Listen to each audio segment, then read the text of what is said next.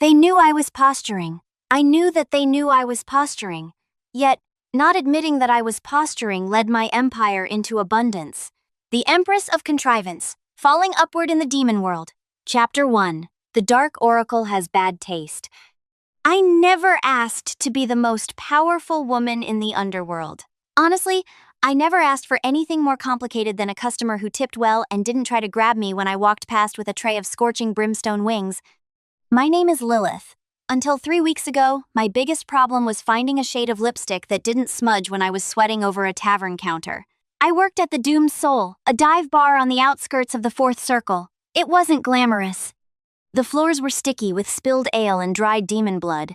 The air smelled like wet dog and sulfur, and the patrons were mostly low-level imps and orcs who thought whistling at me was the height of romance. I pretended to hate it. I'd toss my hair, lustrous raven black, thank you very much, and roll my eyes, acting the part of the untouchable lady. Look with your eyes, not your claws, boys. I'd snap, looking aloof and dignified. But between you and me, I loved it. I absolutely lived for it. Every hoot, every catcall, every jaw that dropped when I bent over slightly to wipe a table, it was fuel. I was the prettiest thing in a 50-mile radius, and I knew it. I was a big fish in a small, dirty pond, and the water was just fine. Then the Imperial squadron showed up. It was a Tuesday. Tuesday was half-price grog night, so the place was packed. I was balancing 4 mugs in one hand and dodging a brawl between a goblin and a slime monster when the door was kicked off its hinges. Usually, that just meant the local enforcement was here to shake down the owner for protection money. I didn't even look up. "Table 4 needs a refill," I shouted over the noise. "Silence!" a voice boomed. It was the smooth, magically amplified voice of high nobility, nothing like the gravelly barks of local thugs. The tavern went dead silent. Even the slime monster stopped dissolving the goblin's face. I looked up, wiping my hands on my apron. Standing in the doorway were 6 knights clad in obsidian armor, the metal drinking in the dim light of the tavern. On their breastplates was the crest of the Imperial palace, the Weeping Eye. In the center of the formation stood a tall, pale demon with horns that curved elegantly backward. He held a floating object wrapped in velvet. "We seek the one chosen by the Oracle," the leader announced. I looked around. "Well, check the back. Maybe the cook stole something again."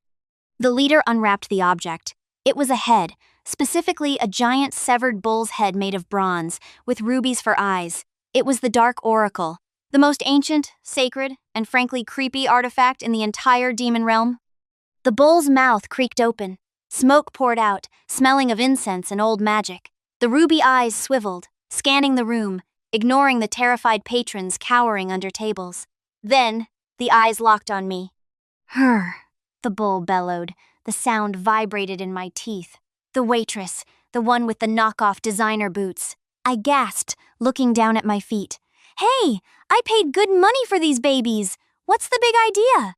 "The Empress has been chosen," the bull declared, ignoring my defense of my footwear. "All hail Empress Lillith." The knights dropped to one knee. The patrons dropped to the floor. The owner of the tavern fainted. I just stood there, holding a dirty rag. "Excuse me?" The transition from serving drinks to ruling the world was abrupt, to say the least. There was no voting, no campaign. The Dark Oracle wakes up every 300 years, picks a random demon, and that demon becomes the absolute ruler. The previous guy, Steward Emperor Balthur, had just died, choked on a chicken bone, rumor had it, and the seat was empty. When the Oracle spoke, the Empire listened. If I refused, they'd probably just cut off my head and stick it on the throne. So I went. I was whisked away in a carriage made of dragon bones, flown across the desolate plains, and deposited in the capital, Pandemonium. It was a city of spires and black stone, floating islands and rivers of magma. It was beautiful, terrifying, and way too big. I had assumed that they'd first take me to the throne room, but instead, we went to the Hall of Judgment. "We must assess your capabilities, Your Majesty," said Lord Valak, the demon who had led the knights. He was the Grand Vizier. He looked like a man who had eaten a lemon and enjoyed the bitterness. "The rank of the abyss will reveal your stats." He pointed to a massive, floating purple crystal in the center of the room. "Just touch it?" I asked. "Just touch it." I reached out. The crystal hummed. It felt warm, like a cat sleeping in a sunbeam. Words began to burn into the air above it, glowing in neon green. Name, Lillith. Race, succubus lowborn. Age, 18. Stats. Strength, average, rank F. Speed, average, rank F. Combat experience, none. Magic level, none. The gathered counselors, dozens of ancient, powerful demons in flowing robes, murmured. I could feel the disappointment radiating off them like heat. They were expecting a warrior, a mage, a tyrant. They got a waitress who couldn't even cast a basic fireball. Then, the next line appeared. Intelligence, below average, rank G. Hey! I shouted, indignation flaring hot in my chest. That thing is broken! I'm smart! I know the entire menu of the rotten apple by heart, including the secret menu. Valak sighed, pinching the bridge of his nose. It is unfortunate, but the oracle's will is... Suddenly, the crystal flared blindingly white. The murmurs stopped. A final line of text appeared, vibrating with golden energy. It was a stat nobody had ever seen before. Unique skill, plot contrivance. Rank, divine, X. The room went dead silent. Plot contrivance? Valak squinted at the floating letters. What school of magic is that? Necromancy? Void manipulation? I have no idea, I admitted, crossing my arms. But it sounds fancy. Divine tier means I'm awesome, right? It implies power beyond our comprehension, an old warlock whispered, looking at me with wide, fearful eyes. A power that bends reality itself. The mood in the room shifted instantly. The disappointment vanished, replaced by a terrified awe. They didn't know what I could do, and in the demon world, the unknown was the scariest thing of all. Right, I said, flipping my hair over my shoulder. If we're done insulting my intelligence, can someone show me to my room? I need a bath, and this dress itches. I walked out of the hall with my head held high, leaving the most powerful demons in existence, wondering what kind of eldritch horror I was harboring. I just wanted to go home, curl up in my lumpy bed, and read trashy romance novels. But apparently, I had an empire to run. Chapter 2. The Secret Power of Lemon Juice. Being Empress was surprisingly boring. I thought it would be orgies and feasts. Instead, it was paperwork, mountains of it, scrolls, ledgers, treaties, tax reports. It was like homework, but if you got it wrong, a province starved or a war started. My first council meeting was 3 days after my arrival. I sat on the throne of souls, which was cold and hard on my butt, wearing a gown that cost more than my entire village. Around a massive circular table sat the 12 high lords of the doomed gorge. And if you think saying the name takes too long, imagine having an actual meeting with them. They were currently arguing about money. The treasury is facing catastrophe, Your Majesty, said Lord Greymane, a werewolf with a monocle. We cannot account for 40% of the tax revenue from the last fiscal quarter of Steward Balthur's reign. It has simply vanished. Vanished? I asked, twirling a lock of hair around my finger. Did you check under the cushions? Whenever I lost tips, they were usually on the couch. Lord Greymane stared at me, his left eyelid twitching for a second. We are speaking of 3 million gold coins, Your Majesty, not spare change. I'm thirsty, I announced. Can I get some juice? Valak snapped his fingers. A servant scurried over with a crystal goblet filled with acidic lemon nectar. My favorite. Balthur was a prudent steward, insisted Lord Balkan. My stomach twisted. Balkan. He was Balthur's son. He was handsome, in a sharp, cruel way, with red skin and eyes that looked like they were dissecting me. He was supposed to be the next emperor. Everyone knew it. Then the oracle picked me, the waitress. He hated me. I could feel his hatred like a cold draft. My father left flawless records, Balkan sneered. If money is missing, it is likely due to the incompetence of the current administration's transition. He was calling me stupid. Again. Here are the ledgers in question, Greymane said, levitating a stack of ancient-looking scrolls onto the table in front of me. As you can see, the columns balance perfectly on the surface. I leaned forward, trying to look interested. I reached for my goblet. Now, I'm not clumsy. I can carry 10 beers on a tray through a bar fight without spilling a drop.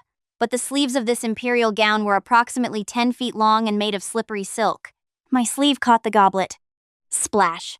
The entire cup of sticky, acidic lemon nectar overturned right onto the ancient, irreplaceable financial records of the Empire. Oh, crap! I yelped, jumping up. I'm so sorry. Do we have a towel? Or a sponge? The room gasped. Balkan stood up, a smirk playing on his lips. You clumsy fool. You've destroyed the only evidence we had. Now we'll never know. Wait, I said. I grabbed the scroll, trying to shake the liquid off. I held it up toward the chandelier, hoping the heat of the candles would dry it out before the ink ran. I can fix this. Just gotta dry it. I held it close to the flame. Too close. The paper started to smoke. Your Majesty, stop! Valak cried out. But then, something happened. The lemon juice reacted with the parchment. The heat from the candle triggered something. Where the scroll had been blank moments before, bright red writing began to sizzle into existence. Hidden Account 44B. Access via the Western Catacombs. Contents: 400,000 gold ingots. 500 mana crystals. Source: the Orphans Fund. The room froze. Invisible ink, Greymane whispered. Sympathetic ink revealed by acid and heat. A classic smuggler's trick. We scanned the documents for hidden magic, but never considered alchemical reactions, said another council member, his eyes wide in shock. I blinked. I looked at the scroll, then at the empty goblet. Yeah, I said, my voice shaking slightly. Totally! I, smelled the faint scent of alchemy on the paper, so I applied the reagent. Valak's jaw hit the table. He looked from me to the scroll, his eyes wide with disbelief. I thought he was going to call my bluff, but to my surprise, he played along. You knew, didn't you? You poured the exact acidic counteragent and applied the precise amount of heat to reveal the text without burning the paper? It was a calculated risk, I lied, puffing out my chest. Balthur was stealing from us. I had a feeling. Greymane grabbed the scroll. By the gods, it lists everything. Every stolen coin, every secret warehouse. This recovers the entire deficit. We are saved from bankruptcy. He looked at me, tears welling in his singular eye. Your Majesty, to expose years of corruption with a mere flick of your wrist. We should have expected nothing less of a chosen one. The entire council erupted into applause. Even the skeletons were clapping. I looked for Balkan, wanted to see what his face looked like once you wiped the smugness out of it, but he was gone, slipped out of sight while everyone was focused on praising me. I sat back down, my heart hammering against my ribs. Holy demons, I thought. I just wanted juice. Plot contrivance. Valak murmured reverently, writing something down in his notebook. Truly divine. Chapter 3. Every room needs a touch of manslaughter. The lemon juice incident bought me some respect, but it also put a target on my back. Balkan was gone, but he wasn't out. Rumors were swirling that he was gathering support in the western provinces. He was angry, and an angry demon lord usually meant assassination attempts. I was terrified. Every shadow looked like a ninja. Every meal looked poisoned. I stopped eating anything I didn't prepare myself, which meant I was surviving on sandwiches I made in my bedroom at 3 a.m. To calm my nerves, I decided to redecorate. The Imperial chambers were depressing. Everything was black, spiky, and covered in skulls. It looked like a teenager's edgy phase exploded. I wanted something cuter. Maybe some pastels. Definitely fewer bones. This painting has to go, I muttered to myself. I was staring at a massive portrait of the first emperor, a guy who looked like he ate babies for breakfast. It was hanging on the north wall of my bedroom. I need something flowery, or maybe a picture of a kitten. I found a lovely tapestry in the storage room, a landscape of the fields of asphodel. It was big, heavy, and perfect to cover up the bloodstains on the wallpaper that wouldn't scrub out. I dragged a ladder into the room. I had a hammer and a nail the size of a railroad spike. Okay, Lillith, I told myself. You can do this. You run an empire. You can hang a picture. I climbed the ladder. I positioned the nail right in the center of the wall, about 7 feet up. Right here, I grunted. I swung the heavy iron hammer with all my strength. Wham! The nail pierced the stone wall. And then the wall screamed, "Arr!" It was a guttural, wet, masculine scream of agony. I shrieked and dropped the hammer. It nearly crushed my foot, but I didn't even notice because the section of the wall I had just nailed suddenly crumbled away. A body fell out of the hidden compartment behind the drywall. It was a man clad in black leather holding a poisoned dagger. He hit the floor with a thud. He wasn't moving. Why? because there was a 6-inch iron nail driven directly into the center of his forehead. I stood up, hyperventilating. I killed the wall. The door burst open. The royal guards rushed in, weapons drawn. Valak was right behind them. We heard a scream. Your Majesty, are you? Valak stopped. He looked at the hole in the wall. He looked at the dead assassin on the floor. He looked at the poison dripping from the assassin's dagger. Then he looked at me, standing next to the body, looking guilty. An assassin, the captain of the guard gasped, kneeling by the body. This is the Dreadbringer, the most notorious hitman in the underworld. He has a stealth ability that makes him completely undetectable by magic or sight. He was hiding inside the masonry. He was waiting for you to sleep, Valak whispered, horror dawning on his face. He would have slit your throat tonight. The captain looked up at me with wide, worshipping eyes. But Her Majesty knew. No magic. She didn't even call the guards. She simply drove a spike into his brain through a foot of stone. I was hanging a tapestry, I squeaked. Precisely, Valak shouted, clapping his hands. A ruse! She pretended to engage in a frivolous domestic task to lower the assassin's guard. She calculated his exact position behind the wall based on air displacement, heartbeat vibrations.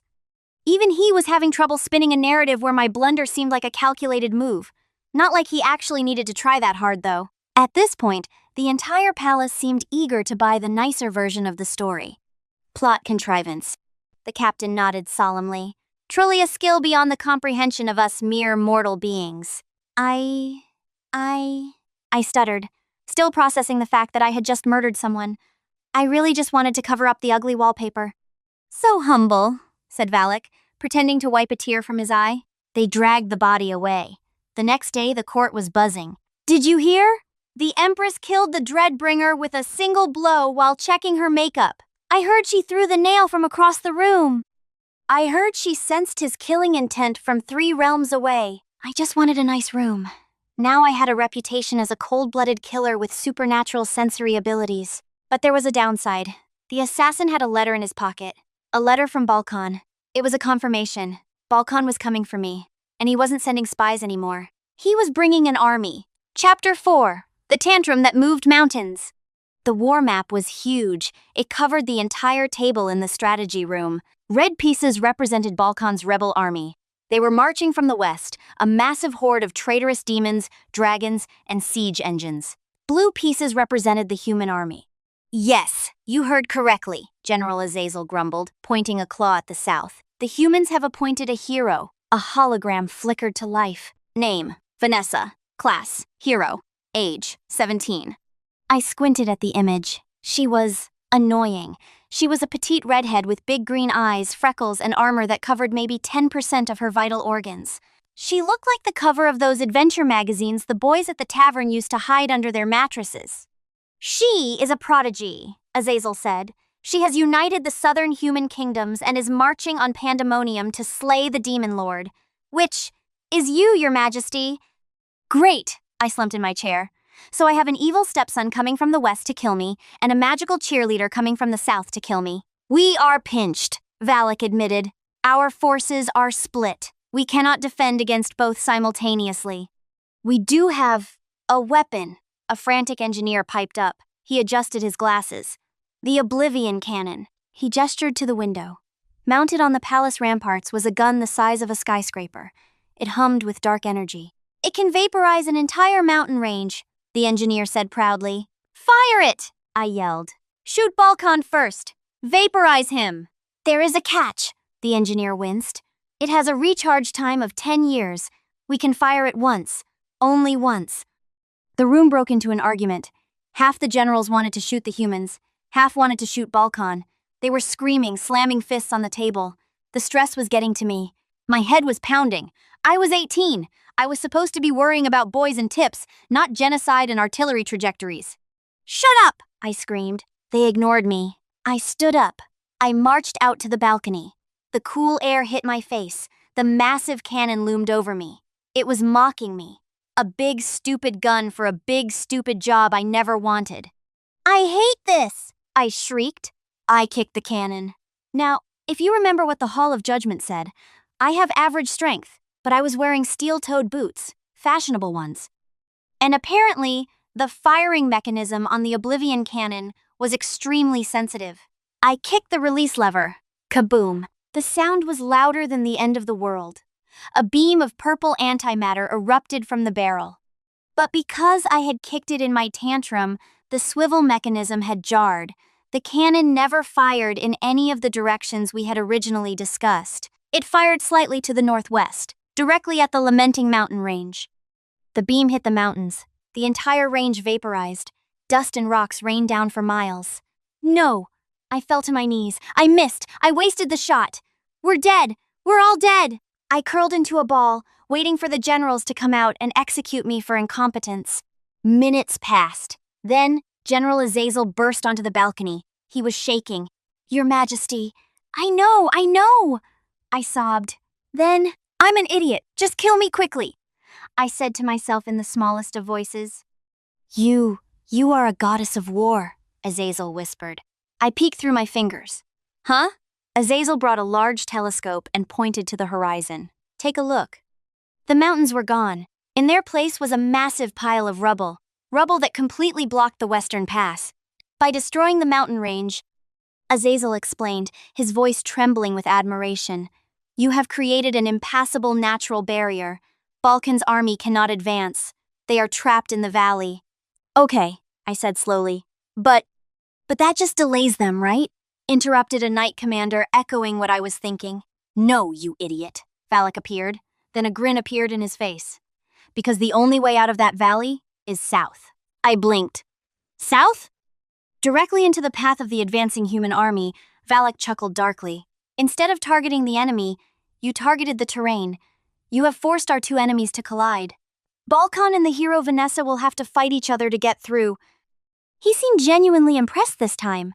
No attempts of spinning a narrative, just genuine awe. I stood up, dusting off my knees. The gears in my brain slowly turned. The humans hated demons. Balkan was a demon. If they ran into each other, they'll destroy each other, I whispered. Exactly, Azazel roared. 2 birds with 1 stone. No, 2 armies with 1 kick. It is the greatest strategic maneuver in the history of the Abyss. I planned that, I said, my voice gaining strength. Obviously, I saw the geometry. Geometry, the engineer swooned. I just wanted to make sure they got well acquainted, I added with a mysterious smile. Inside, I was screaming. I just kicked the shiny thing because I was mad. Chapter 5. The Hot Springs Diplomacy. The report came in 2 days later. It was a massacre. The humans and Balkan's forces had collided in the dust cloud of the destroyed mountain. Confused and aggressive, they tore each other apart. Balkan's army was decimated. Balkan himself had fled back to his estate, humiliated. The human army had won, but at a heavy cost. They were tired, wounded, and reduced to a fraction of their strength. Now is the time to strike, Azazel bellowed. We must march the Legion out and crush the remnants of the humans before they reach the city. Do it! I waved my hand dismissively. Go! Take everyone! Secure the borders! But Your Majesty, Valak hesitated. If we take the Legion, the capital will be left lightly defended.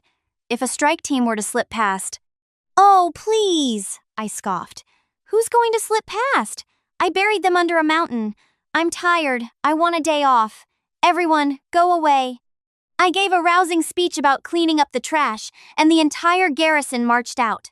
The palace was empty. Finally, quiet. I decided to celebrate my survival with my favorite vice, the Imperial hot springs.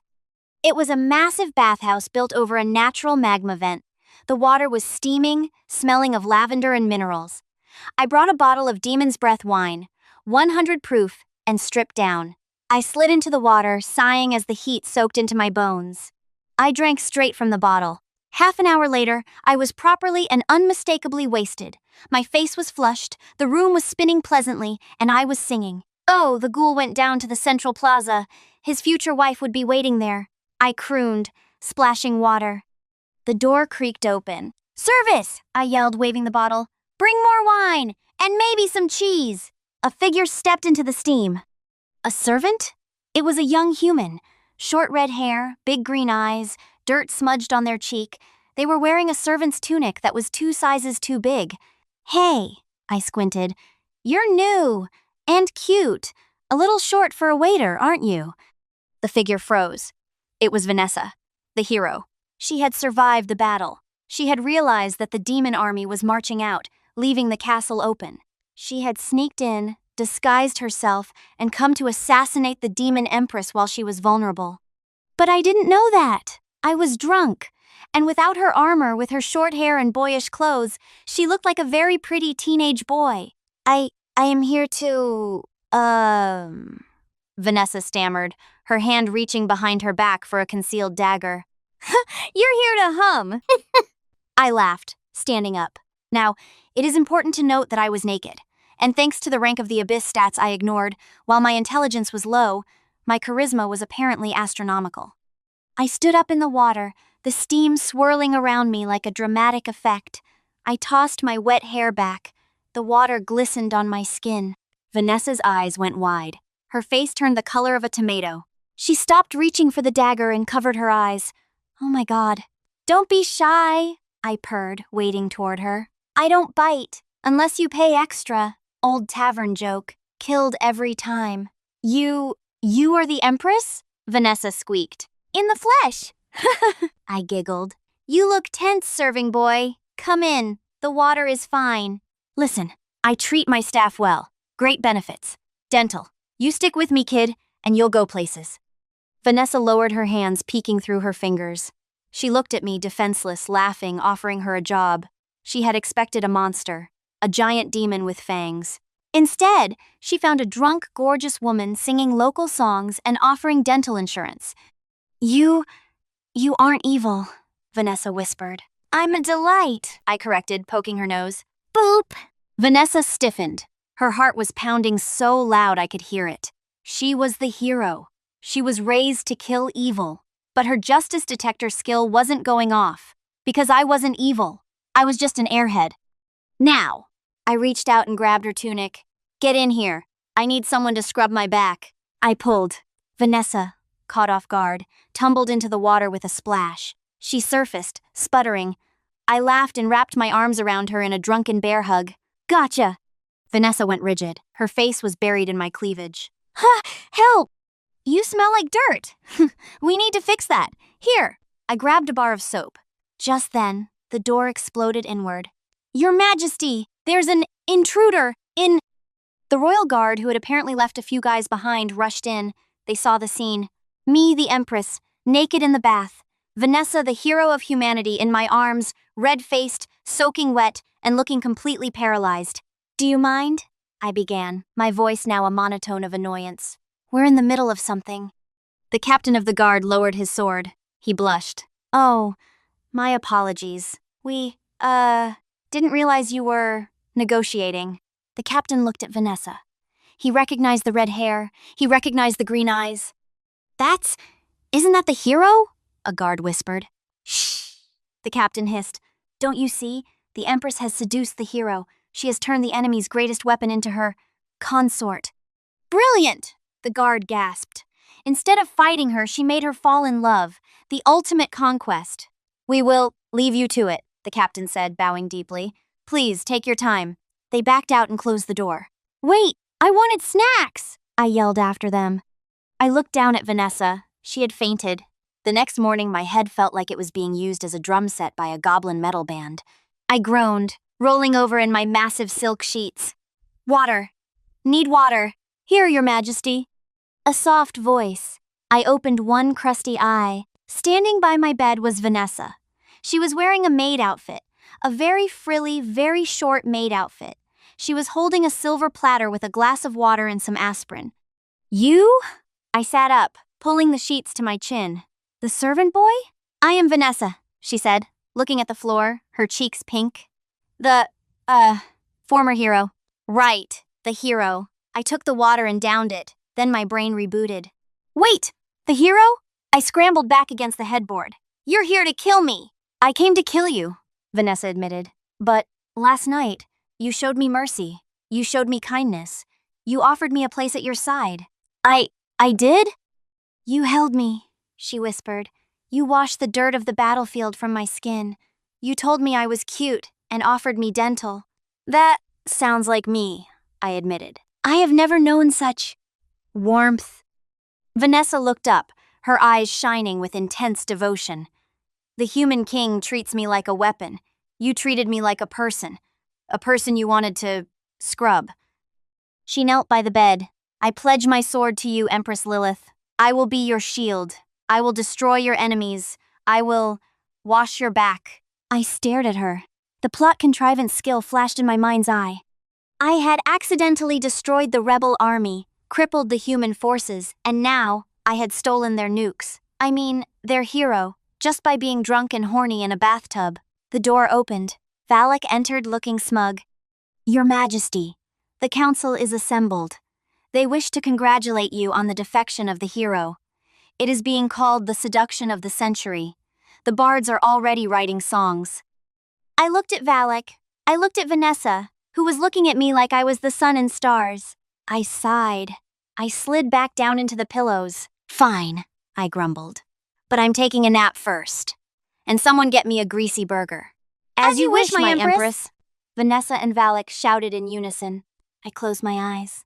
I still just wanted to go home. But I had to admit, having a personal hero to fetch me burgers wasn't the worst thing in the world. Failing upwards was exhausting, but the view from the top? It was starting to grow on me. The end. You died trying to save me. I died when the guilt broke my heart. This time, let me take the lead. One more lap, driven by Rebirth. Chapter 1. The cold end and the bright beginning. The barrel of the gun was cold, but I didn't feel it, or the rough brick wall pressing against my spine, or the biting chill of the New York draft leaking through the broken window of my apartment. I didn't even notice the hunger that had been gnawing at my stomach for 3 days. I was hollow.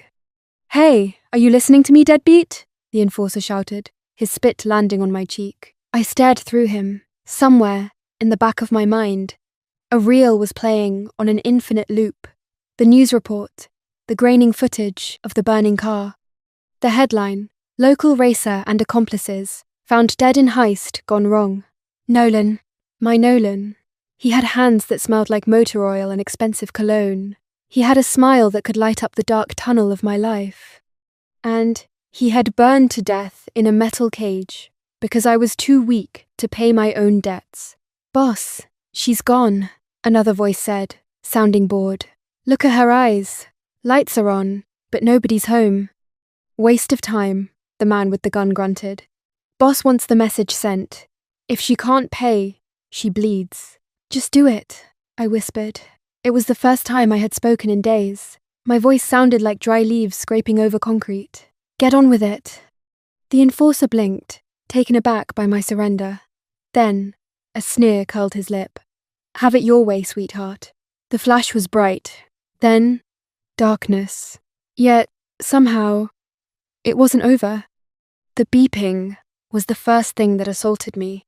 Rhythmic, annoying, high-pitched. I gasped, my eyes flying open, my chest heaving as if I had just surfaced from drowning in icy water. My hand flew to my forehead, expecting blood, expecting a hole, expecting bone fragments, smooth skin, sweat. I sat up, the room spinning violently. The smell hit me next. Antiseptic, floor wax, and the distinct, cloying scent of lilies. It made no sense. Just a moment ago, I was in my apartment, looking at the barrel of a gun. I turned my head. The morning sun was streaming through the blinds, casting striped shadows across the hospital bed, where my mother lay sleeping. Her chest rose and fell in a peaceful rhythm, the IV drip clicking softly beside her. Mom? I choked out. She shifted, but didn't wake. My hands were shaking so hard I could barely grab my phone from the nightstand. I fumbled with it, unlocking the screen. Tuesday, September 16th. The air left my lungs. I stared at the date. I blinked, rubbed my eyes, and stared again. September 16th. The day of the heist. The day the world ended. I was alive. I was back.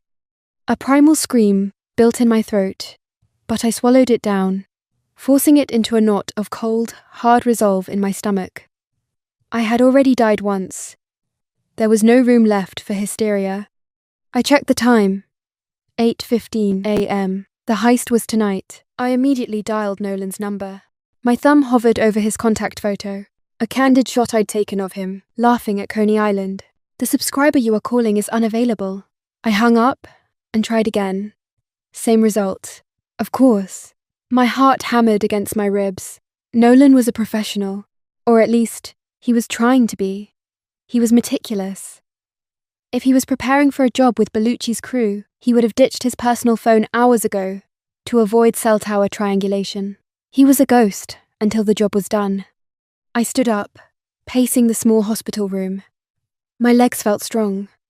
The hunger pangs from my previous life were gone, replaced by a surging adrenaline that sharpened my vision. Options. I needed options. Call the police? No. Nolan was driving the getaway car. Even if I tipped them off anonymously, he'd be arrested at the scene. Conspiracy to commit armed robbery. His racing career would be over.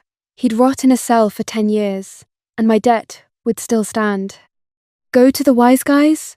I almost laughed, walking into a den of wolves and telling them their heist was compromised because I came back from the future. They'd kill me for being insane.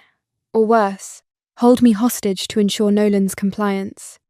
No, I had to do this myself. I looked at my mother. She looked so frail, yet so peaceful. In the last timeline, I had failed her. I had taken the loans to save her, but my grief had killed me before I could see her recover. Not this time, I whispered, leaning down to kiss her forehead. She stirred, her eyes fluttering open. Sam, you're leaving? I have a job interview, Mom. I lied, my voice steady. Smoother than it had ever been. A big one. It could change everything. You look determined, she murmured, squeezing my hand weakly. Good luck, baby.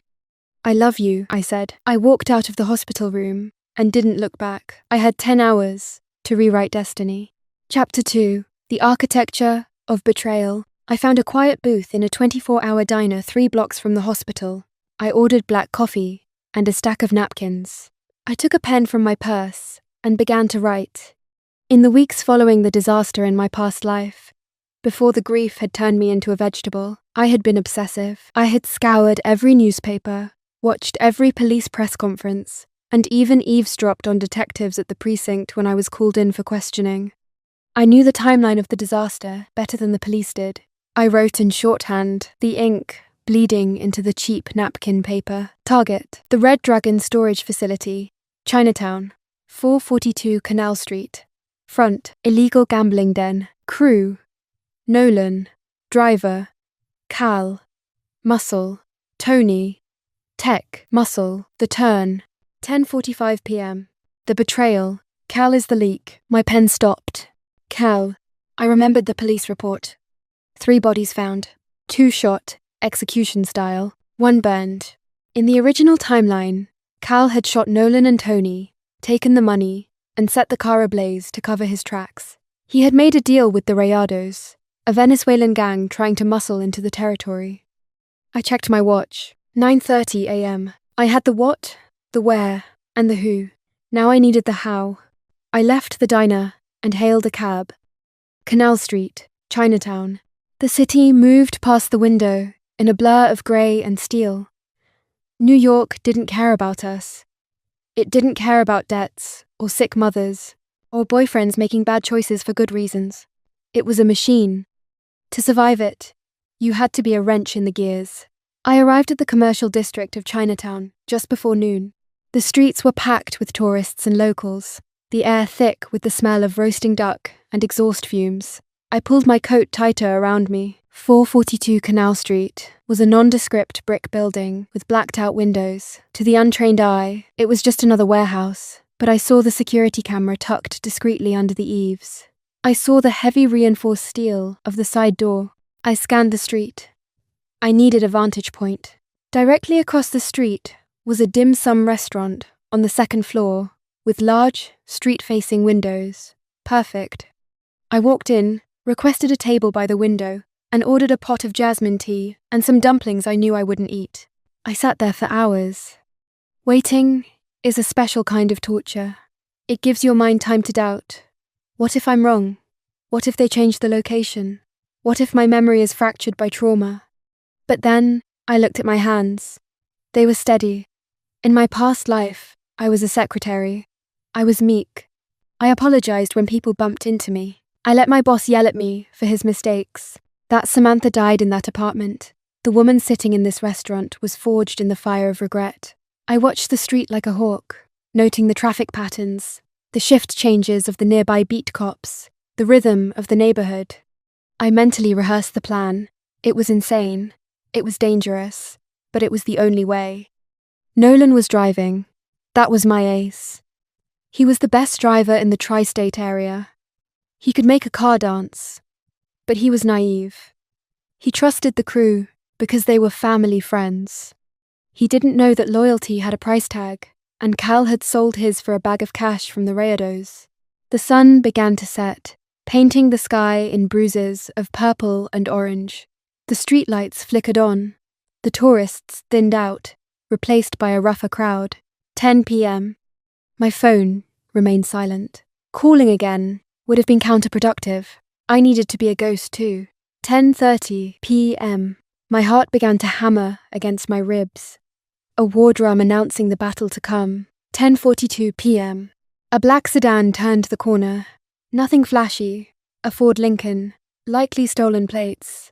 But the engine purred with a modified intensity that I recognized instantly. Nolan had tuned it. It glided to a stop in the loading zone, directly in front of the warehouse. The driver's side window was tinted, but I knew he was there. The back doors opened. 2 men stepped out. Cal was huge, a slab of muscle in a leather jacket. Tony was wire-thin, nervous, checking his watch. They moved to the warehouse door, picking the lock with practiced ease. They slipped inside. The car was idling, alone. This was it. I threw a $50 bill on the table, over-tipping significantly, and ran. I bolted down the stairs, bursting onto the cool night street. I sprinted across the asphalt, my boots slamming against the ground. I walked straight to the Lincoln, opened the passenger door, and slid in. Nolan jumped about a foot in the air. His hand flew to his waistband, but when he saw me, his face went from terrified to horrified.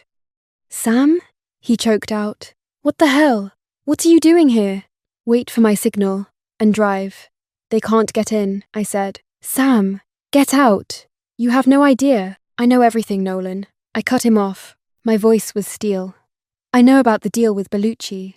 I know Cal and Tony are inside robbing the Triad storage." Nolan's mouth opened and closed. "How? Who told you?" "It doesn't matter. Listen to me carefully." I leaned over, grabbing his jacket. "Cal and Tony are going to betray you. They're going to kill you as soon as this job is done. You are the loose end." "You're crazy," Nolan whispered, looking at the warehouse door. "They're Bellucci's men. They don't cross family." "Cal isn't Bellucci's anymore. He's with the Rayados." I saw the confusion in his eyes, so I pressed harder. "Nolan, look at me. Have I ever lied to you? Have I ever asked you for anything?" He looked into my eyes. He saw the desperation, but he also saw the certainty. "They're coming back," I said, glancing at the warehouse. The door was opening. "If we stay here, we both die. If you love me, you'll trust me. When they put the money in the trunk, you don't wait for them to get in. You drive." "Sam, they'll kill me if I leave them." "They'll kill you if you stay," I shouted. Then, softer, "Please, trust your navigator." It was an old joke between us. I was terrible with directions, but I was always the one planning our life, our budget, our future. The warehouse door banged open. Cal and Tony came running out, struggling with 2 heavy duffel bags. "Pop the trunk!" Cal yelled, waving a gun. Nolan looked at them. Then, he looked at me. He hit the button. The trunk popped. We heard the heavy thud of the bags landing in the back, then the slam of the trunk lid. Cal reached for the back door handle. "Go!" I screamed. Chapter 3. High-velocity negotiations. The Lincoln screeched, the tires smoking as the car launched forward like a missile. "Hey!" A muffled shout from behind. Then, the distinctive pop-pop-pop of gunfire. I ducked instinctively, though the bullets only grazed the rear bumper. Nolan cursed, his hands flying over the wheel. drifting the heavy sedan around the corner onto Broadway with the precision of a surgeon. "You just killed us," Nolan breathed, his face pale. "Sam, you just killed us. Bellucci is going to skin us alive for stranding his men." "Drive west," I commanded, pulling out a burner phone I had bought in Chinatown. "Head toward the tunnels. We need to get out of the city." "Where are we going?" "To a safe spot. Then we call Bellucci." "Call him?" Nolan nearly swerved into a parked taxi. "Are you insane? He ordered this heist. He doesn't know Cal is selling him out to the Venezuelans." "How do you know all this?" Nolan shouted, running a red light. "Keep your eyes on the road," I yelled back. "Give me his number, now." Nolan hesitated, then rattled off a string of digits. He knew it by heart. His father and Bellucci had grown up on the same block. That connection was the only reason Nolan had gotten this job, instead of a broken kneecap. I dialed. I put it on speaker. It rang twice. Then, a voice like gravel in a blender. "Mr. Bellucci," I said. My voice was steady, projecting an authority I didn't feel. "This is Samantha Sheeran. I'm in the car with Nolan." Silence. Dangerous silence. "Put the kid on." Bellucci growled. "He's driving," I said. "We have your money. We do not have your men." "Excuse me?" The voice dropped an octave. "If you crossed me, sweetheart, I will find every person you've ever met and—" "Shut up and listen," I snapped. Nolan's eyes widened. "Nobody told Bellucci to shut up. Your man Cal is a rat," I said, speaking quickly but clearly. "He's been coordinating with the Rayados for 3 days. The plan was to kill Nolan and Tony at the vehicle switch in Queens, take the cash and hand it to the Venezuelans. We possess the capital. We are keeping it safe." "Cal is loyal." Bellucci spat. "You're lying to save your skin." "Check the parking garage in Queens," I challenged. "The one where the switch was supposed to happen. There are 4 armed men waiting there. Rayados. They aren't your crew." "If you're lying, I'll pay a visit to your mother. Room 304, right?" Ice flooded my veins. He knew. Of course he knew.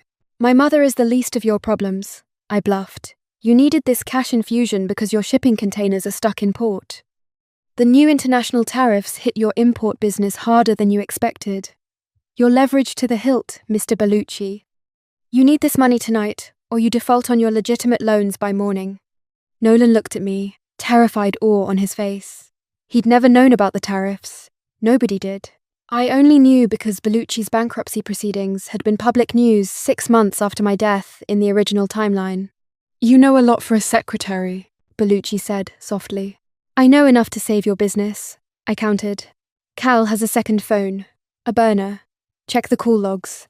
He was stupid enough to keep it on him." "Where are you?" "Somewhere safe. Send a team to the Queen's location. Verify what I'm saying. If I'm right, we bring you the money. My debt is cleared, and Nolan walks away clean. If I'm wrong, well, you know where my mother is." "Stay on the line," Bellucci ordered. "No," I said. "I'll call you back in 20 minutes. That gives you time to check." I hung up. Nolan let out a breath that sounded like a sob. "Jesus, Sam, you just blackmailed the Don." "I negotiated," I said, my hands finally starting to tremble now that the call was over. I hid them between my knees. "Turn here, the abandoned textile factory on the river." We pulled the car into the shadows of a derelict building. The engine ticked as it cooled. We stepped out. The silence of the night was heavy. Nolan walked around the car and looked at me. He reached out, his gloved hand touching my cheek. "I was doing this for you," he whispered. "I couldn't let them hurt you." "I know," I said, leaning into his touch. The warmth of him was overwhelming. In the last life, I had died mourning this warmth. But we don't keep secrets anymore, Nolan. Secrets get us killed. We do this together, or not at all. "Together," he nodded. He pulled me into a hug, burying his face in my neck. We held each other for 10 minutes, watching the river flow black and oily under the moonlight. It was the eye of the storm. My phone rang. I answered, putting it on speaker. "You were right." Bellucci's voice was devoid of emotion. "My men found the welcoming party at the garage. We picked up Tony on the street. He confirmed Cal started shooting, the moment the car pulled away. I let out a breath I didn't know I was holding. "Where is Cal?" I asked. "In the wind. He killed 2 of my guys before running. He knows he's a dead man walking." "And the deal?" I pressed. "Bring me the money. Warehouse 4, at the Brooklyn Navy Yard. My personal guard is there. You bring the cash, the debt is gone. And tell the kid. Tell him he's got balls." "We're on our way," I said. "One more thing," Bellucci added. "Keep that girl close, Nolan. She's got ice water in her veins. Your old man would have liked her." The line went dead. "Let's go," I said, moving toward the car. "Sam," Nolan said, pointing to the distance. "Look." I turned. Down the desolate road leading to the factory, a single headlight was cutting through the darkness. Then 2 more. Then the roar of engines. Motorcycles. They tracked the car, Nolan realized, horror dawning on him. "LoJack. The car has a tracker. Cal must have the receiver." "Riados," I hissed. "Get in," Nolan yelled, vaulting over the hood. Chapter 4. The Final Lap. We slammed the doors shut just as the first gunshot shattered the rear windshield. Glass rained down on the back seat. Nolan threw the Lincoln into reverse, spinning it 180 degrees with a screech of burning rubber, then slammed it into drive. We shot out of the alleyway onto the main road. 3 motorcycles were behind us, riders wearing colourful bandanas, the signature of the Rayados. One of them was Cal. I recognized his bulk even hunched over a bike. He had a submachine gun strapped to his chest. "Get down!" Nolan screamed. I crouched in the footwell, clutching the dashboard. Bullets pinged against the trunk and the roof. It sounded like hail, if hail wanted to kill you. "They're faster than us!"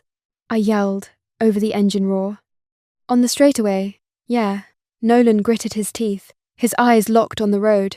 "But not in the corners. I need you to be my eyes, Sam. The mirrors are shot." I pulled myself up, peering over the dashboard. "Coming up on your left. He's trying to shoot the tires."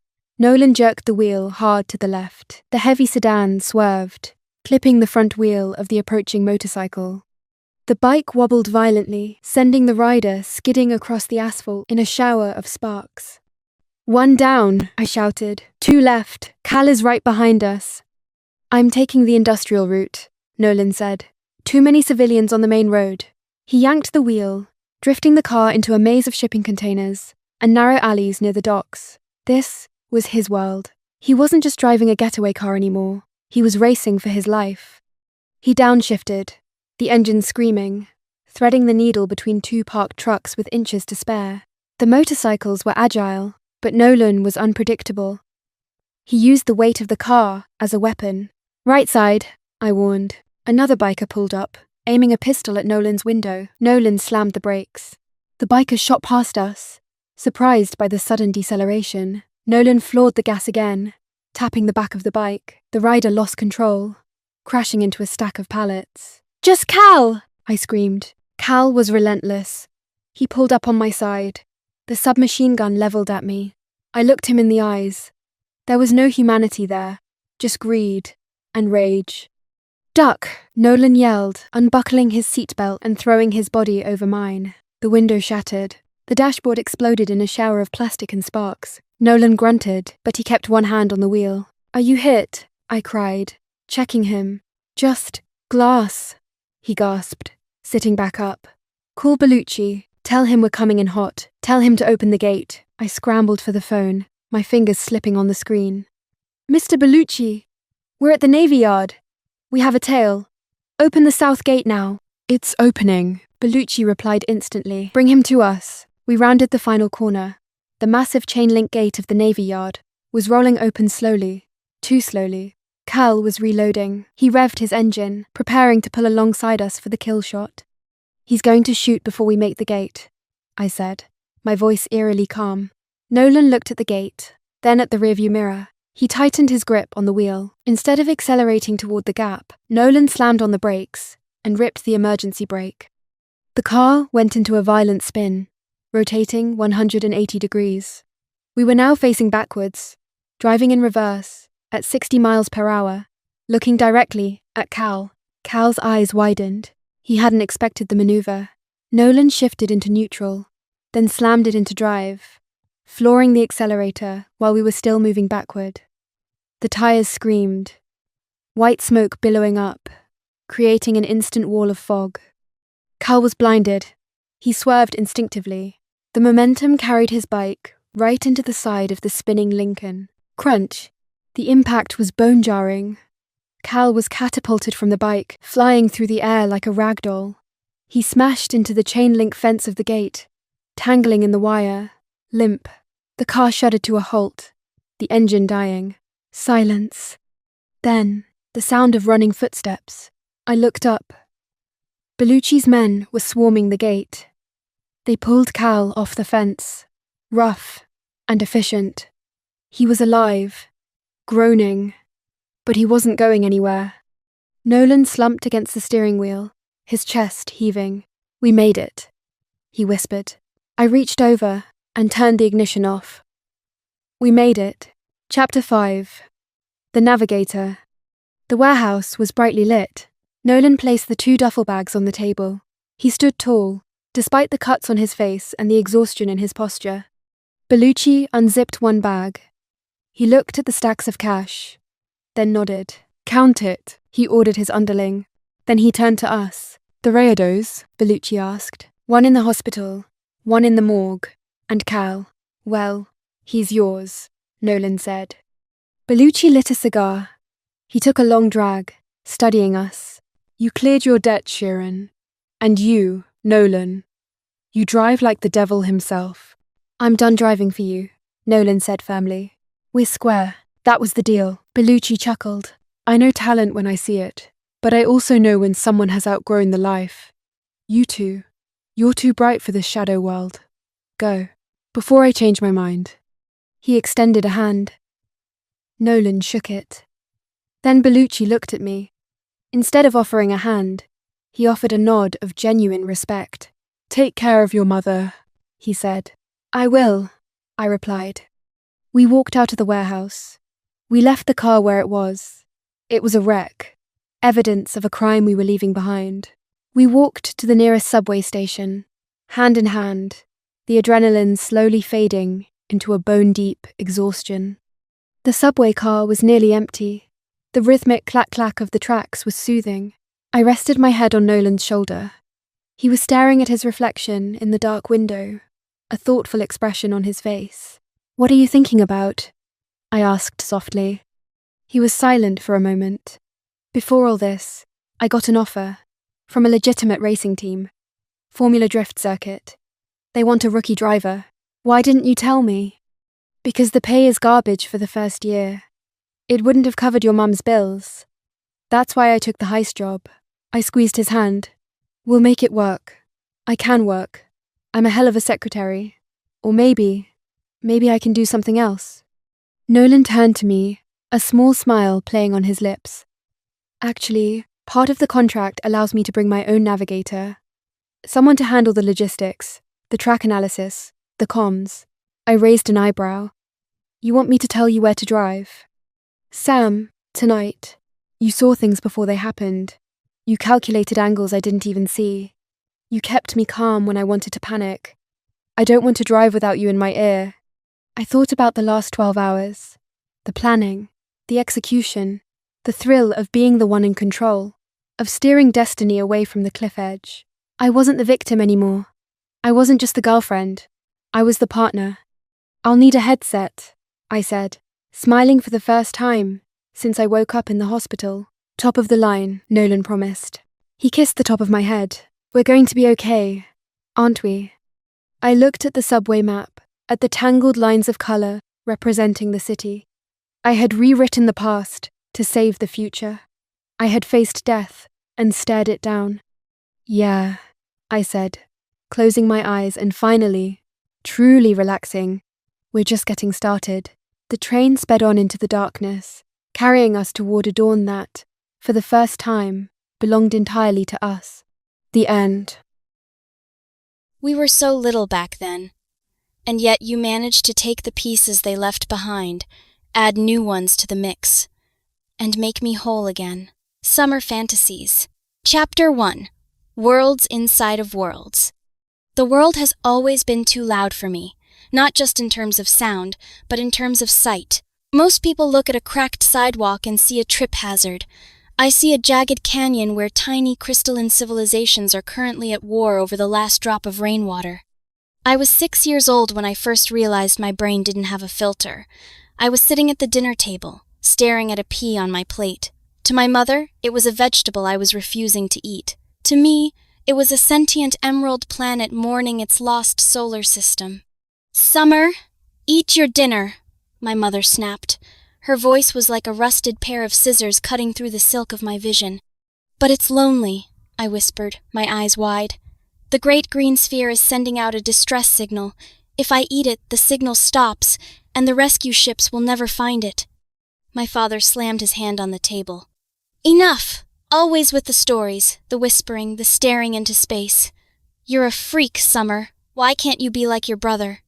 My brother, Leo, was 2 years older and perfectly, boringly normal. He played with trucks by pushing them on the carpet.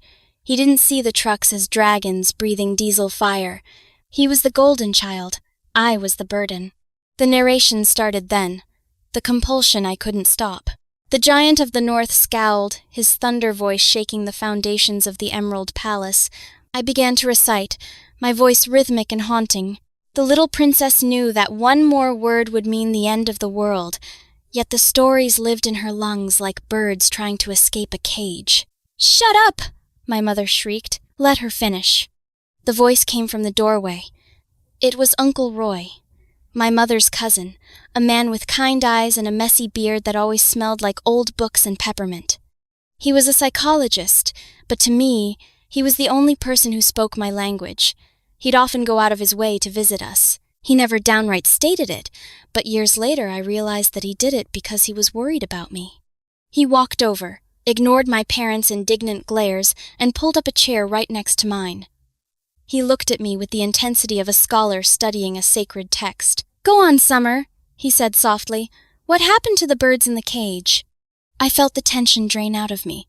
My parents were fuming in the background, but they didn't matter. Uncle Roy was listening. "They turned into ink," I said, my voice gaining strength. "They flew out of her mouth and painted the sky black so the princess could hide from the giant." "Beautiful," Roy whispered.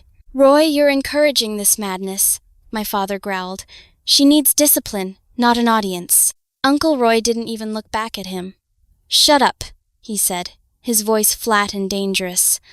"I want to hear the rest." That was the first time I felt the warmth of being protected. In that moment, the freak became the storyteller. Chapter 2. The Replacement. By the time I was 8, the gap between me and my family had become a chasm. My parents didn't even try to hide it anymore. Leo got the new bike. I got the lectures. Leo got the hugs. I got the episodes that ended with me locked in my room because my narrations embarrassed them. The breaking point happened on a Tuesday. I had narrated a 15-minute epic about a clockmaker who stole time from children's dreams. My mother had reached her limit and shook me hard. Uncle Roy arrived 10 minutes later. He was livid. But more than that, he brought papers. "You have 2 choices," Roy told them, his voice trembling with a cold, professional fury. "Either you agree to let me become Summer's legal guardian, or I call Child Protective Services and show them the journals I've kept of how you treat her. The neglect, the verbal abuse, the clear favoritism, which will it be?" My mother looked at my father. There was no hesitation, no tears, only a sense of relief that the broken child was someone else's problem now. "Take her," my father said. I packed my bags that night. I was depressed, yes. There is a specific kind of ache that comes with knowing your creators find you defective. But as I walked into Uncle Roy's house, a place filled with soft rugs, warm yellow lights, and a room just for me, the ache began to dull. "Summer," Roy said, kneeling to my height. "In this house, the stories are the guest of honor." But even with Roy, I felt like a puzzle piece from the wrong box. Until I met Peter. Chapter 3. The Logic to My Magic. Roy took me to his office one Saturday. "I have a few last-minute meetings with patients, Summer. Why don't you wait in the lounge?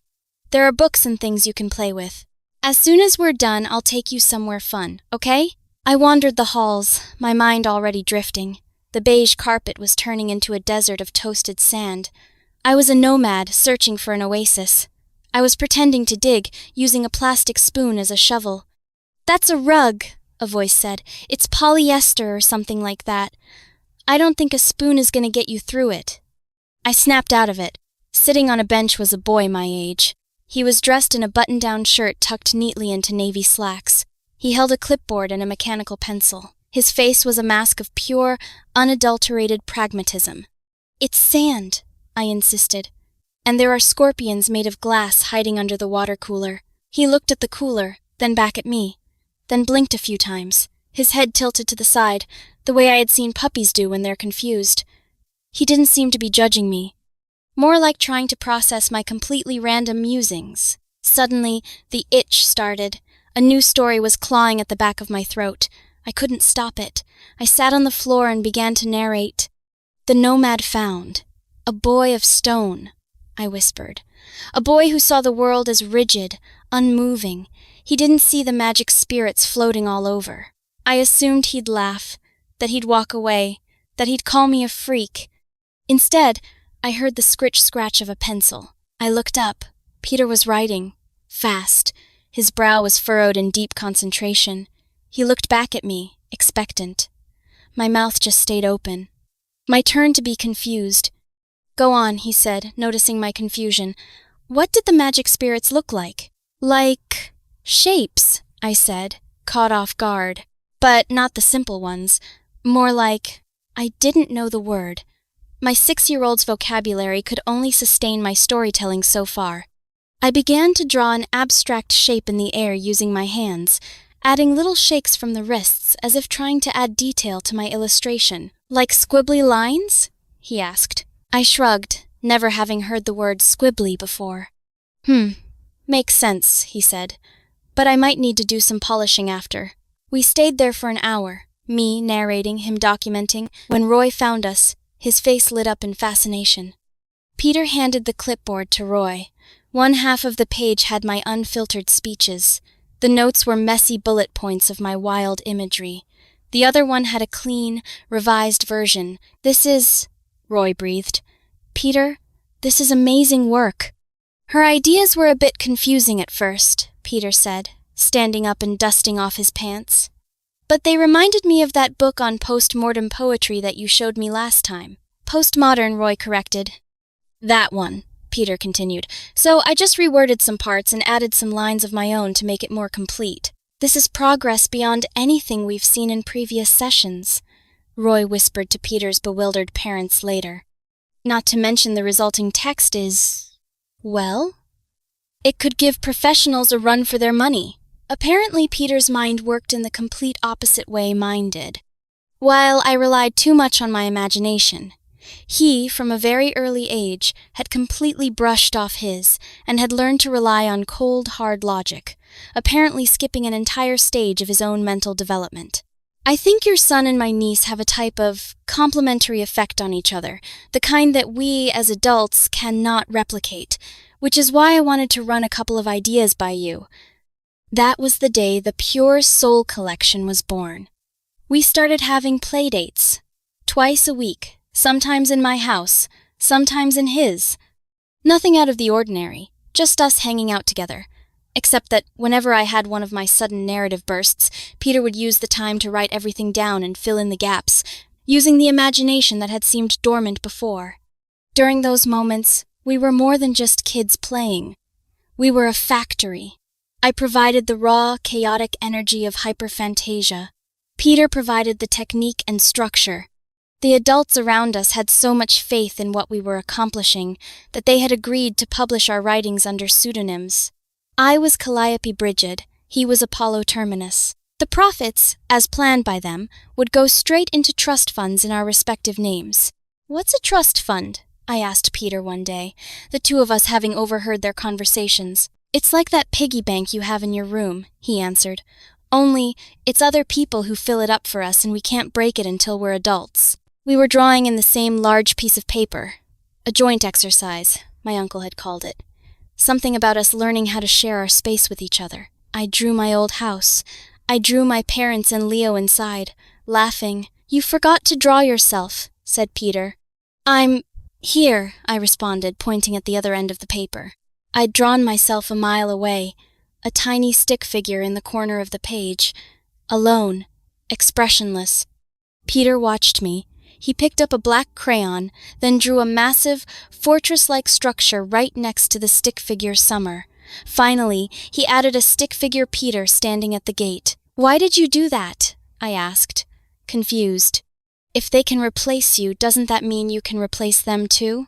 He asked with that certainty children have on what they say, even if they don't actually know it to be true. I looked at the drawing. For the first time, the abandonment didn't feel like a weight. It felt like a vacancy. And Peter was moving in. Chapter 4. The Shield. High school was supposed to be my normal phase. I had spent years in specialized schools, learning how to ground myself.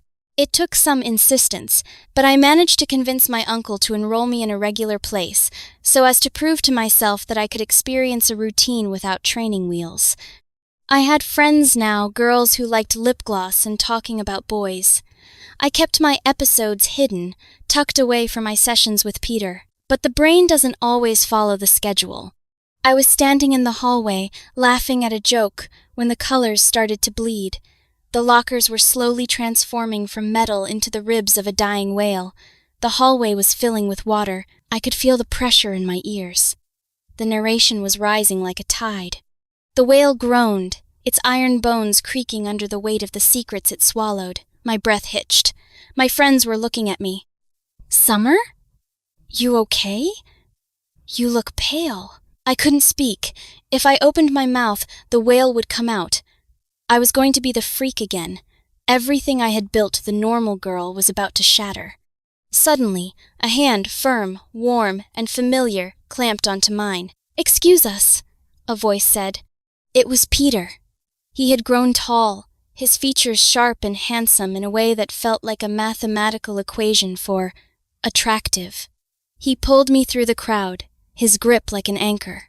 He led me to the empty gym. He pushed me into the corner of the basketball court and stood directly in front of me, shielding me from the door. "Go on," he commanded. "Tell me everything. They won't hear you if you keep your voice low." I let it out. The whale, the iron ribs, the sea of secrets. I poured it all into him. No pencil this time, no notepad. He just watched my eyes, his presence a solid wall of reality that kept the hallucination from consuming me. "They are safe now, the secrets. No one will bother them," I finished, my voice trembling. I leaned on him, unusually tired from the effort of holding back. Suddenly, the gym door swung open. A teacher stood there, eyes wide. Behind him, my friends were peeking in. From their perspective, the school's most mysterious, logical boy was pinned against the wall with the quiet girl in a dark corner. "Detention," the teacher barked. "Both of you." As we walked out, my friends giggled. "Summer! We really thought you were in trouble or something. We didn't know you and Peter were, like that." Peter didn't correct them. He didn't even look at them. He just kept his hand on the small of my back, guiding me forward. "Let them believe it," he whispered. "It's a logical cover story for why we spend so much time together." "Just a cover story?" I asked, unable to hide my disappointment. He stopped walking. For the first time in years, I could see the expression of the boy who wasn't sure how to process what he had just heard. I mean, he began, I would like for it to be true. Just, I know I'm supposed to ask first, and I don't know how to." I smiled, the warmth of my blushing face slowly creeping up. "The way that you did just now, I think it counts perfectly." I took his hand. My unspoken answer to his unspoken question. That was all we needed. Chapter 5. The Pure Soul Revolution. The transition from weird kids with a hobby to literary sensations happened faster than my brain could narrate. By our senior year, the Pure Soul collection went beyond just a trust fund project. It was a global phenomenon. Under our pseudonyms, we had published 12 volumes. Critics called it a symphony of chaos and order. Children who felt different saw themselves in my wild metaphors. Adults who felt lost found comfort in Peter's grounding translations. When we turned 21, we decided to step out of the shadows. The launch event for the final volume was held at a massive library in the city. Thousands of people showed up. "Are you ready?" Peter asked, adjusting his cufflinks. He was now a data scientist by trade, but his true career was still being the keeper of my mind. "The curtains are like heavy eyelids," I whispered, feeling the familiar hum of an episode. "They want to blink and reveal the soul of the world." Peter took my hand. "They will open in approximately 45 seconds because the stage manager just signaled. And when they do, you are going to tell them exactly who you are." We stepped out. The flashbulbs were like lightning strikes, but they didn't hurt. For the first time, I didn't feel like I was hiding. "My name is Summer Fields," I told the microphone, my voice clear. I had legally changed my name years ago. Summer Parrish was a girl who was a burden. Summer Fields was a woman who owned the horizon. "I have hyperphantasia. And this is Peter, the man who taught me that my world wasn't broken, it was just waiting to be built upon." The standing ovation lasted for 10 minutes. Our story went viral. We were symbols of neurodivergent triumph. Chapter 6. The Ghost of the Parish. Success brings many things: money, fame, and, unfortunately, the people who tossed you away like trash when you were useless. A week after the reveal, I was at Uncle Roy's house. He was still my heart, my real father in every way that counted. We were having tea when the doorbell rang. Roy looked at the security camera and his face went cold. "Summer, stay here." I didn't stay. I followed him to the door. Standing on the porch were two people I barely recognized. They looked older, tired, and remarkably ordinary. My mother was wearing a cheap floral dress. My father was fidgeting with his car keys. "Summer," my mother gasped, her eyes immediately welling with practiced tears. "Oh, our sweet girl. We saw you on the news. We were so proud. We always knew you were special." I looked at her. I waited for the surge of anger, or perhaps the old ache of wanting their love. But there was nothing. My brain, usually so full of imagery, saw them in stark, clinical detail. Long gone were the angry, intimidating giants they had represented in the past. They were just people who had made a bad investment and were now looking for a payout. "I'm sorry. Who are you?" I asked quietly. My father blanched. "Summer, don't be like that. We're your parents. We made some mistakes, sure. We were young. We didn't understand your condition. But blood is blood." "That's funny," a voice interrupted from behind me. Peter stepped forward, his presence as cold and sharp as an ice flow. "Because, according to the legal documents signed over a decade ago, you terminated your parental rights. Biologically, you share DNA. Legally and socially, you are strangers." "You stay out of this!" my mother snapped at Peter. "This is a family matter." "He is my family," I said, stepping closer to Peter. I felt his hand rest on my shoulder, the same anchor that had held me in the school gym and many similar adversities. "Leo is your family. How is he, by the way?" They flinched. The news about Leo had already reached me. I didn't even have to ask for them. The normal child had moved to London years ago, married a woman who hated them, and hadn't answered their calls in 3 years. He had no interest in supporting two people who had spent his childhood comparing him to a freak. "Leo is busy," my father muttered. "But Summer, we're struggling. The house needs repairs, and your mother's health isn't what it used to be. Surely, with all the money from those books." "The money is in a trust," Peter said with a ghost of a smirk, "managed by a very strict person. It is reserved for the support of neurodivergent youth programs and Summer's future. There is no line item for parents who traded their daughter for peace and quiet." "Summer, please," my mother sobbed. "We love you." "No, you don't," I said calmly. I looked at the woman who had once shaken me until my teeth rattled because I saw ink birds in the sky. "The girl you're looking for is gone," I said. "She was replaced a long time ago by a version of herself that doesn't need you. You wanted a normal life without me. You have it. Please enjoy it." I closed the door. No stories. No metaphors. It was just a door. And on my side of it, it was warm. Chapter 7. The final narrative. That night, Peter and I sat on the roof of Roy's house, looking at the stars. "What are you seeing?" he asked. It was his favorite question. "I see a vast, dark ocean," I said softly. "Every star is a lighthouse. But they aren't warning ships away from the rocks. They're signaling that the water is safe, that we can swim as far as we want." Peter leaned over and kissed my forehead. "That sounds exhausting." "Not necessarily," I laughed, leaning my head on his shoulder. "As long as I'm swimming with you, I know I'll never drown." I was Summer Fields. My brain was a storm of color, my heart was a fortress of logic, and for the first time in my life, the story was exactly where it was supposed to be. Finished. And perfectly, beautifully real. The end. For the briefest of times, I had a guardian angel. Wasn't even mine, came to me by mistake, but it saved me anyway, and I'm not letting it go to waste. The System's Glitch. Chapter 1, The Taillights. The red taillights of the SUV did more than just fade, they were swallowed. 1 second, they were 2 angry eyes glaring back at me, and the next, the darkness of the Alaskan highway simply closed its jaw around them. I stood on the gravel shoulder, the icy wind already biting through my thin denim jacket. My Converse sneakers were soaking up the slush, turning my toes into blocks of ice. It was silence like I had never heard before.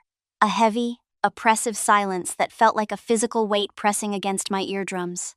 "Mom?" I whispered, the word ripped away by the wind before it fully left my lips.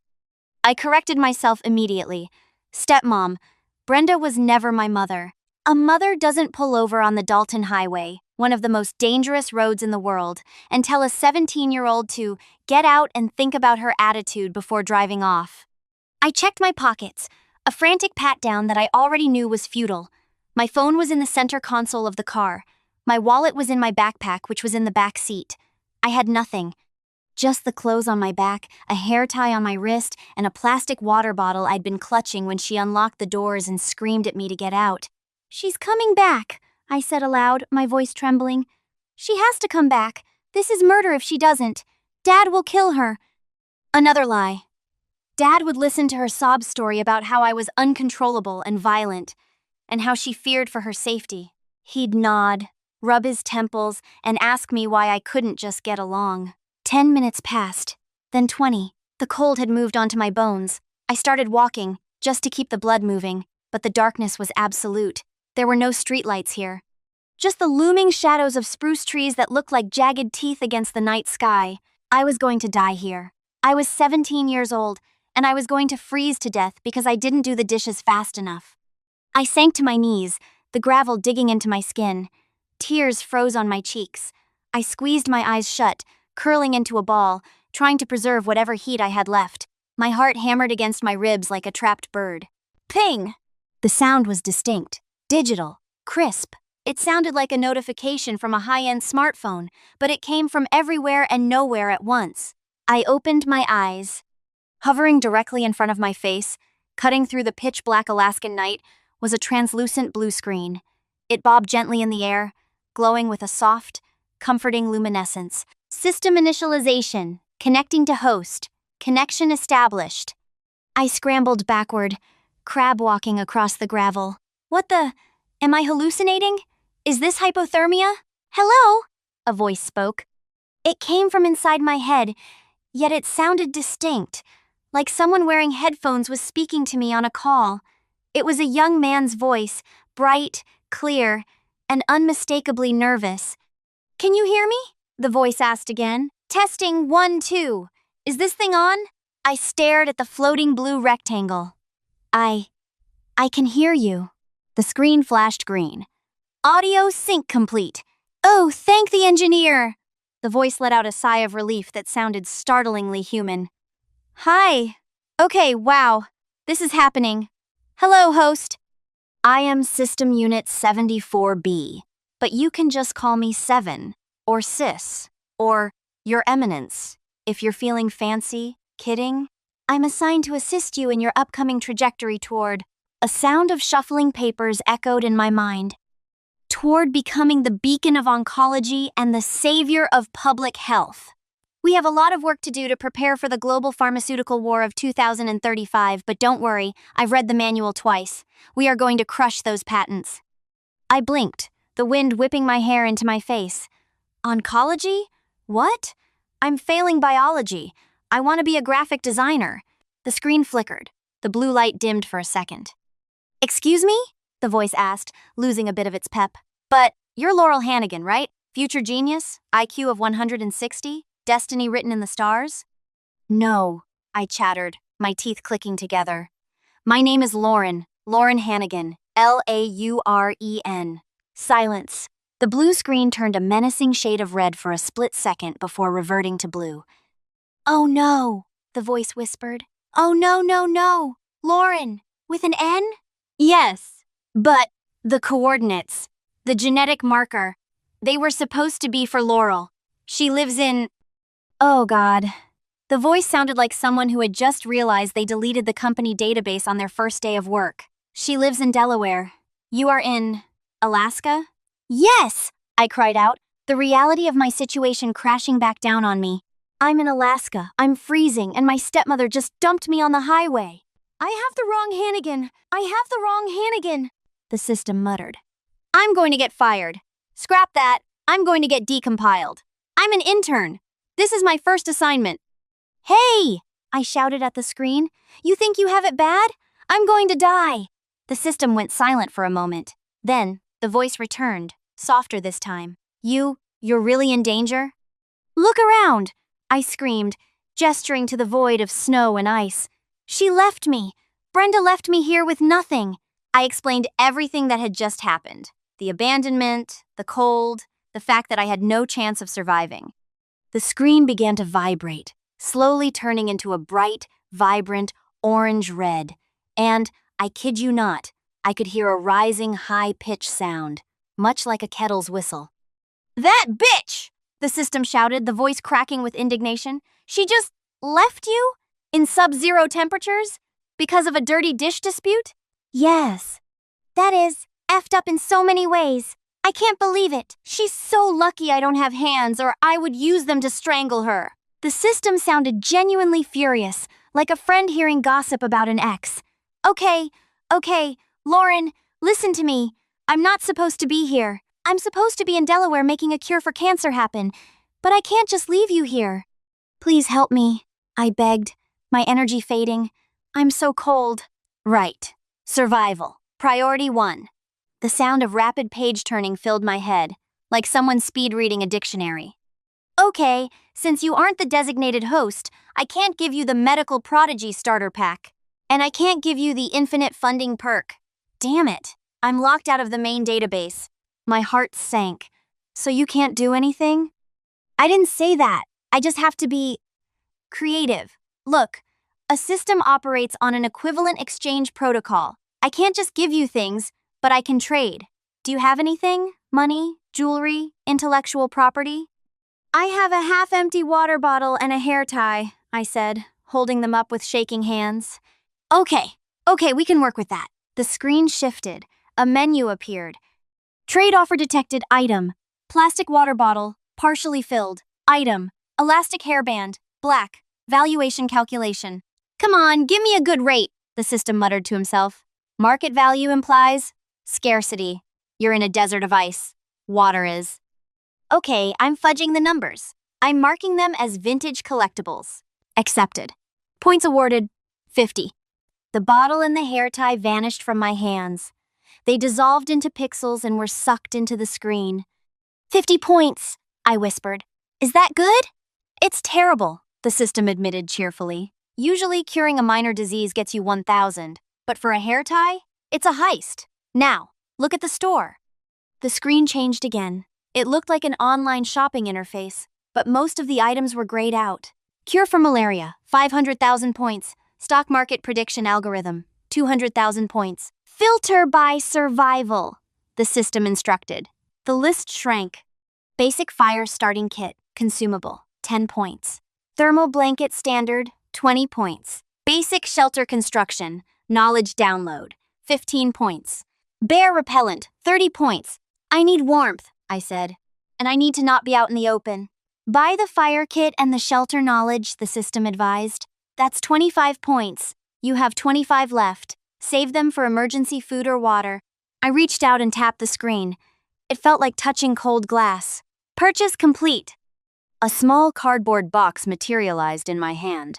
Simultaneously, a sharp headache spiked behind my eyes. I gasped, clutching my temples. Images flooded my mind, not memories but instructions. I suddenly knew how to weave spruce branches to create insulation. I knew how to dig a snow trench to block the wind. I knew which deadwood would burn best. It was like I had spent years in the Boy Scouts, but the knowledge had been injected in a millisecond. Whoa, I breathed. Cool, right? The system sounded proud. Now, move. You need to get out of the wind before your core temperature drops any further. I moved. Guided by the new knowledge, I scrambled up the embankment toward the tree line. I found a cluster of spruce trees with low-hanging branches. My hands, though numb, knew exactly what to do.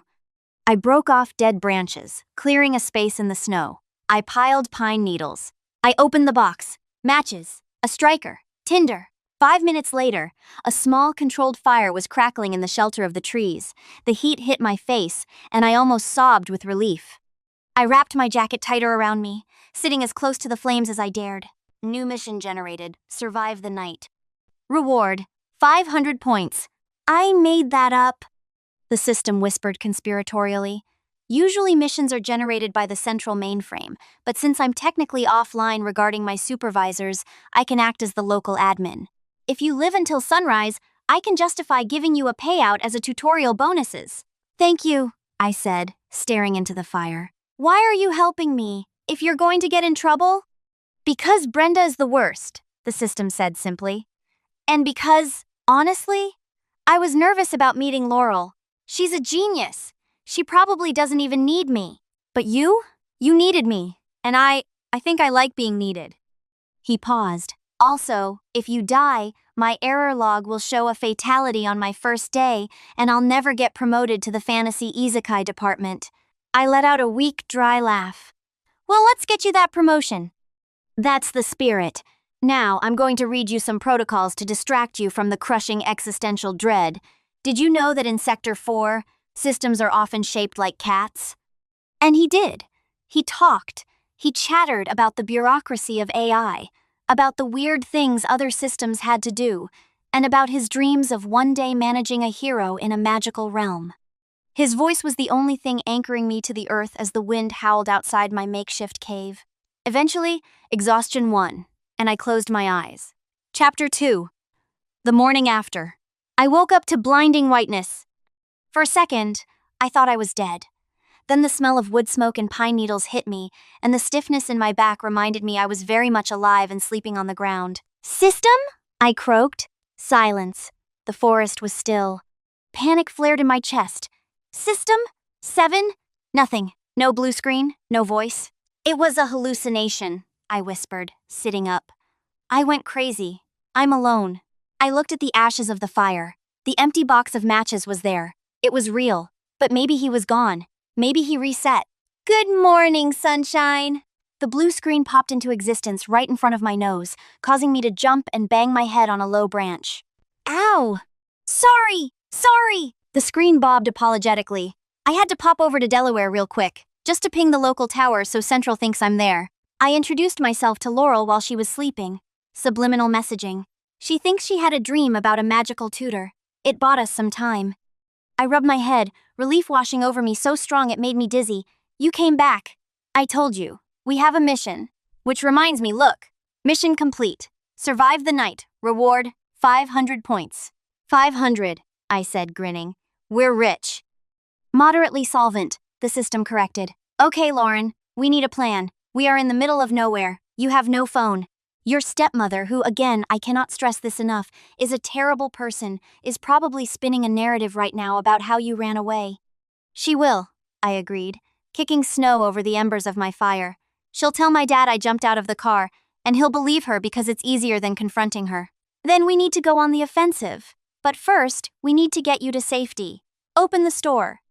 I tapped the air. The menu appeared. I need to know where I am, I said. Is there a map? Better. There's a skill called Internal Network Interface. It costs 300 points.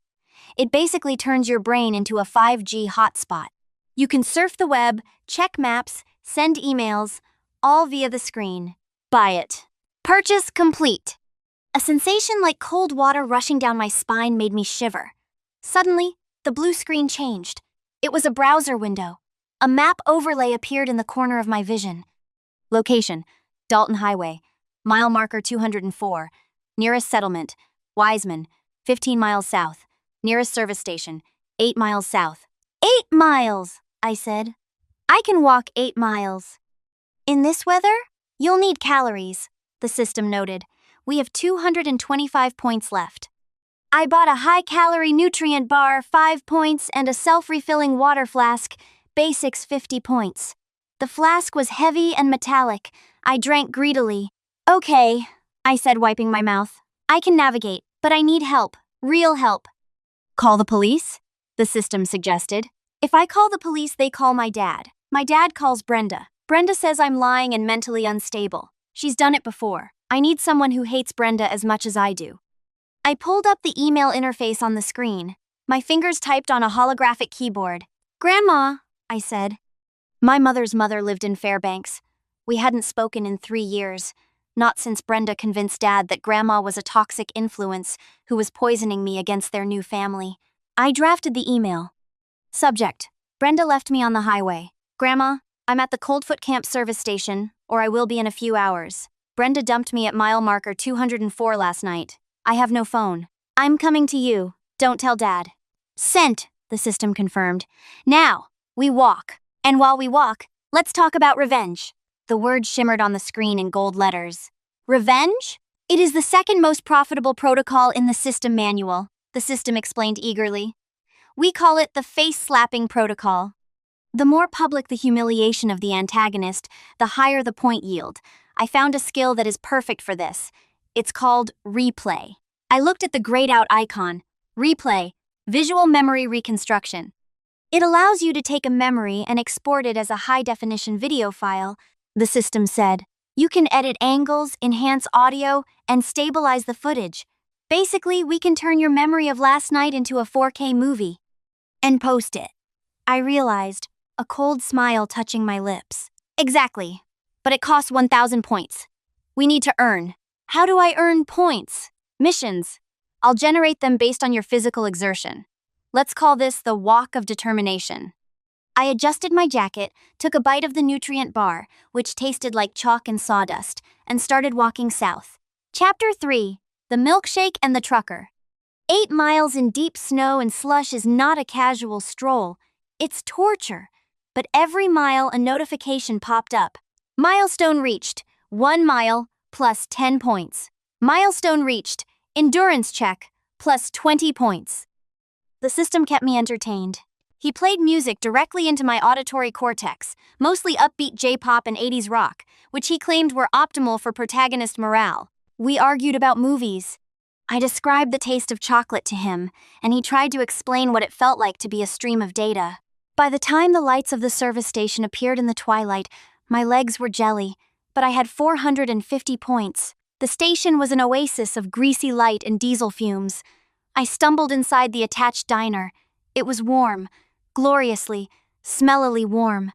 Sit anywhere, hun, a waitress yelled from behind the counter. I collapsed into a booth. I looked at the menu. I had no money. System? I can convert points to currency, he said. The exchange rate is predatory, but we have no choice. 50 points for $20. Do it. I felt a weight in my pocket. A $20 bill.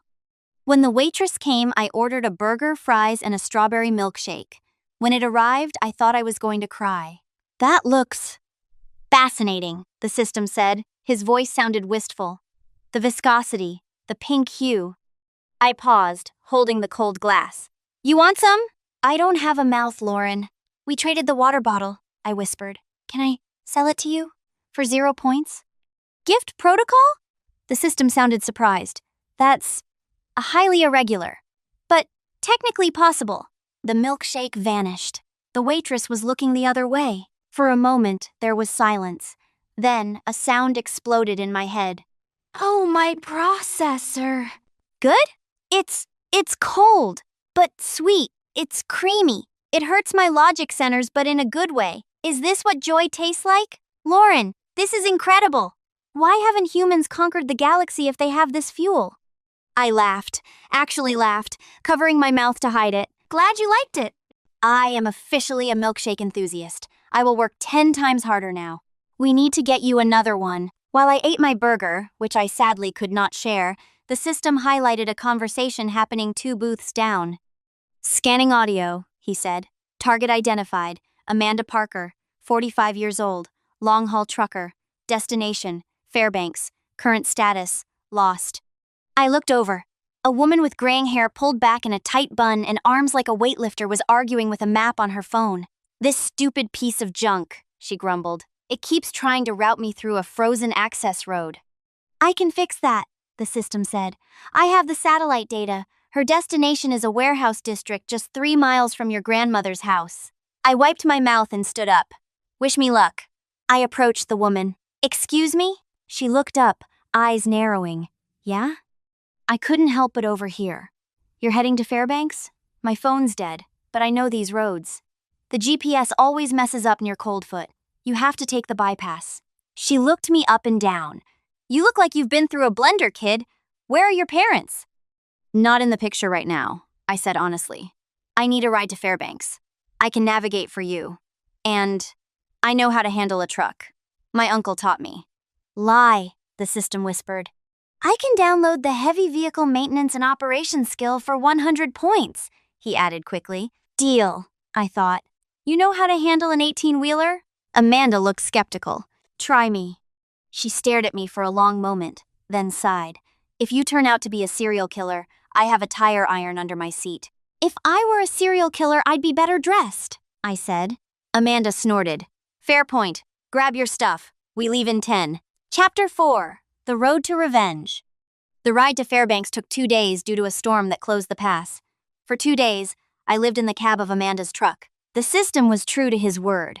I bought the truck skill, and when Amanda blew a tire on the ice, I was out there with the lug wrench before she could even put her coat on.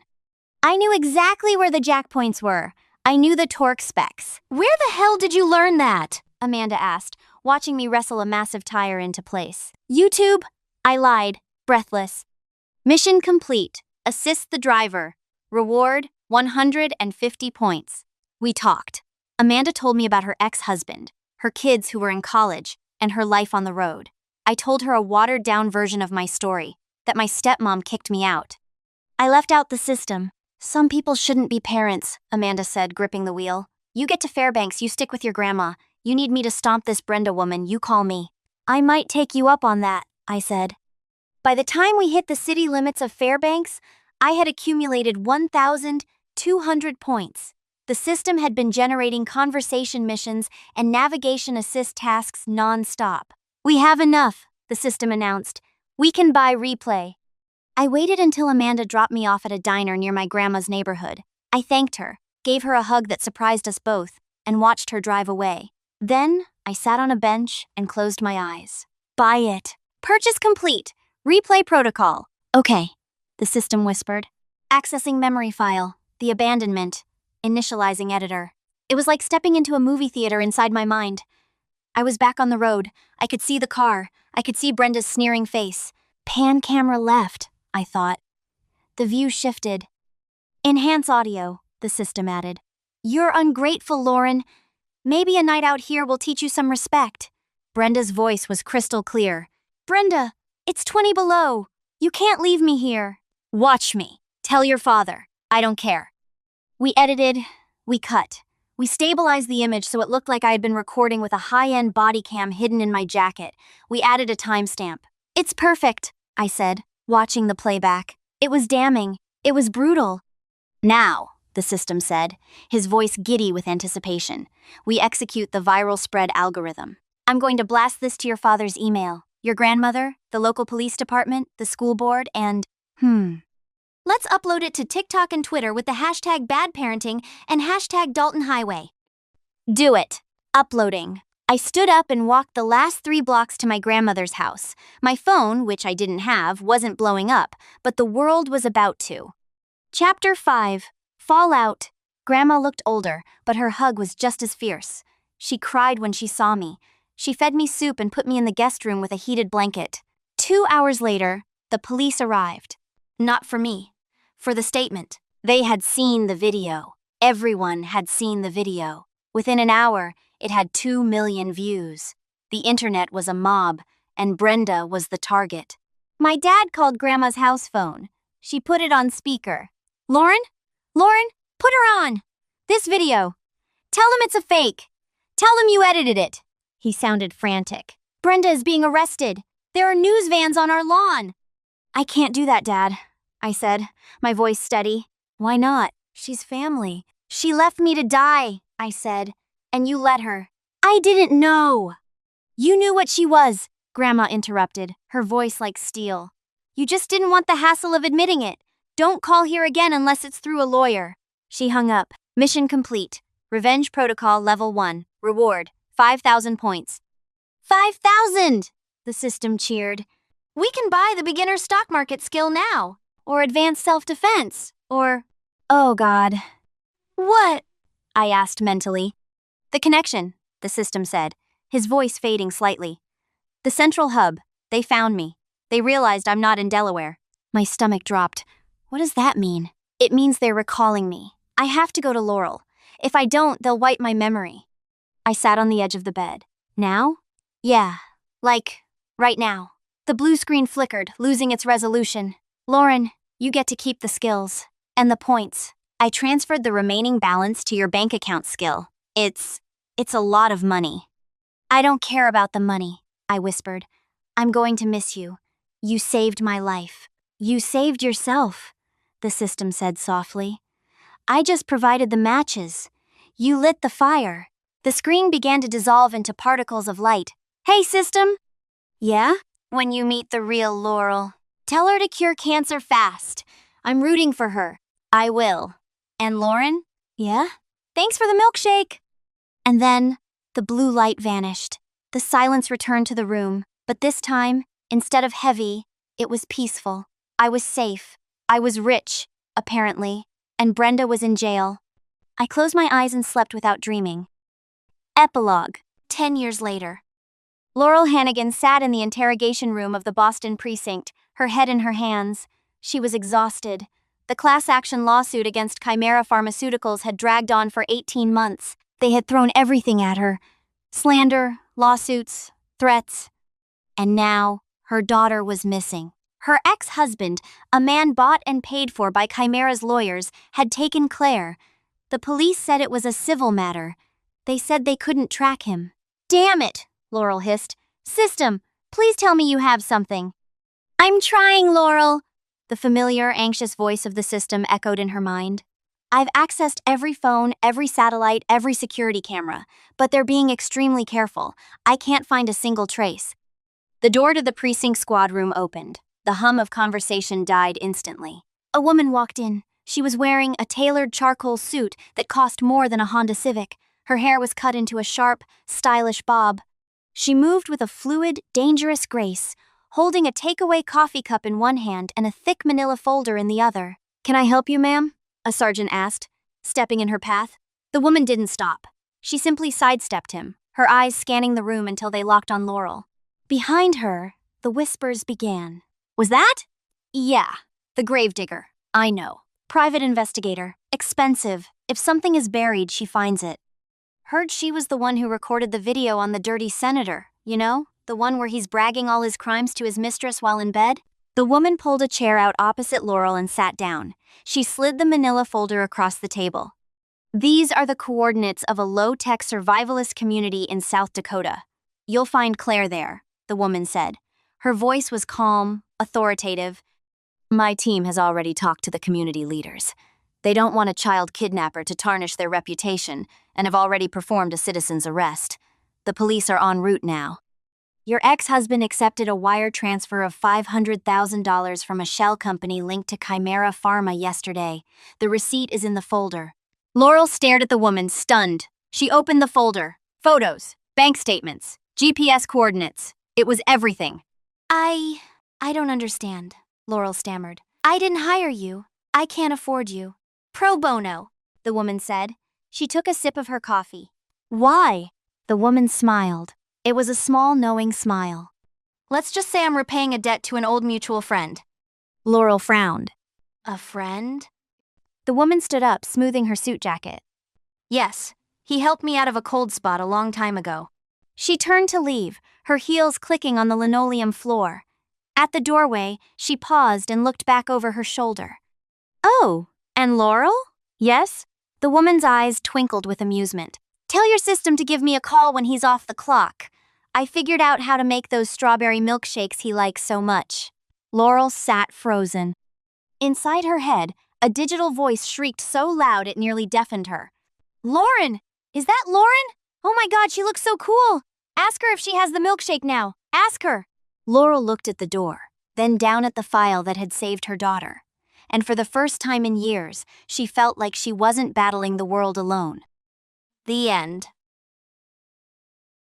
They snatched me away from my world, begged me to save a bankrupt kingdom alongside literal demonic beings. So, why? Why can't I stop smiling? The Ice Saints Imperial Consultancy. Chapter 1, Not a True Saint. My graduation cap was tilted at a perfect rakish angle. In the mirror of the university restroom, I stared at the woman looking back at me. Kang Seo-yun, valedictorian, business administration major, future corporate titan. A complete fraud. Don't get me wrong. The accomplishments were indeed mine. The perfect grades, the multiple offers, the published papers, the result of meticulous, downright obsessive preparation and study. Yet, behind the sharp eyeliner and the cold, unyielding gaze, the look my classmates whispered was, Ice Queen Beauty. My heart was hammering a frantic rhythm against my ribs. My palms were sweating. If anyone spoke to me right now, I'd probably burst into tears or pass out. Seo-yun, you're so cool, a girl from my cohort had said earlier, her voice trembling slightly. You don't even look nervous about the Samsung interview tomorrow. I had simply given her a slow, blinkless nod and the slightest of polite smiles. In reality, I had spent 3 hours the night before researching how to stop if you start trembling in public. I gladly let everyone around me spread the rumor of this Ice Queen persona for years. Feeling that a heart made of ice sounded better than one made of brittle glass that would collapse if exposed to its own insecurities, I stepped out of the restroom, the click of my heels echoing on the polished marble. I was walking toward my future, a life of spreadsheets, uncomfortable blazers, and the crushing weight of social expectations. I closed my eyes for a second, wishing I could just disappear into a world where nobody knew Seo-yun. I still wonder if someone was actually listening. When I opened my eyes, the marble was gone. The air smelled of incense, old parchment, and a pungent citrusy smell I'd later learn came from magic residue. The summoning, it worked? I froze. My internal monologue was screaming at a frequency that could shatter glass, but my body, trained by 4 years of social survival, remained perfectly still. I didn't gasp. I didn't fall. I simply stood there, my graduation gown billowing in a wind that shouldn't exist, and looked at the circle of men in white robes surrounding me. Is she the one? A voice whispered. I looked past them. I was in a cathedral-like hall, but the gold was peeling, and the tapestries were moth-eaten. In the center of the room sat a throne, and on that throne sat a child. Are you the savior? She whispered. She couldn't have been more than 10. She had golden hair that looked like it hadn't been brushed properly in days, and eyes the color of a summer sky, currently brimming with tears. She looked like a porcelain doll that someone had dropped and hastily glued back together. Her royal sash was crooked. Internal Seo-yun. What is happening? Am I dead? Is this a prank? Where is the hidden camera? External Seo-yun raises a perfectly groomed eyebrow, voice cold and steady. I assume there is a logical explanation for this interruption to my schedule? The clerics gasped. The little girl on the throne leaned forward, her lips trembling. Overlord of the Beyond? she stammered. I am Alicia, Empress of Grandura. Please, Saint, our empire is dying. We have won the great demon war. But my brother, Papa and Mama are gone. The treasury is empty. The people are hungry. Please. The stars said a great sage would come to save us. I looked at the child. She was so small, and the crown on her head looked too heavy, threatening to slip down over her ears. My heart, the fragile, insecure thing I kept locked away, gave a painful throb. Internal Seo Yun. She's so cute. Oh no. She's adorable. I want to give her a hug and a warm meal. But I can't. I'm an ice queen. If I show weakness, they'll burn me as a witch. A great sage? I repeated, my voice dropping an octave into a tone of bored clinical interest. Since I'm already here, you might as well brief me in. Chapter 2, The Continental Scam. The first few hours were a blur of consultancy. Since no one could pronounce Soyeon correctly, it came out as Soyeon or Seon. I leaned into the myth. You may address me as the Ice Saint, I told the Grand Chamberlain. He bowed so low his forehead hit the floor. Yes, Saintess, of course. They led me to the Imperial strategy room, which was really just a dusty office filled with stacks of leather-bound ledgers. Alicia followed me like a lost puppy, her tiny hand occasionally reaching out to touch my gown before pulling back in awe. Saintess, she whispered. Are you hungry? We have some bread. It's a bit hard, but... I looked at her. The Empress of the greatest nation on the continent was offering me stale bread. I do not eat while I work, I said, my voice clipped. Inside, I was sobbing. Give her the bread, Soyeon. She needs it more. Bring me the ledgers. All of them. Both the Granduran accounts and the captured documents from the demon realm. For the next 6 hours, I was no longer a terrified girl in a strange world. I was a business major, looking at a disaster. The numbers were horrifying. Grandura was bankrupt.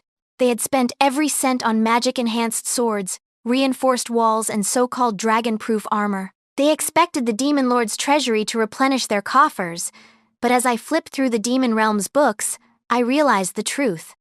The Demon Lord was the ultimate fake-it-till-you-make-it influencer. He had built massive, terrifying black citadels out of cheap, painted volcanic glass. He had dressed his orcs in gold-plated tin. He had sent messengers to the human world claiming he had mines filled with hell-forged diamonds that didn't exist. He had provoked the war to distract his own starving population, hoping to loot the humans. It was a continental-level Ponzi scheme. 2 bankrupt nations had fought a war to steal money that neither of them had. This is, I muttered, forgetting my persona for a second. Is it bad? I looked up. Alicia was standing in the doorway. She was carrying a tray. On it was a single cup of tea and a small plate of cookies that looked like they had been made by hand. Her dress was stained with flour. The servants are. Well, we had to let many of them go, she said, looking at her feet. To save money, I made these for you. Are we going to be okay? The Ice Queen's mask almost cracked. I wanted to tell her the truth that they were doomed, but her eyes, those big, hopeful blue eyes. The situation is complex, I said, standing up and smoothing my gown. I walked over and took a cookie. It tasted like sawdust and sugar, but I swallowed it like it was a delicacy. But it is salvageable. I have seen worse startups. Enterprises that start with less and rise to the top in no time. Alicia's face lit up.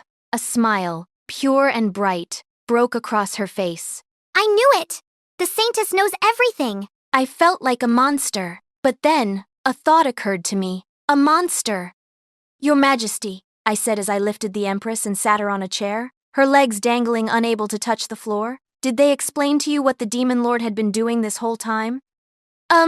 She began trying to recall some previous conversation. They said he had been posturing for years, making it seem like the demon world had resources when they didn't. That's right. Now, regardless of how wrong or right it was, it would be downright impossible to accomplish a lie of this scale without some incredibly skilled people. People whose skills we might need at times like this. Well, I heard most of the demonic council either died in battle or was executed later. I gritted my teeth to the point that they hurt. My stoicism mask nearly shattering into 100 pieces. But, she continued. I think one of them is still locked in the dungeons. Chapter 3. The Man in the Cell. The dungeons were surprisingly clean, mostly because they couldn't afford to keep enough prisoners to get them dirty. I walked down the stone stairs, the guards keeping a respectful distance. I was exhausted. Maintaining the Ice Saint act for 12 hours straight was harder than any finals week. My back ached, and my brain felt like it was melting. We reached the final cell. He's a dangerous one, Saintess, the guard whispered. Cahal! Half human, half demon. He was the one who kept the demon realm running while the Lord was out posturing. I nodded once. Leave us. But, outside, now. They scurried away. I turned to the bars. Inside, sitting on a pile of straw, was a man. At first glance, you'd never guess this man was a demon. He looked like someone who had spent too much time in meetings and not enough time sleeping. He had messy black hair, a sharp jawline, and eyes that glowed with a faint, cynical violet light. He was handsome in a I'm too tired to care sort of way. He spoke without looking up.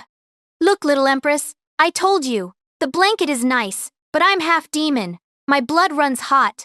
Save the wool for the orphans. I stayed silent, motionless, watching him. He frowned, sensing the change in atmosphere. He turned his head, his violet eyes locking onto mine. I gave him my best, you are a bug under my microscope look. It was the look I used when a group project member tried to explain why they hadn't finished their slides. You're Cahal, the one who managed the Demon Lord's internal affairs? Oh, that's good, he wheezed, leaning back against the stone wall. And who are you? Another executioner? You're a bit too pretty for the job. I let my gaze trail over him with calculated disgust. I am the one deciding if you are worth the air you're breathing. You were the Minister of Internal Affairs for the demon world. You managed the nothing your lord possessed and made it look like something. I want to know how. Cahal stared at me for a long beat. Then he started to laugh, a genuine, belly-deep roar of amusement. Please, Cahal said, smirking. I spent 10 years serving a man who pretended he had a mountain of precious stones when all we had was piles of shattered glass with pretty colors. I know a fake when I see one. Your eyes are screaming, get me out of here, but your mouth is set like it's carved from marble. It's exhausting to watch. I stared at him. The silence stretched. Then, I let out a long, shaky sigh. My shoulders slumped. I leaned against the cold bars of the cell, my Ice Queen posture dissolving into that of a tired 22-year-old. You have no idea, I muttered. Cahal's eyebrows shot up. Wait, you're actually giving it up? Just like that? The guards are gone, I said, rubbing my temples. And if I have to pretend to be a saintess for one more minute without a drink, I am going to scream until the roof collapses. In that case, he said, lifting a loose tile from the floor and procuring a large water skin from inside the hole hidden underneath, you arrived just in time. This thing should have fermented perfectly by now. 5 sips each. That's all it took. 5 sips of that potent but awful-tasting prison wine Cahal had apparently managed to make himself during his confinement. We went from being a saint interrogating a demon to a pair of drinking buddies talking trash about our life circumstances. And, I stammered, the liquor starting to get to me. And I looked at her cute baby face and those adorable big blue eyes and I just couldn't say no. So, now I have to resurrect an entire empire with the liquidity of a soup kitchen. At least your boss seems to want to do right by her people, he retorted. Our almighty dumbass lord once told me to make him a new castle out of obsidian. Goddamn obsidian! We didn't even have money for regular mortar at this point. All I could do was cover the actual palace in black sand and trick a dragon into blasting its fire onto it. It looked horrendous. And you know the worst part? He loved it. Said it looked intentionally decadent. Hearing this, I was genuinely marveled at this man's resourcefulness. I read your ledgers, I said. Creative accounting doesn't even begin to cover it. You were reporting soul harvests as assets while paying out interest in promissory notes of damnation. It was a masterpiece of fraud. Cahal grinned, a row of sharp white teeth. A man has to eat, and the demon lord liked shiny things. So, I made things look shiny. I chuckled, then took another sip, my face wrinkling from the taste. No offense, I started, but this thing tastes horrible, especially at room temperature. It's prison booze, lady, he said haughtily. It's for killing brain cells, not cocktail parties. Besides, what do you want to do? Cast a freezing spell? They take too much effort and you risk covering the entire room with ice frost. Oh, I see. I guess ice isn't really a commodity here. Yet? I trailed off, the wheels of my brain suddenly turning. Then the realization came. An actual eureka moment so powerful, it sobered me up in the time it took me to gasp in surprise. I turned to him, an excited grin on my face. The snowy mountains north from here, I began, talking faster than before. Your people used to cross them all the time during war. How did you do that? The frozen death peaks, he said, confused. We rode the wyverns and flying manticores. Why? But the Empire said they couldn't be tamed. They plan to cull all of them and see if they can use the meat instead. Ugh, those imbeciles, Kahal said with disgust. I already told them, you don't tame flying monsters. You bond with them. Show them you have their backs before they trust you with them. Then, your kind can do it, right? Yeah, of course. At his answer, I felt a smile forming on my face, and even greater warmth in my body than all the alcohol in the palace could have ever given me. Chapter 4. How Ice Saint Took on a Whole New Meaning. This, Kahal said, peering into a glass of amber liquid, is a terrible idea. It's not an idea, I corrected him, swirling my own drink. My hair was slightly messy, and I had kicked off my heels. It's a vertical integration of underutilized assets.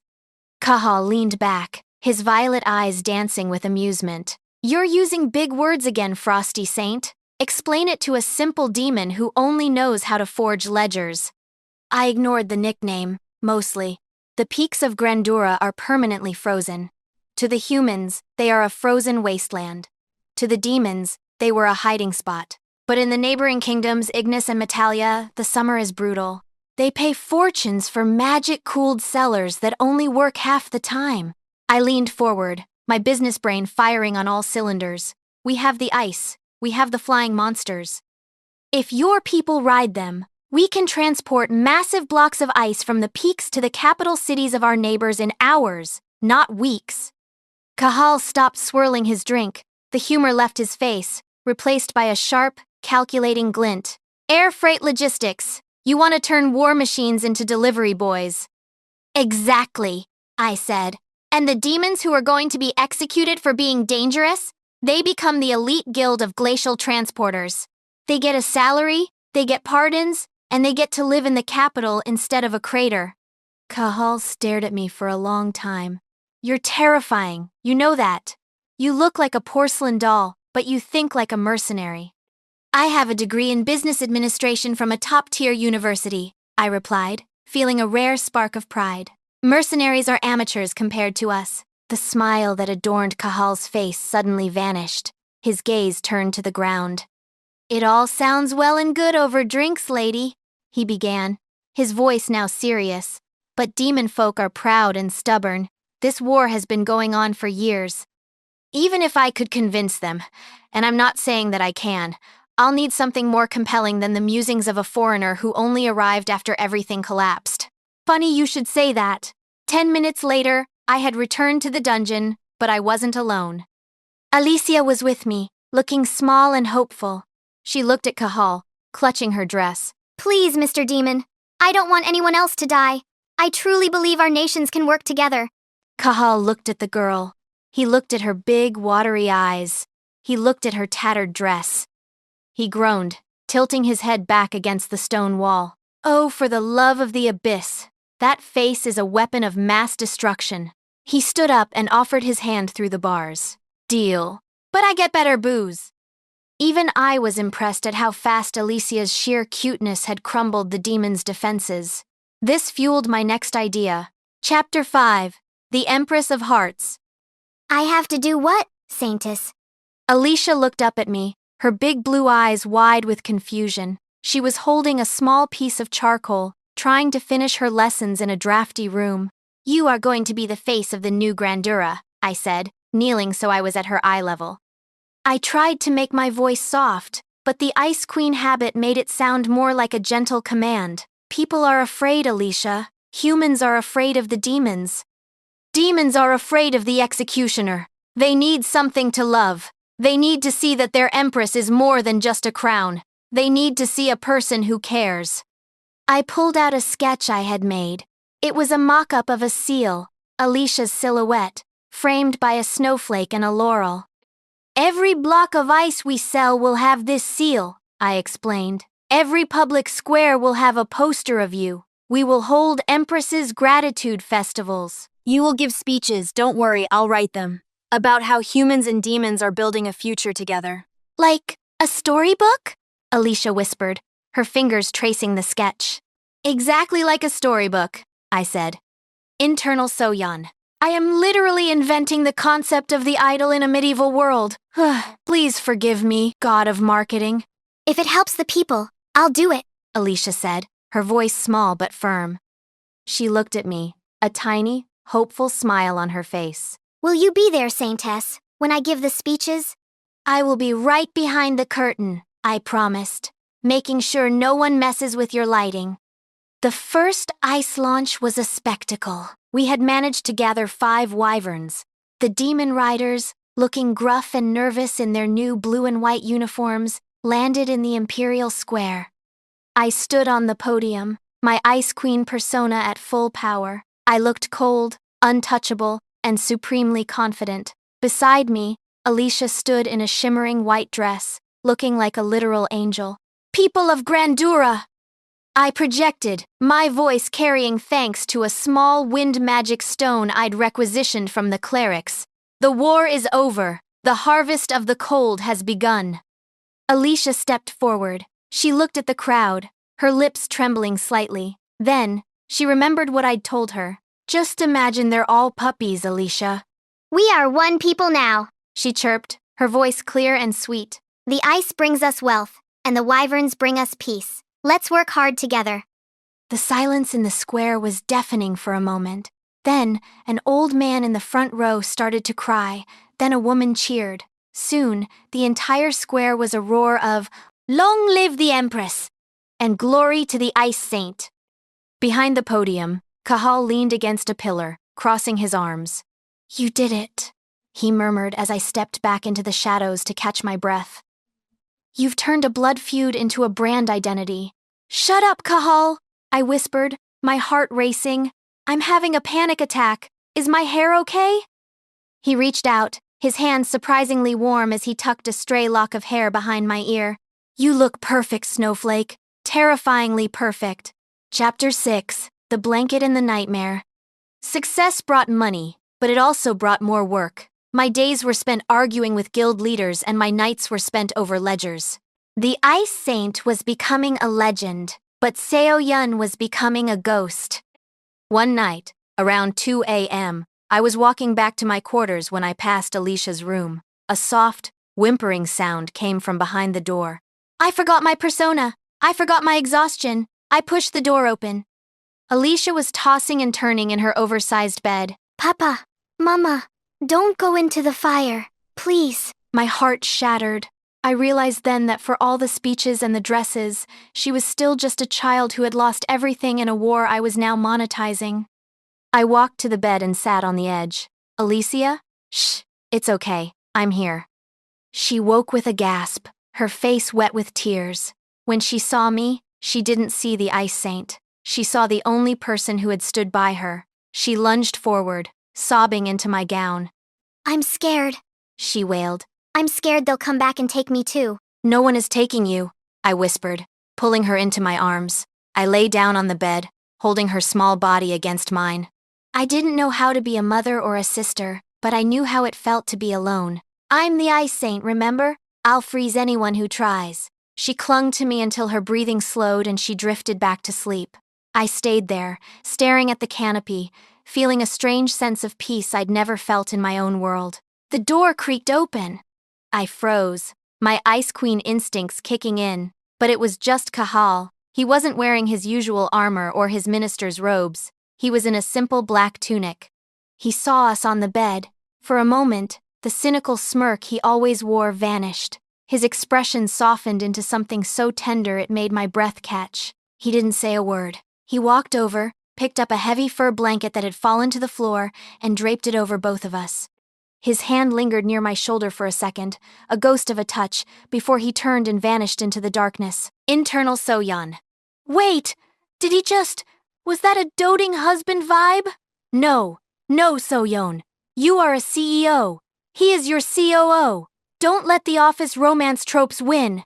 But as I fell asleep in the quiet palace, I realized I didn't want to go back to my world anymore. Not yet. This disaster still needed me. Chapter 7. The Paper Revolution. It's called a banknote, I explained to the gathered council of human lords and demon elders. Kahal was sitting next to me, looking bored, though I knew he was watching the lords like a hawk. We were in the middle of our biggest hurdle yet. There wasn't enough gold in the kingdom to support the massive amount of trade the ice business was generating. You expect us to trade paper? Lord Darrow sneered. Gold is the language of the Empire. Gold is heavy, dangerous to transport, and we don't have enough of it, I said, my voice like a winter gale. I snapped my fingers. Kahal stood up, holding a stack of beautifully engraved papers. Thanks to the Alicia mascot campaign, the paper featured a high-security watermark of the Empress's seal. This paper, Kahal said, his voice dropping into a dangerous silken tone, is backed by the Imperial ice vaults. At any time, a merchant can bring this to the capital and exchange it for its weight in gold, or, more importantly, for a priority shipment of North Peak ice. But what if the Empire fails? Another lord asked. The Empire has the Ice Saint, Kahal said, glancing at me with a smirk. And she doesn't allow things to fail. She's too stubborn. I kicked him under the table, which I'm pretty sure caused more pain on my toes than on his leg. The notes facilitate speed, I continued, powering through the ache. Speed creates more trade. More trade creates more wealth. Within 3 months, these notes will be more valuable than gold, because they represent the future of Grandura, not its dusty past. It was a gamble. It was the same creative accounting Kahal had used for the Demon Lord, but with one key difference. We actually had a product. As the weeks passed, the snowflake bills, as Kahal jokingly called them, began to circulate. Merchants from Ignis and Metalia started accepting them. Why carry a chest of gold that attracts bandits when you can carry a slip of paper signed by the Ice Saint herself? Grandura wasn't just recovering, it was becoming the financial hub of the continent. We're rich, Kahal said one evening, looking at the monthly report. We were in my office, sharing a bottle of wine. Actually, legitimately rich. No more painted glass or fake diamonds. We're stable, I corrected. There's a difference. You're a killjoy, Frosty Saint, he said, moving his chair closer to mine. He looked at me, his violet eyes glowing in the candlelight. You've done it. You saved the kid. You saved my people. What's next in the Soyeon Gang Guide to World Domination? I looked at him, the alcohol making me bolder than usual. Maybe a day off? Kahal laughed. A day off? With you? I don't think the world could handle the drop in productivity. He paused, his gaze dropping to my lips. But I'd be willing to try. The moment was interrupted by a frantic knocking at the door. Saintus! Minister! The Grand Chamberlain burst in, his face pale. The Vulture Kingdoms, envoys from Ignis, Metalia, and Lignum have arrived at the border. They are demanding a security tax for our sudden wealth. They say if we don't pay, they will invade to protect us. Give me 10 minutes alone with them, said Kahal, his smirk replaced by a stern demeanor. I'll show them who's in actual need of protection. No need, I replied, also in Ice Saint mode. There's a method I've been itching to try for some time. This gives us a perfect chance. A method? Kahal asked with an intrigued smirk. What kind of method? A new type of war. Chapter 8. The 3-Day Bluff. The throne room of Grandura usually felt like a drafty museum of past glories, but today it felt like a shark tank. Standing before Alicia were 3 men who looked like they'd stepped out of a high-end equestrian catalog. Duke Roland of Ignis, a man whose ego was clearly larger than his actual dukedom, was the spokesman. He didn't even bother bowing to the Empress. He just stood there, tapping a polished boot against the marble. Grandura has become unexpectedly prosperous, Roland said, his voice dripping with condescending oil. As your neighbors, we are concerned. Sudden wealth brings instability. Raiders, bandits, internal strife, Ignis, Metalia, and Lignum have decided to provide security for your borders. For a modest fee of 60% of your quarterly ice revenue, of course. Beside the throne, I felt my ice saint persona hardening into something lethal. Internal Soyan. 60%! That's not a tax. That's a hostile takeover. Do they think I spent 4 years studying market dynamics to be bullied by a man in silk leggings? 60%. I repeated, stepping forward. My voice was a flat, cold line that seemed to drop the room's temperature by 10 degrees. And what happens if the Empire finds your security unnecessary? Roland finally looked at me, his eyes raking over my gown with a mix of disdain and curiosity. Then the Vulture Kingdoms will have to assume that Grandura is being led by incompetent hands. And we would be forced to intervene, militarily, for the safety of the region, naturally. Alicia's small hands gripped the armrests of her throne. She looked at me, her eyes wide with a question. Are we going to die? I gave her a microscopic nod, the signal we had practiced. The Empress requires 3 days to consider your generous offer, I said, cutting off Roland before he could speak again. Grandura is a nation of laws and ledgers. We must calculate the feasibility of such a partnership. Roland smirked. 3 days. Very well. We shall stay at your finest inn. I assume you can still afford a clean sheet? As soon as the doors slammed shut behind them, Alicia lunged from her throne and grabbed my hand. Saintess, we don't have an army. We're still reassembling our troops. We even sold most of our shields and armor to buy grain. What are we going to do? Cahal stepped out from the shadows behind a tapestry. He looked surprisingly relaxed, picking under a fingernail with a small dagger. I could kill them all before they reach the inn, he offered. It's messy, but it's a classic Demon Realm solution. Too messy, I said, a slow, dangerous smile spreading across my face. Plus, killing them could make them martyrs. I want to make them beggars. Cahal, how much of Ignis's grain supply do we currently hold in our emergency vaults? Cahal's eyes lit up with sudden understanding. About 40%. They sold it to us last month when the prices were high because they thought we were desperate. And the ice contracts for Metalia's noble houses? Due for renewal tomorrow, he grinned. Good, I said, turning back to Alicia. I knelt and smoothed her hair. Alicia, I need you to do something very difficult. I need you to throw a tea party. Invite the local orphans. Make sure the town criers see you laughing and playing. Show the world that the Empress of Grandura isn't worried about a security tax because she has something the vultures don't. What's that? Alicia asked. Liquid assets, I replied. Chapter 9. Market Crash. The next 48 hours were a blur of Soyan the Shadow Broker. While the Vulture Dukes were busy drinking our finest wine and dreaming of our gold, I was in a basement with Cahal and a dozen of the fastest wyvern riders. Spread the word to every merchant in the border towns, I commanded. Grandura is stopping all ice exports to the Vulture Kingdoms immediately due to unforeseen security risks. Also, release 20% of our grain reserves onto the open market, but only in the Vulture territories, and at half the current price. Cahal paused in the middle of writing an order. Wait, if we dump the grain at half price, we lose money, and their local farmers will go bankrupt because they can't compete. Exactly, I said. We crash their internal food market while simultaneously cutting off the luxury ice that their nobles have become addicted to during this heat wave. By tomorrow afternoon, the commoners will be angry because their livelihoods are ruined, and the nobles will be furious because their champagne is warm. They'll be too busy fighting each other to invade us. Cahal stared at me. He actually put down his pen and clapped. You're a demon. I've lived in the abyss for centuries, and I've never met anyone as cold-blooded as you. I think I'm in love. I felt a heat crawl up my neck that had nothing to do with the summer weather. It's just basic supply and demand manipulation, Cahal. Don't be dramatic. Frosty, he said, stepping closer until I could smell the faint scent of cedar and ozone that always clung to him. You just weaponized breakfast. If that's not dramatic, I don't know what is. I turned away quickly, focusing on the maps. Just make sure the riders don't get caught. Chapter 10. The Assassin in the Moonlight. Night 3.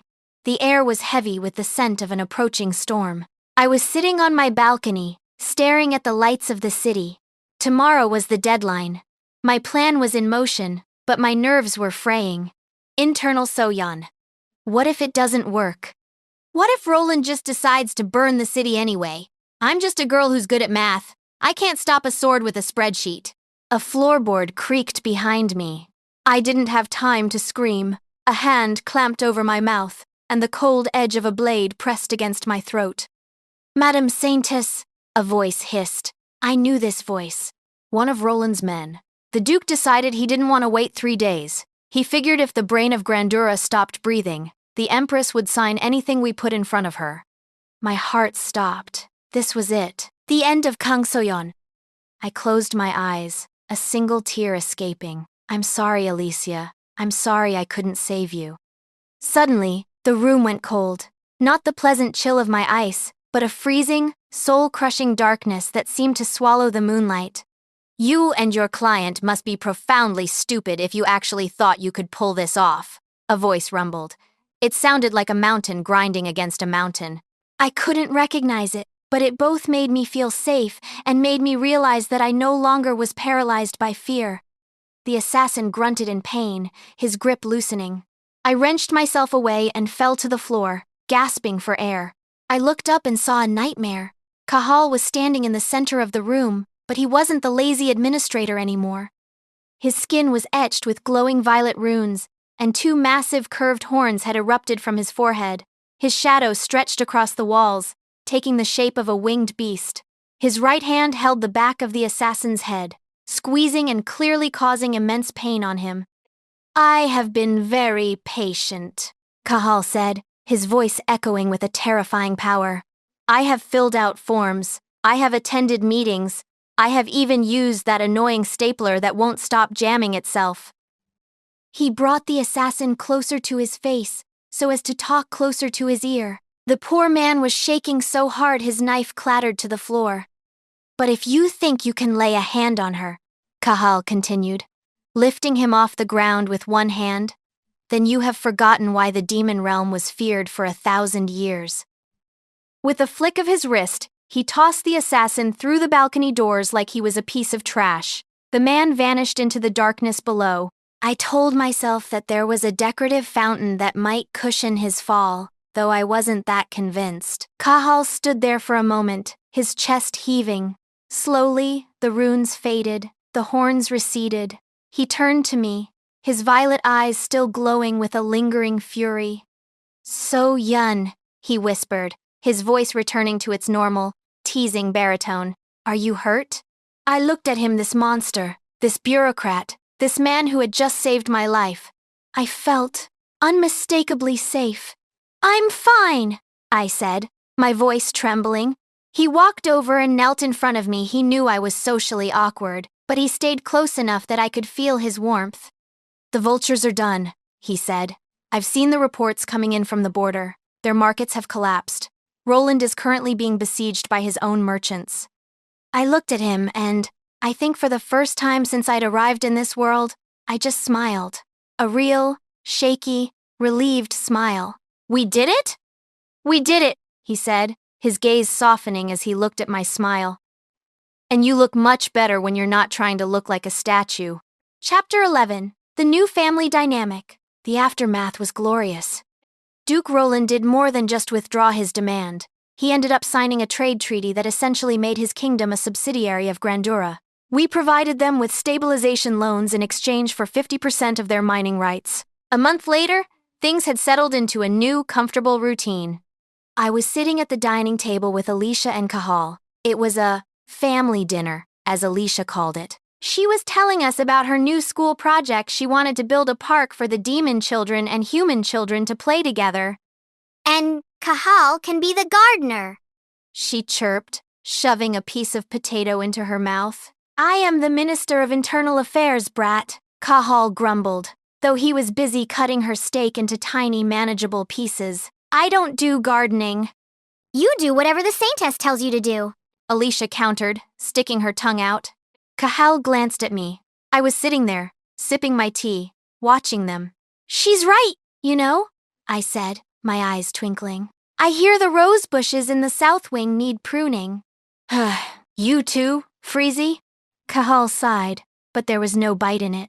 He looked at Alicia, then at me, and for a moment, the three of us just sat there in the warmth of the palace, the war and the bankruptcy feeling like a lifetime ago. Later that night, as I was tucked into bed, Alicia came in and crawled under the covers with me, just like she did when she had nightmares. Saintess? She whispered. Yes, Alicia? Cahal told me a secret. Oh? What's that? He said that when you're not looking, he calls you his snowflake saint. He says it's because you're rare and beautiful, but if he touches you too fast, you'll melt. I felt my face turn bright red. Internal Seo-yun.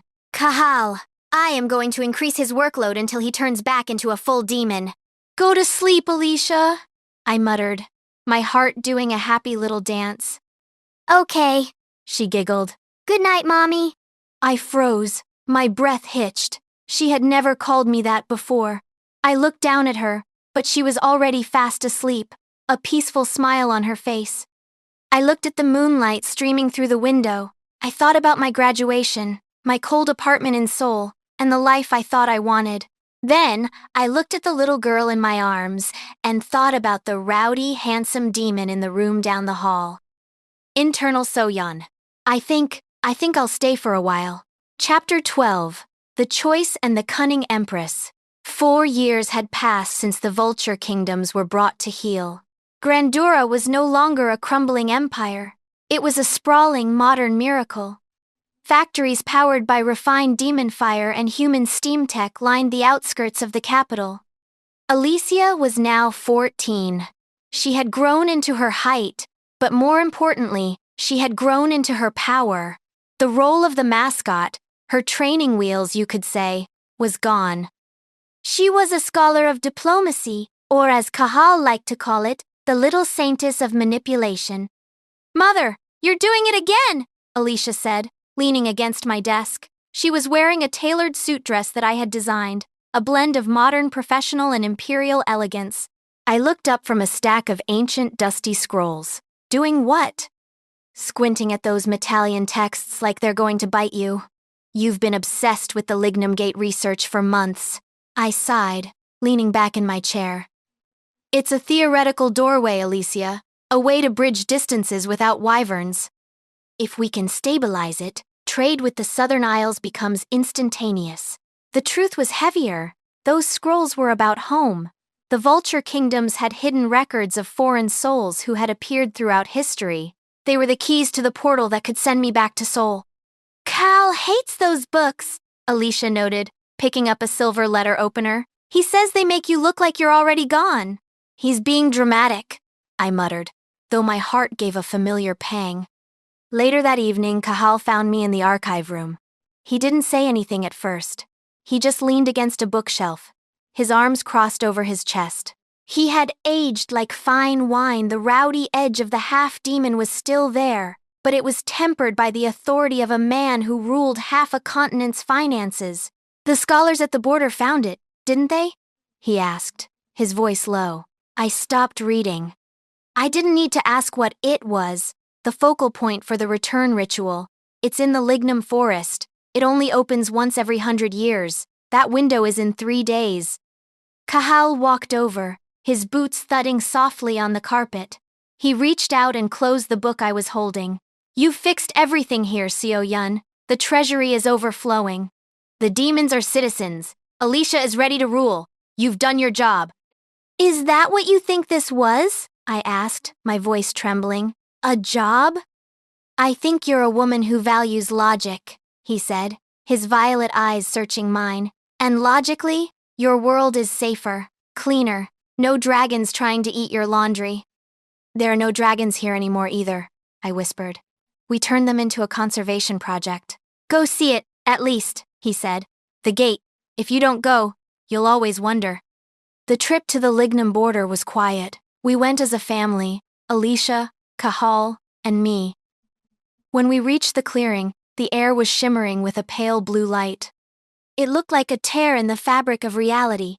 Through the haze, I could see it. A subway station in Seoul. I could see the glow of a convenience store. I could hear the faint, distant hum of traffic. It was everything I had missed. I stepped toward the light. My hand brushed the surface of the portal. It felt cold, like a sterile office building. Saintess? I turned. Alicia was standing 10 feet back, her hands clasped tightly in front of her. She was trying so hard to be the cunning Empress, but her eyes were brimming with tears. Cahal was beside her, his face a mask of stoic acceptance, though his fists were clenched at his sides. I looked at the subway station. Then I looked at them.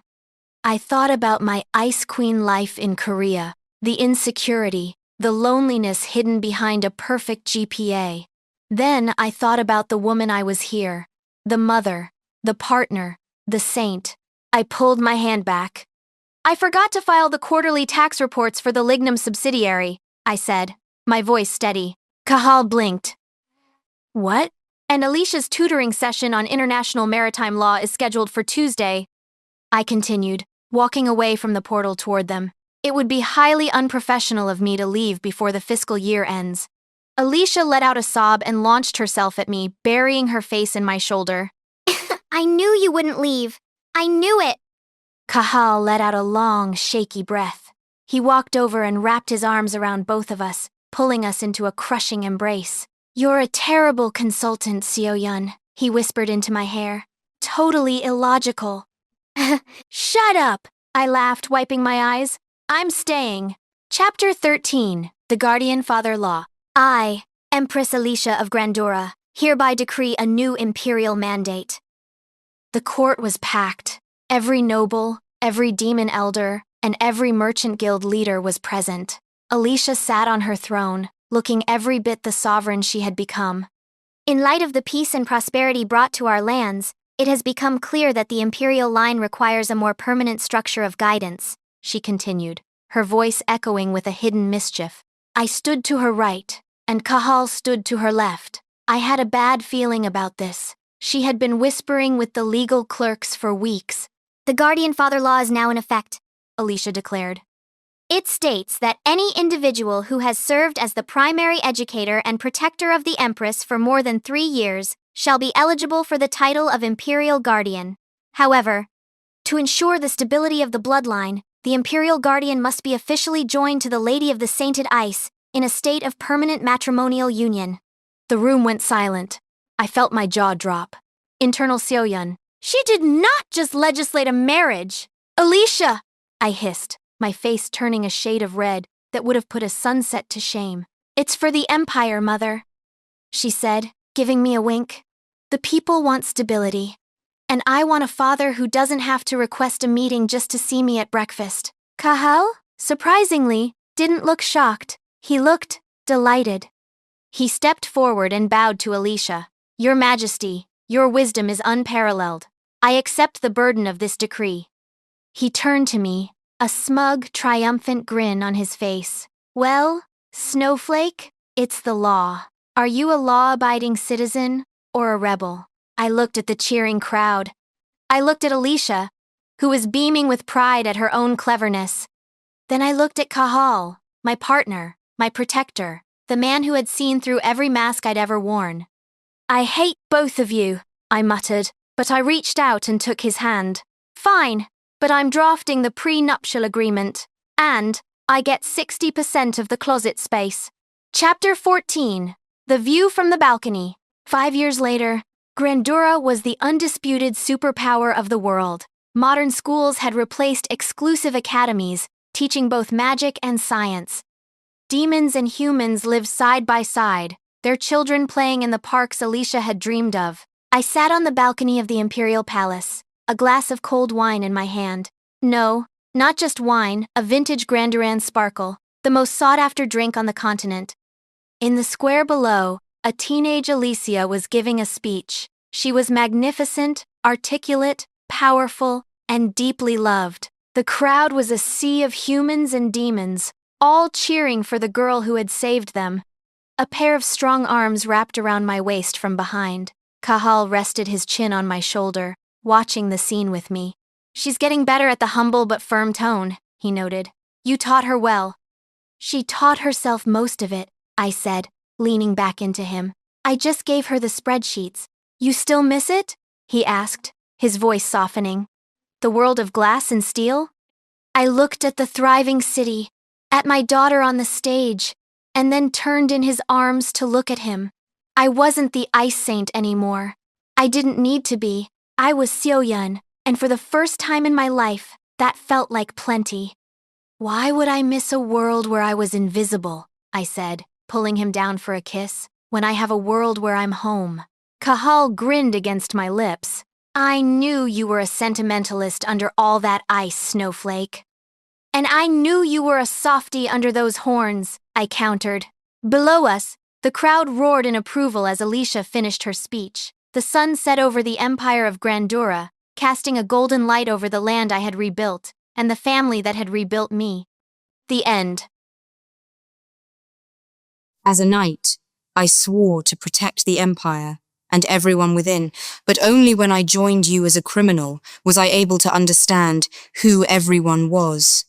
The Clash of Sword and Nailgun. Chapter 1.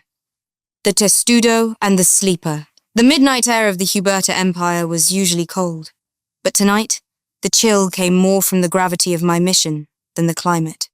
I sat alone in the near-empty passenger cart of the bullet monorail, watching the sleek, polished cityscape of the central district blur into a muted ribbon of light.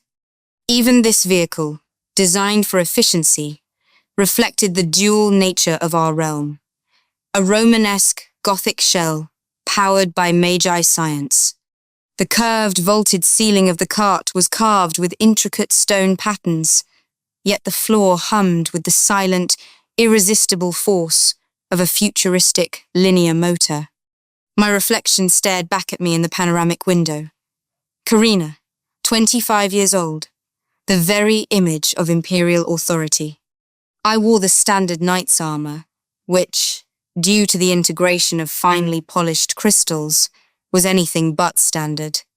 These magically imbued decorations, deep sapphire and gold, made the plasteel lighter and harder than any common metal. But they also made the armor somewhat ostentatious. Tonight, every glowing shard of crystal felt like a beacon announcing my presence. I was going to the slums, and blending in would have been the priority. But the time frame of my mission was so small that going home and changing clothes would have literally cost me 10% of the allowed time. A low, regular breathing sound drew my attention away from the passing skyline. Across the aisle, closer to the window, a man was sleeping. He was slumped against the glass, his face obscured entirely by the wide brim of a cheap, worn fedora hat. His clothes were plain, mid to low-class work attire. Nothing remarkable, nothing that demanded the attention of an Imperial knight. I dismissed him, focusing instead on the heavy steel case secured between my boots, containing the necessary identification and specialized tools for clandestine reconnaissance. We passed the last of the mid-tier districts. The architecture changed, morphing from elegant soaring spires to brutalist concrete towers stacked too closely together. A moment later, the monorail slowed, grinding slightly as it entered the lower sector's first stop. The doors hissed open. My internal systems immediately registered the change in atmosphere. The air felt heavier, thicker with the smells of cheap synth food and stale tobacco. A group of 4 young men, barely out of adolescence, dressed in clothes that were loud and deliberately aggressive, stepped inside. They were lower class, and their immediate reaction upon seeing me was a physical jolt of hostility. Their good humor soured instantly. They didn't hesitate. They came straight for me, their steps swaggering, looking for a confrontation.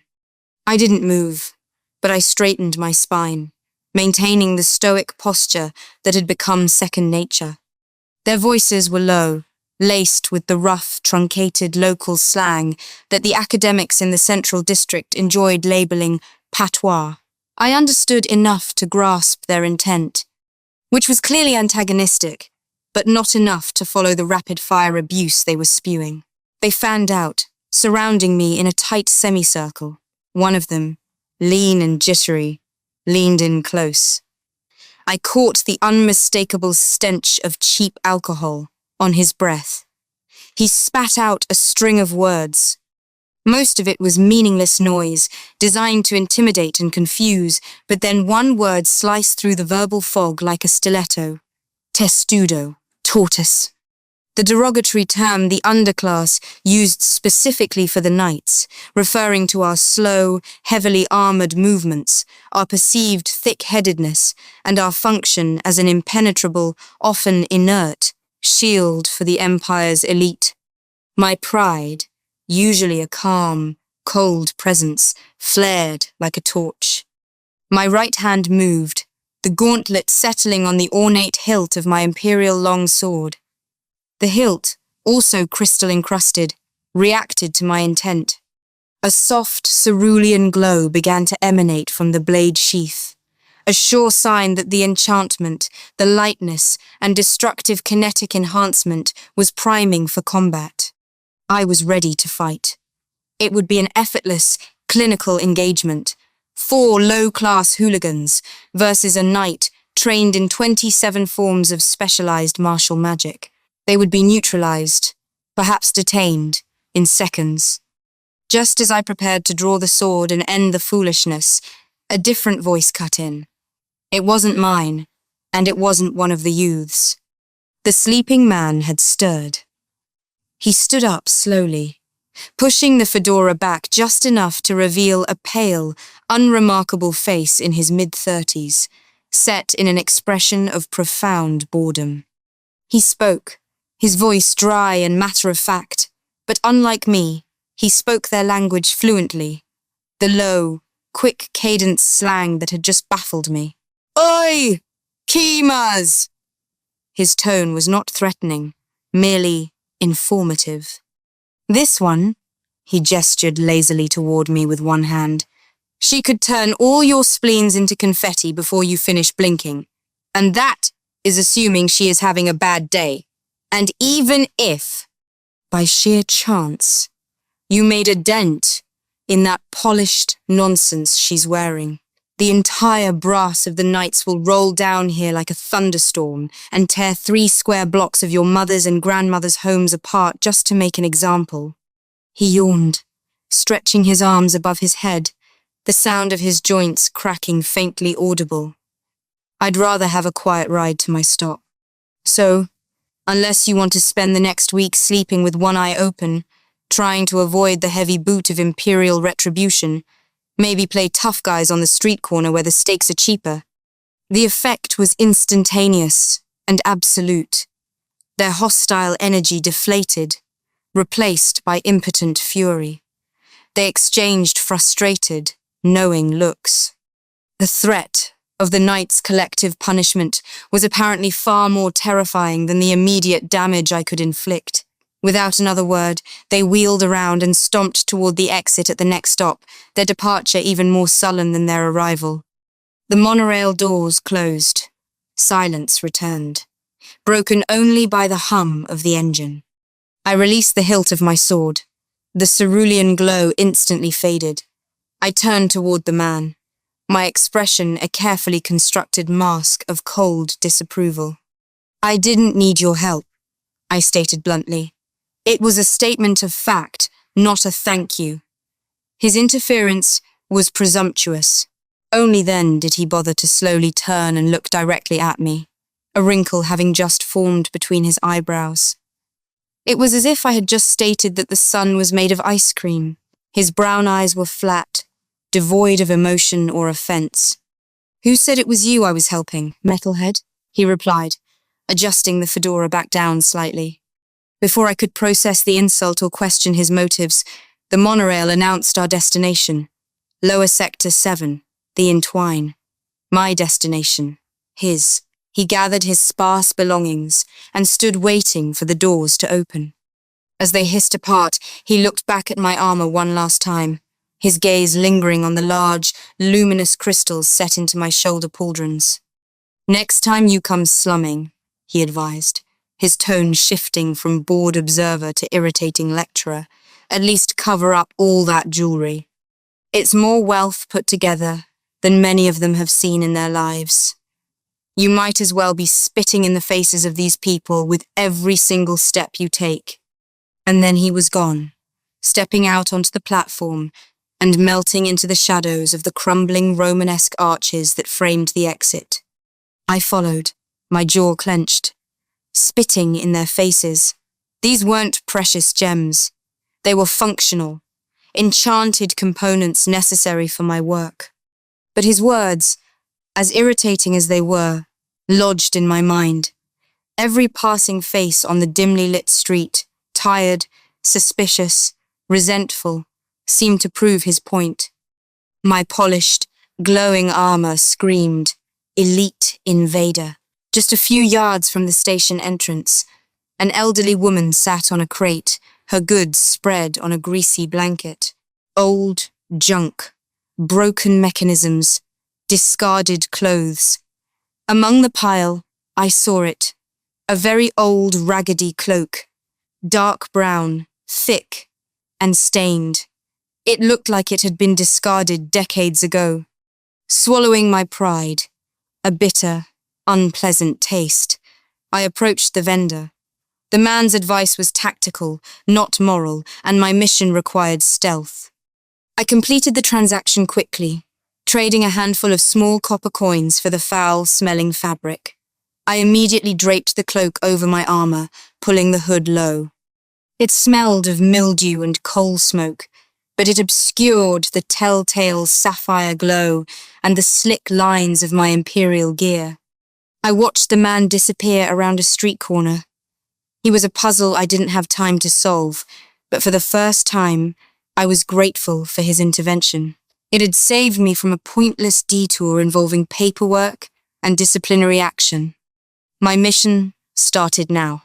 I was to find the source of a powerful, illegal opioid that had finally spilled over from the poor districts into the lives of the noble elite, specifically costing the Count of Caspian his son's reputation.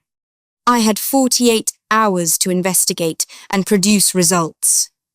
The night hierarchy demanded discretion, but the real pressure came from the clock. I tightened the cloak around my shoulders and began to walk, eyes sharp, absorbing the oppressive details of the entwine. I was supposed to be invisible, but every fiber of my being felt exposed. I was hunting, and this time, the rules of the game were not dictated by the Empire. Chapter 2. Low brow, high stakes. I pulled the coarse, musty hood lower over my forehead, letting the grime of the slums become my temporary uniform. The difference was immediate. The glowing, hostile glares I had felt leaving the monorail softened into mere apathy, a general resentment for anyone who didn't belong, but no longer specifically aimed at the symbols of Imperial power. The heavy, raggedy cloak was a tactical necessity, a shield against the eyes of the disenfranchised, but every fiber of the cheap material chafed against the sleek metal of my armor, a constant, annoying reminder of the compromise I had been forced to make. The entwine lived up to its name. It was an impossible weave of crumbling Gothic arches supporting modern, rusting scaffolding, ancient stone streets perpetually slick with runoff, and the aggressive synthetic glow of illicit commerce. The air thrummed with a low, chaotic energy. Too many people, too little space, too much desperation. My mission was deceptively simple. Find the core operation behind the new, ultra-potent synthetic opioid and dismantle it.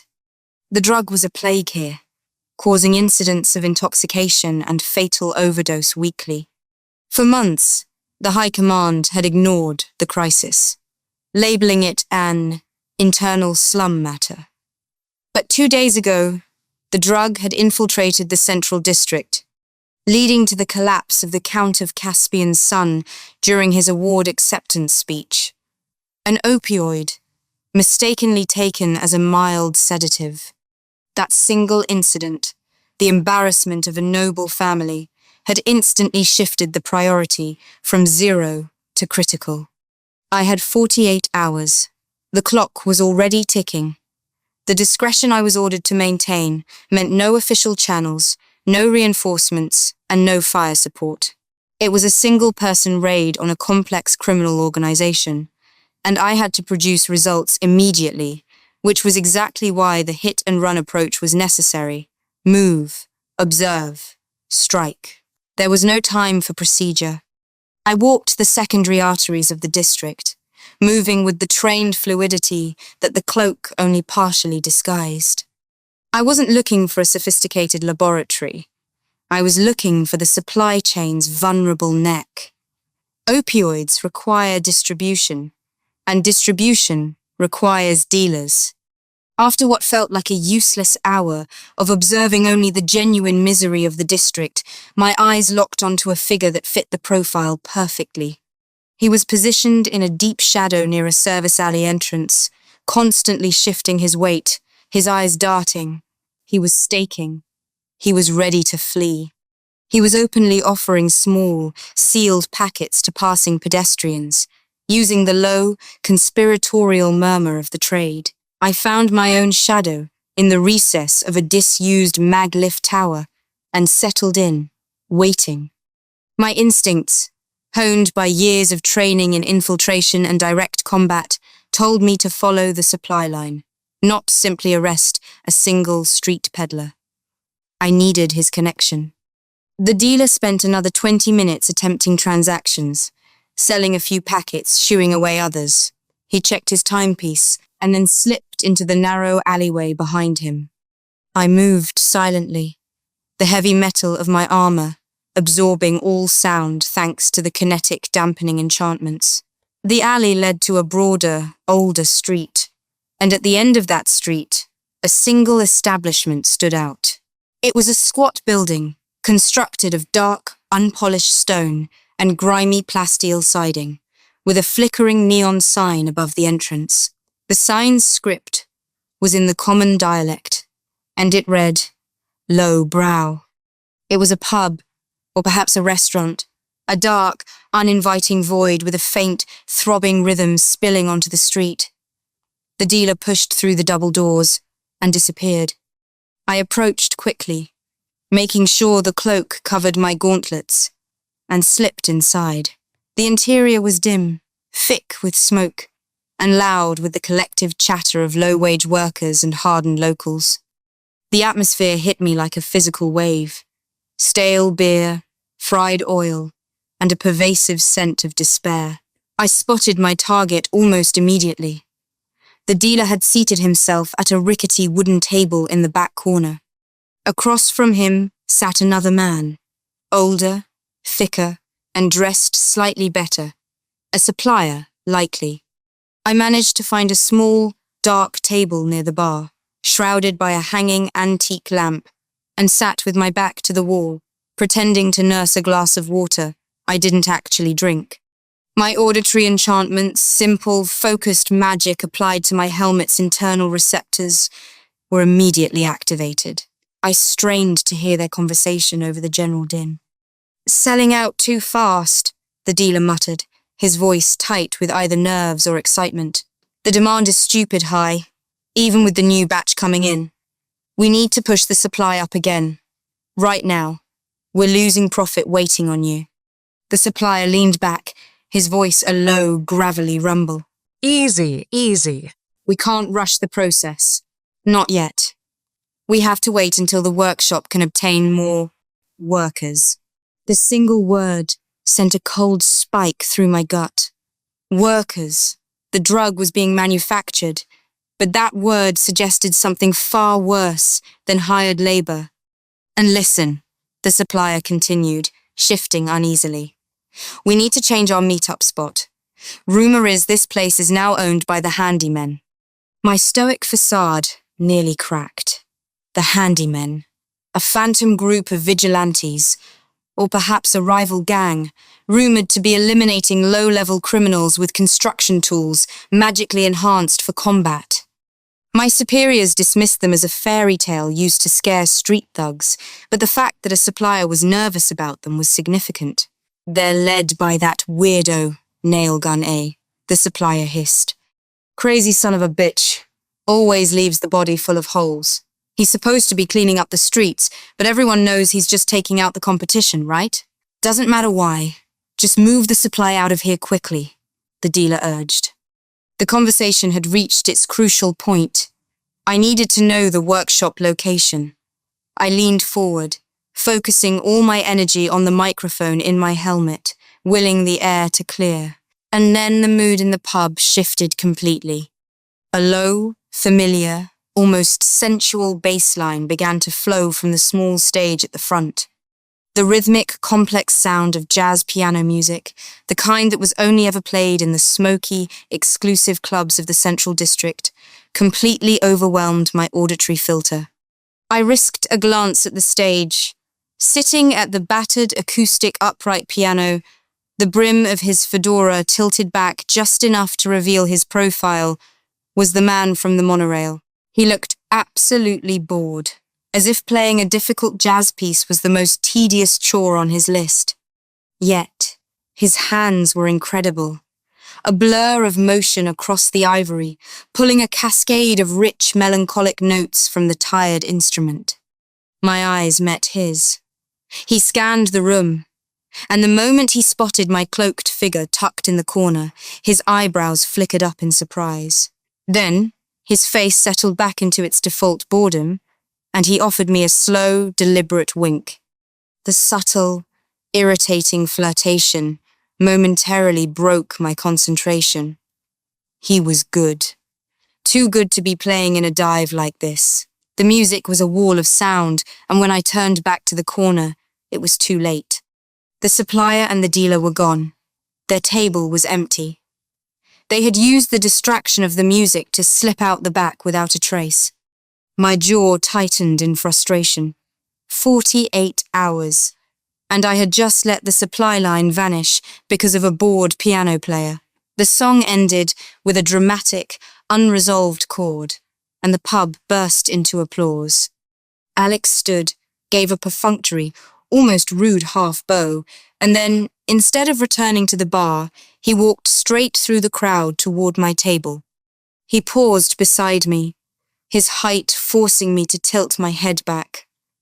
He pulled out the chair across from me and sat down, effortlessly. Before I could speak, he slid a glass of amber liquid, something that smelled expensive and smoky, across the table toward me. "It's a good disguise, Testudo," he said, his voice quiet but carrying easily over the renewed chatter of the pub. "It really captures the essence of just crawled out of a swamp." "I lost them," I stated, ignoring the drink and the barb. My voice was a low growl, laced with cold fury. He didn't apologize or look sympathetic. Instead, he took a slow sip from his own glass. "Yes, you did. You tend to lose things when you spend time listening to people complain about workers and Nailgun, eh?" He paused, his brown eyes finally meeting mine, a spark of mischief finally breaking through the boredom. "Welcome to the low brow. I'm Alex. I own the joint. What can I get for the Empire tonight?" The air crackled between us. The sexual tension was sharp, undeniable, and deeply distracting. I was here on Imperial business, and he was treating it like a game. And worst of all, he knew exactly what I was looking for. Chapter 3. The price of a tune. The glass of smoky, amber liquid sat between us, untouched, a glittering insult on the filthy table. The sheer audacity of Alex, the pub owner, the pianist, the man who spoke the language of criminals and corrected Imperial knights, was intoxicating in its own way. He knew everything, and he was using that knowledge as a lever. "You know what I'm looking for, Alex," I stated, my voice low and dangerous, forcing an edge into the name. I leaned slightly across the table, trying to project the full weight of my rank, even beneath the ragged cloak. "You saw the men I was following. You heard the key word, workers. This isn't common crime. This is a supply line that needs to be cut, and you are either part of the problem or the solution. Choose carefully. I watched his eyes, waiting for a flicker of fear, a tell, anything that would indicate respect for the authority I represented. Nothing. His eyes remained a bored brown, simply observing the light refract through his whiskey. "I know what you are looking for, Karina," he replied, using my name with a casual familiarity that scraped against my nerves. "And I already told you what I am. I'm the owner of this joint. I deal in drinks, smoke, and information. The second one, the drug, is bad for business. It kills the clientele. So, I am definitely on the side of the solution." He pushed the glass I hadn't touched an inch closer to me. But unlike the Empire, which tends to just take what it wants, I charge for my solutions. And my fee for the address of that supply operation is going to be substantial. My mind raced. Knights were not issued large sums of cash for clandestine missions. We were equipped with specialized gear and high-clearance diplomatic chits. Useless here. The mission was predicated on extraction and capture, not purchase. "How substantial?" I demanded, already knowing the answer would be beyond my immediate resources. Alex took a slow, deliberate swallow of his drink, his eyes never leaving mine. "Let's just say that the location of the next meeting, the identity of the supplier, and the direction of the workshop, all of that is worth enough to buy this entire pub outright. It's a lot more money than I expect a knight to carry when she's slumming."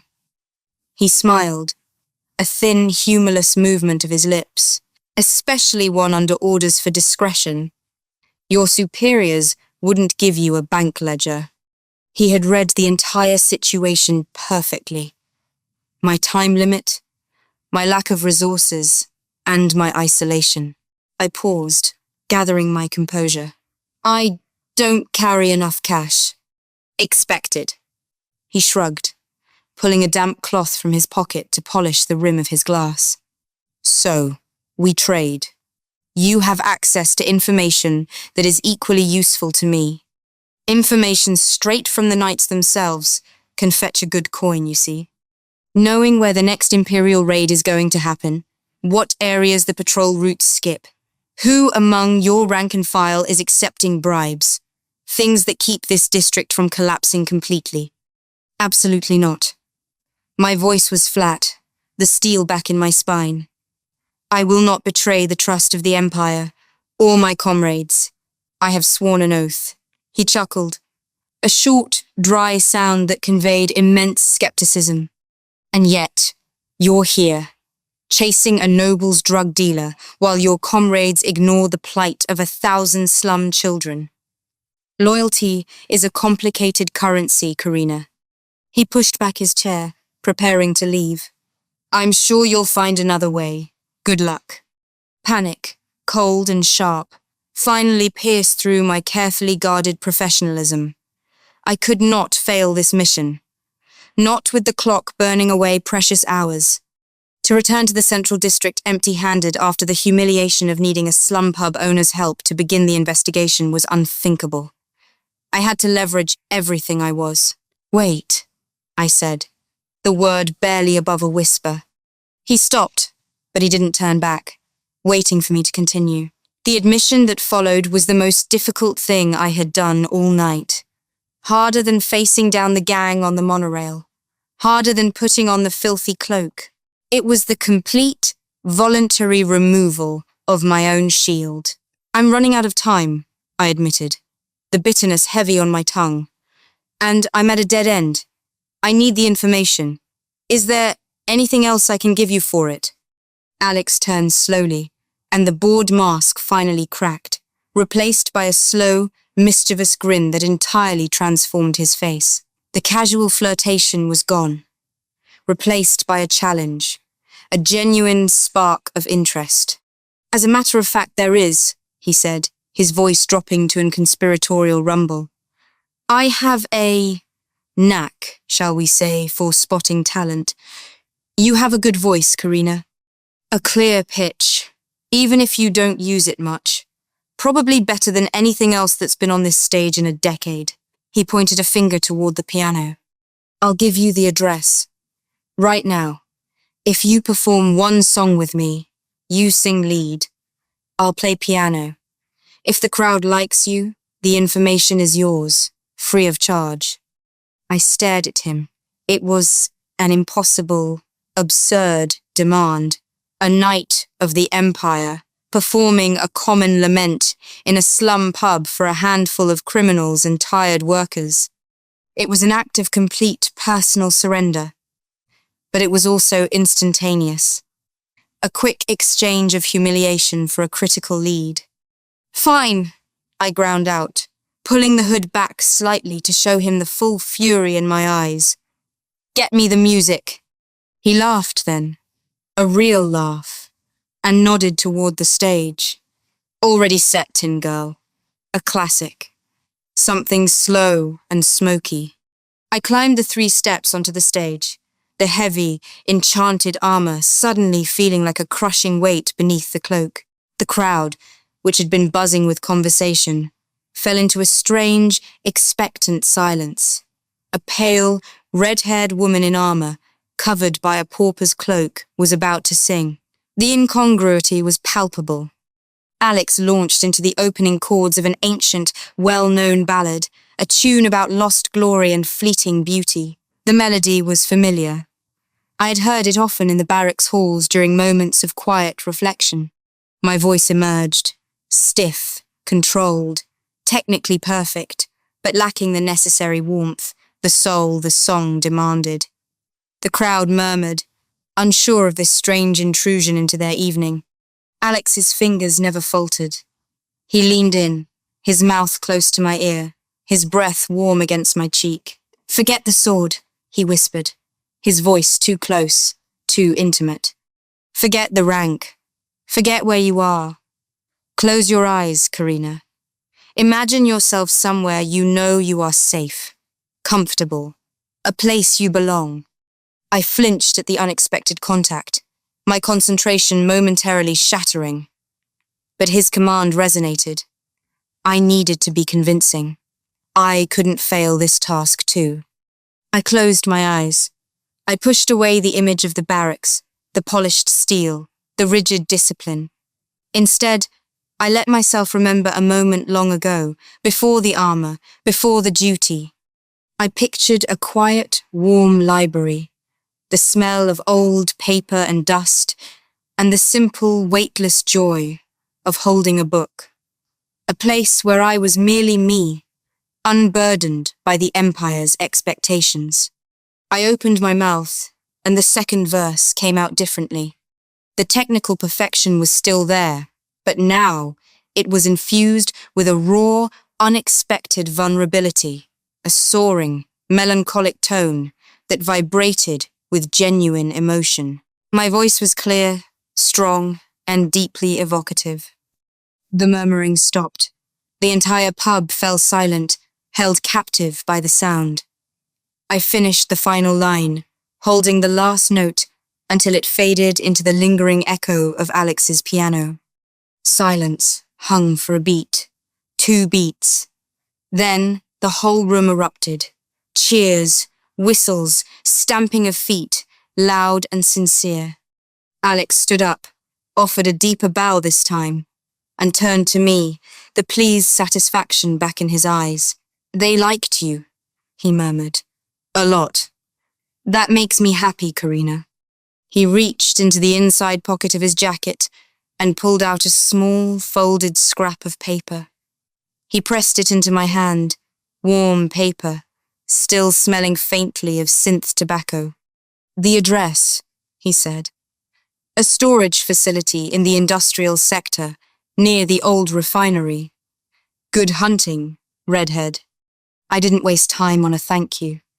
I pushed through the crowd, clutching the paper, the adrenaline of the performance already giving way to the cold focus of the night. The clock had lost hours, but I had a target. The mission was back on track. Chapter 4. The Nail and the Sword. I did not stop to analyze the information. I simply acted. The address felt warm in my gauntleted hand beneath the rough wool of the cloak. A physical manifestation of the progress I had bought with my pride. I ignored the lingering, uncomfortable heat of Alex's presence and the unsettling realization of what I had exposed about myself. The mission now had a target, and that was all that mattered. The industrial sector was a short, brutal monorail ride away, a landscape of shattered concrete and rusting magi steel. The storage facility, identified by the faded numbers Alex had scribbled, was a warehouse of colossal, intimidating scale.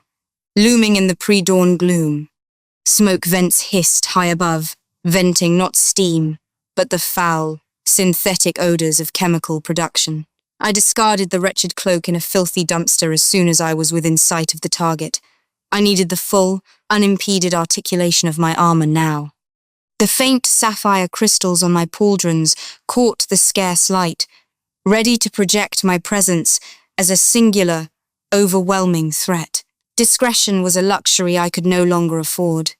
The clock was ticking, and the objective was at hand.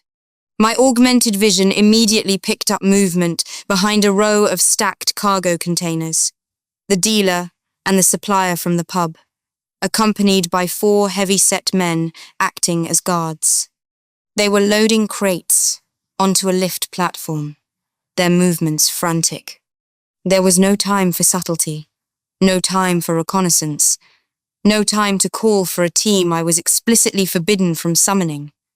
This was the fast track, the immediate resolution the Empire craved.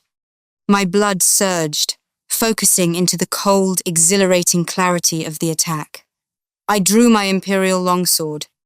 The kinetic enchantment activated with a satisfying hum, casting a brilliant cerulean corona along the blade's edge, making the heavy plasteel feel like a feather-light extension of my will. I charged. I moved with the speed of the bullet monorail, crossing the open ground in a blur of red and sapphire. The guards barely had time to turn before I was upon them. The first guard raised a kinetic rifle. I brought my sword down in a sweeping arc.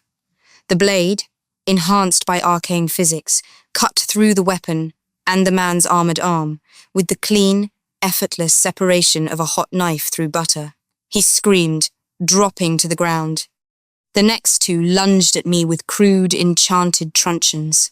I deflected the first, the impact sending a jarring shockwave through my gauntlet, before using the momentum to thrust the tip of my sword directly through the joint where the second guard's neck met his pauldron.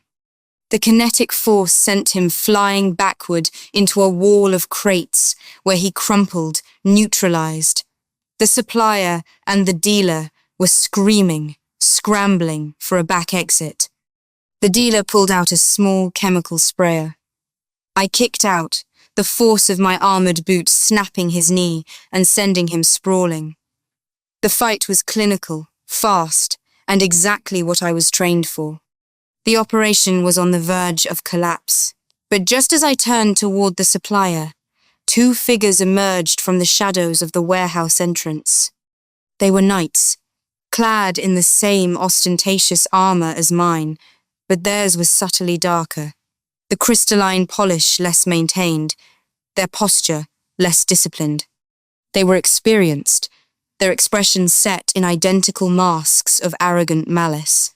"Well, well," the taller of the 2 drawled, drawing a massive 2-handed greatsword, his voice amplified by his helmet's vocal filter. "Look what we have here, a little stray dog trying to eat the profits." My heart seized. Corrupt knights. The situation had changed gravely. This went from a criminal operation to a state-sanctioned shadow economy. The smaller knight moved with devastating speed, using a specialized energy whip. He struck before I could fully adjust, the energized lash wrapping around my sword arm. A pulse of concentrated anti-magic energy flared, instantly killing the kinetic enchantment on my blade. The sword became dead weight, nearly tearing the weapon from my grip. I abandoned the blade, letting it drop to the concrete with a deafening clang. I shifted to unarmed combat. But these men were better than the thugs I usually faced. They were my peers, trained to counter my own fighting style. The taller knight brought his greatsword down in a blinding arc. I managed to block it with my forearm pauldron, but the impact sent me staggering backward, my visor sensors screaming red alert warnings from the strain. The smaller knight followed up, hitting me with a powerful kinetic kick to the abdomen. I gasped. The air knocked from my lungs and slammed against a metal support beam. The enemy knights advanced, their faces visible through their visors, cold, satisfied. I was trapped, disarmed, and facing certain death or capture. I had walked straight into a superior force. "Tough luck, little sister," the taller one mocked, raising his blade for the killing blow. Then, a sound split the air, not the crack of a kinetic rifle, but the sharp, percussive thwack of a heavy-duty pneumatic weapon. A projectile, a construction nail, thick as my thumb, screamed through the air and embedded itself deep into the great sword knight's knee joint.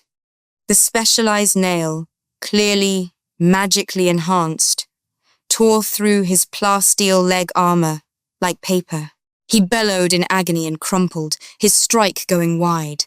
The smaller knight whirled around, confused. Thwack, thwack, thwack. 3 more nails followed, striking the small knight's shield pauldron in rapid succession, forcing him to cover his face and retreat, sparks flying off his corrupted armor. A figure stepped into the light, emerging from the smoky depths of the warehouse, a low-slung, compact profile made imposing by the industrial tool he held in both hands. It was a massive, drum-fed nail gun, glowing with a faint, angry red energy. Standing there, the fedora hat low over his eyes, was Alex. He looked at me, gave that same irritating, bored look, and then back at the 2 downed knights. "Took you long enough, lady," he commented dryly. The realization hit me with the force of a physical blow. Alex was Nailgun A. He had orchestrated the entire setup, using me as bait and a distraction, but he had also saved my life. The odds just evened up. Alex called out to the remaining knight, adjusting the grip on his weapon. "2 of us against 2 of you. Let's dance." The fight restarted instantly. But this time, the dynamic was completely different. Alex did not rely on standard combat forms. He used the nail gun as a ranged suppressant, firing bursts of heavy nails whenever the enemy knights tried to close the distance. The corrupt knights had to use their shields and magical blocks constantly, unable to advance. This gave me the opportunity I needed. I launched myself from the wall, retrieving my sword in one fluid motion. My kinetic enchantment reignited instantly, hungry for action. The first knight, the one with the 2-handed greatsword, now limping heavily, was slow. I used a low, sweeping magic kick to his good leg, bringing him down to the ground. As he fell, Alex, with startling athleticism, darted past me, not shooting, but using the heavy nail gun itself as a brutal melee weapon. He clubbed the knight across the helmet with the solid steel housing, knocking him instantly unconscious.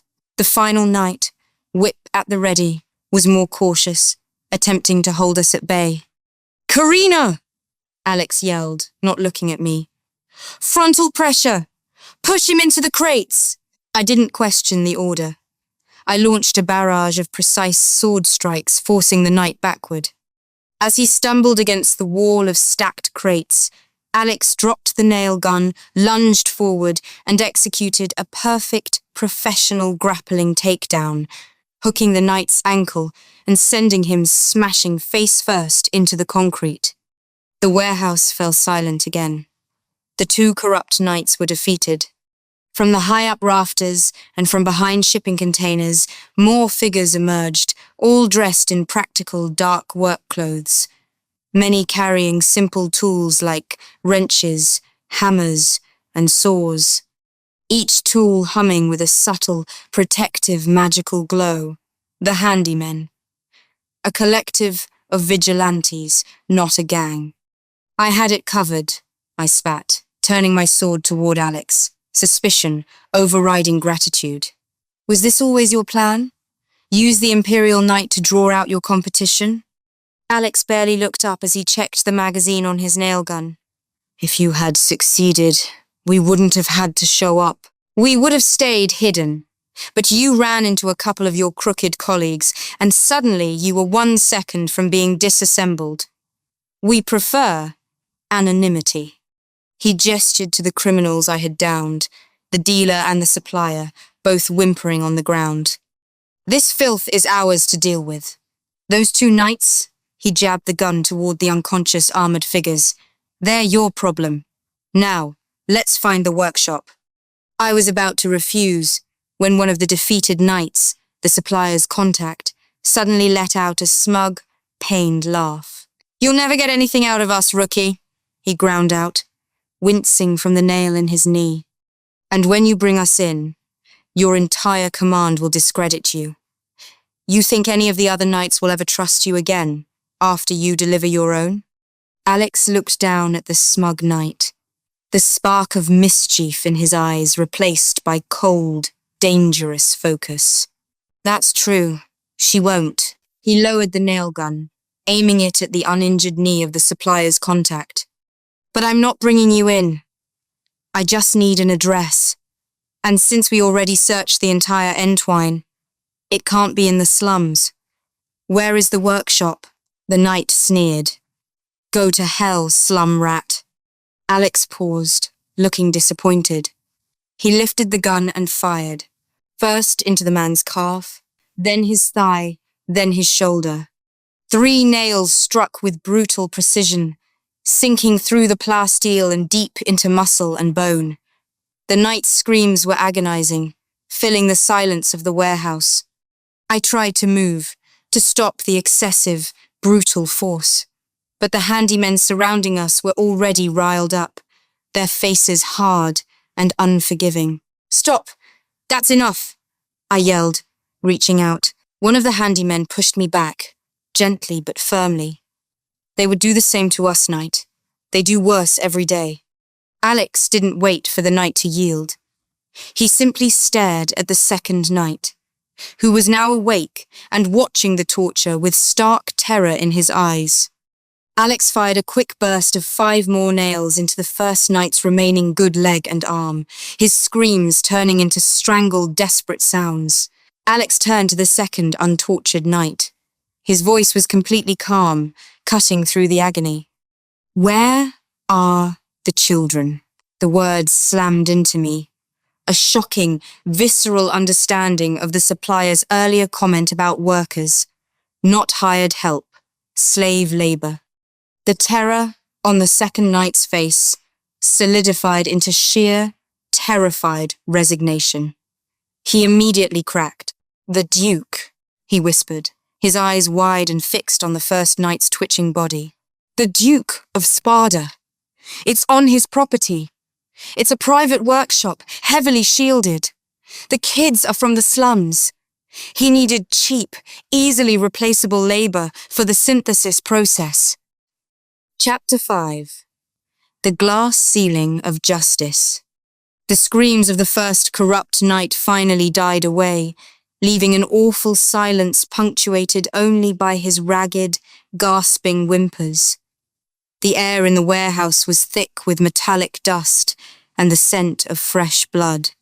The revelation that the workers were kidnapped slum children forced into slave labor by a duke slammed into me with more force than any kinetic strike. It was a moral wound that eclipsed the political betrayal. I whirled on Alex, my sword still humming, but now aimed at him. His composure was unnerving, a stark contrast to the terror he had just inflicted. He told you what you wanted, I ground out, my voice tight. The children, the Duke. Now, these men are coming with me. To the High Command, to face a court-martial. Alex let out a low, humorless laugh, tilting the nail gun so its muzzle pointed at the ceiling. The red light of its enchantment flickered off. "You're still talking about your justice system, Clanks," he scoffed, gesturing to the whimpering slum criminals who were now being efficiently bound with high-tensile wire by the silent, pragmatic handymen. "Those three, the dealers and the supplier, they'll be judged here, by the community they poisoned. And those 2 knights?" He nodded toward my captured colleagues. "You take them back. That's your burden to carry, not ours. But you bring them in, and I promise you, the knights will ensure they walk free, and you will be the one who pays the price." His argument, though delivered by a torturer, resonated with the cynical pragmatism of the slums. He saw the rot, and unlike me, he wasn't constrained by the promise of integrity that Imperial armor was supposed to represent. "I won't allow you to execute them," I stated, stepping closer, my blade dangerously near his throat. Alex didn't flinch. He simply met my gaze, the boredom in his eyes replaced by a challenge I couldn't ignore. "We aren't murderers, Karina. If their crimes can be offset by their future labor, perhaps they live to fix the damage they've caused. But that is our law, the law that protects the invisible." The standoff was tense, an alliance forged in combat already fracturing over ideology. He was right. If I fought him, I would lose the information and the evidence, and I had no time to waste. I had to prioritize the children. "Fine," I conceded, forcing the word past my teeth. "The slum criminals are yours. But the 2 knights, they are property of the Empire. They come with me. You will not touch them further." Alex gave a short, curt nod. "Agreed. Now move. We need to disappear before a patrol sweep picks up the magic flares from that little skirmish." The handymen worked quickly, efficiently loading the bound dealers and the now unconscious, nail-riddled knight into heavy, unmarked delivery vehicles. I secured the 2 corrupt knights myself, using specialized restraints that locked their armor's mechanisms and applied a mild sedative to keep them quiet. I did not look at the first knight's wounds. I simply performed the duty.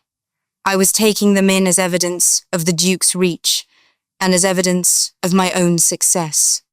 As the sun began to paint the sky with the violent oranges and reds of dawn, I was back on the monorail, riding in the cargo carriage, hauling 2 disgraced colleagues. I arrived at the central barracks just as the morning duty rotation was commencing. The reception was everything the handymen had predicted, and yet I was entirely unprepared for the sheer velocity of the turn. My immediate superiors, the 2 commanders of the Urban Enforcement Division, men I had respected and served for years, were ecstatic.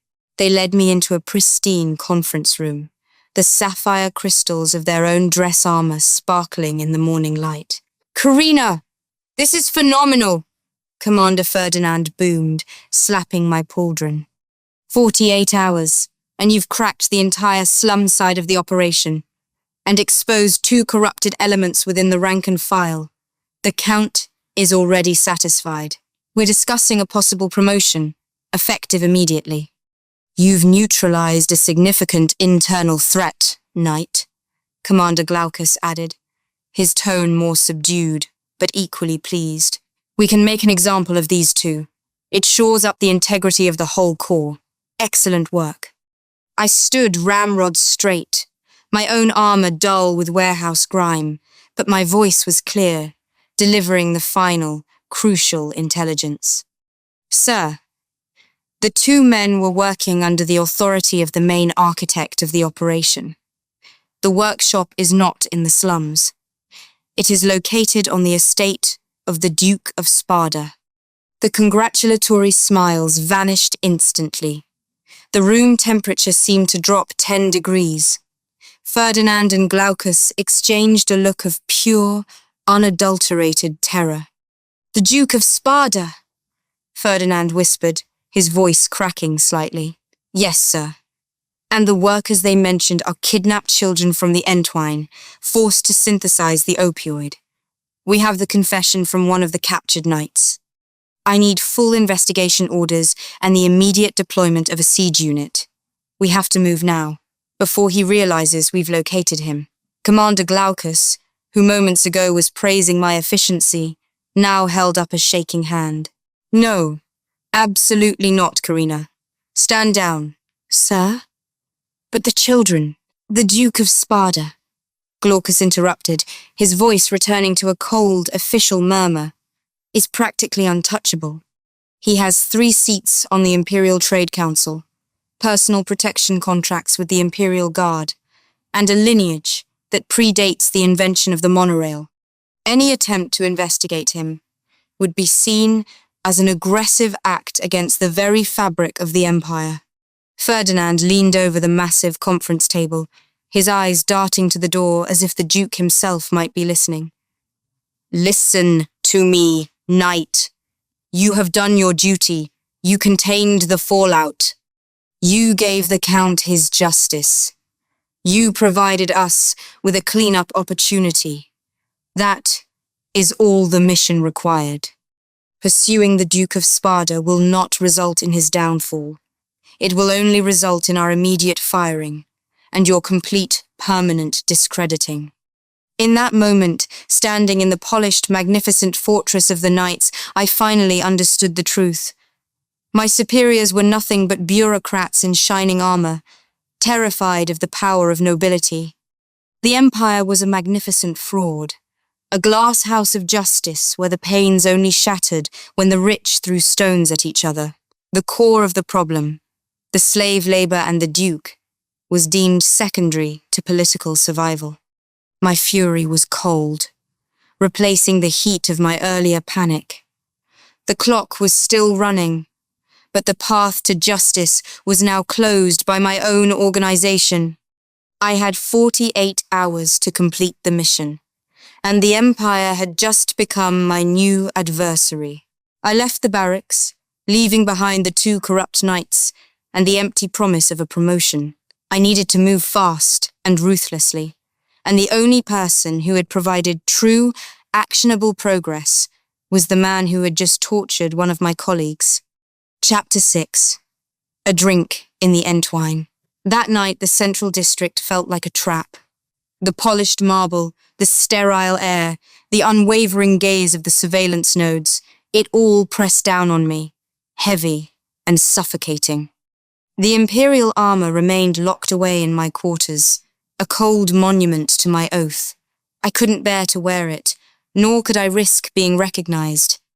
After a few hours of uneasy sleep, I went shopping, not for supplies, but for anonymity. My uniform was a brand, a commitment. My civilian clothes were 3 years out of fashion, cheap and loud. I bought a simple, dark tunic and fitted trousers from a tiny stall near the lower marketplace. They were unremarkable to the casual eye, yet they complemented the lean, hard lines of my physique in a way that felt entirely new and unsettling. It was the first time I had worn clothes that didn't demand reverence. Under the cover of dusk, I took a ground transit line into the Entwine. I navigated the familiar maze of neon and rust until I reached the back alley and the chipped neon sign of the low brow. The pub was warm, loud, and smelled pleasantly of stale beer and wood smoke. It was the antithesis of everything the night stood for, and I felt immediately exposed. I found an empty booth near the back, my heart hammering against my ribs. It took Alex less than a minute to spot me. He was wiping down the mahogany counter, his dark hair pulled back and a towel slung over his shoulder. He froze, his usual easy rhythm disrupted. His expression was a perfect blend of surprise and calculated neutrality. He finished wiping the counter and slid into the booth across from me, setting down a pair of chipped earthenware mugs. Well, well, Alex said, his voice low over the murmur of the crowd. Look who decided to join the proletariat. I figured you'd spend your evening polishing the breastplate and writing stern reports. No plates, no reports, just sorrows to drown, I replied, running my thumb over the rim of the mug. I noticed he hadn't asked if I wanted something. He'd just assumed. He filled both mugs with a dark, bitter ale. I took a large sip, the flavor cutting through the tension. It took the edge off the metallic taste of betrayal that had clung to my tongue all day. It went down exactly how you predicted. I stared into the void, letting that cold wave of disillusionment drown everything else out. As soon as the word Spada was spoken, everything else became irrelevant. The drugs, the crimes, the children, they ignored it all. Alex took a long drink, unfazed. Your job is to enforce order, Karina. Order is what keeps the Duke rich. You're paid to look the other way, or in this case, to look straight ahead while the real crime happens behind you. He met my gaze. I'm not surprised. What does surprise me is seeing you here without your ceremonial shell. I needed to talk to someone who didn't swear an oath to the system, I admitted quietly. He gave a dry, humorless chuckle. Fair enough. He leaned closer, his voice dropping to a serious conspiratorial whisper. We were able to confirm the information your colleague gave us. My breath hitched. You found the kids? Alex shook his head sharply. We don't have visual confirmation, but we know in which property they're being hidden. The House of Embers, the Duke of Spada's personal fortress, high up on the West Ridge. The audacity of it is what makes it safe. Who would ever file an official report demanding to raid the Duke's private home? The house is impenetrable, I whispered, thinking aloud of the layered defenses, the arcane shielding, the exclusive access protocols. It's beyond the jurisdiction of all but the highest Imperial warrants. Worse than that, Alex continued, setting his mug down. We've confirmed the patrols. The outer perimeter is guarded by 2 dedicated companies of the Duke's private security, but the internal security, the really tight rings, are run by corrupt knights. He gestured around the pub, a tired, frustrated sweep of his hand. We've got the intelligence. We know the routines. We even have a schematic of the internal dock and the workshop location. But we are handymen. We build things. We can't dismantle a fortress protected by the best armed soldiers in the Empire. We can't find a way in. He trailed off, waiting. He had laid out the problem, an impossible wall of power, money, and corrupt authority. I stared down at my plain clothes, then at the strong, competent hands of the man across from me. He and the handymen were the righteous. I was the corrupted tool. My mind raced through the protocols, the security checkpoints, the biometric locks, and the arcane shield signatures of the house. Every single defense was designed to stop outsiders. But I was not an outsider, was I? They can't get in, I murmured, the words catching in my throat. I stood up, the action deliberate and sudden. I looked straight through the wall, through the city, to the towering fortress on the ridge. I can, I stated, the plan forming fully in my mind, cold, terrifying, and brilliantly simple. I'm the only one who can. Chapter 7. The Trojan Testudo. The House of Embers on the West Ridge was an architectural lie, a delicate crystalline structure concealing a brutal armored core. At 0200 hours, I stood outside the reinforced gates in my armor.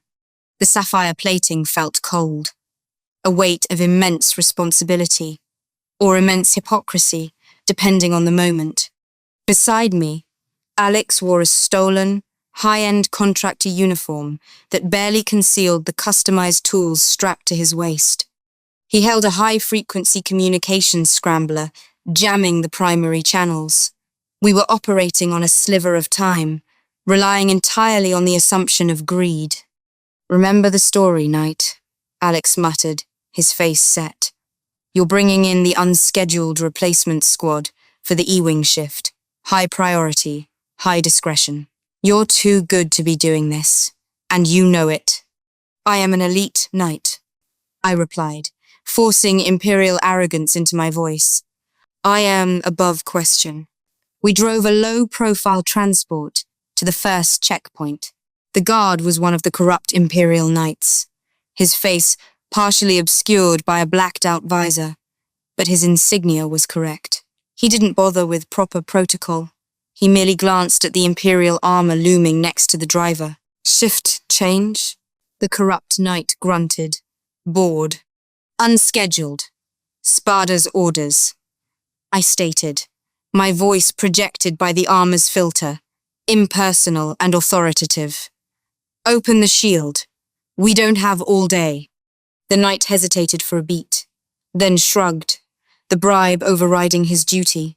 He disabled the complex arcane shield. The security perimeter parted, granting us passage into the internal docks. The armor had opened the door. We bypassed the main internal checks and drove toward the vast, empty vehicle maintenance dock near the house's foundation. This section was rarely used, making it the perfect blind spot. Alex killed the engine. The schematics show a major, decommissioned hydrostatic sewer line running right beneath this deck. That's our access point. I located the inspection hatch, a heavy steel circle sealed with a kinetic lock and a pressure gauge set to the Imperial Knight's unique harmonic frequency. I pressed my gauntlet to the mechanism, feeding the required energy signature. It was an access method only a legitimate knight could use, proving Alex's intel was flawless. The lock released with a soft hiss.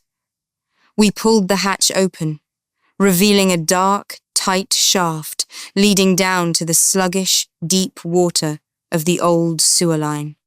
Alex dropped a high-powered, low-frequency signal emitter down the shaft. A minute later, a sequence of rhythmic, metallic taps echoed up from below. The handymen were in place. Go. We draw the internal security to the upper levels, Alex ordered.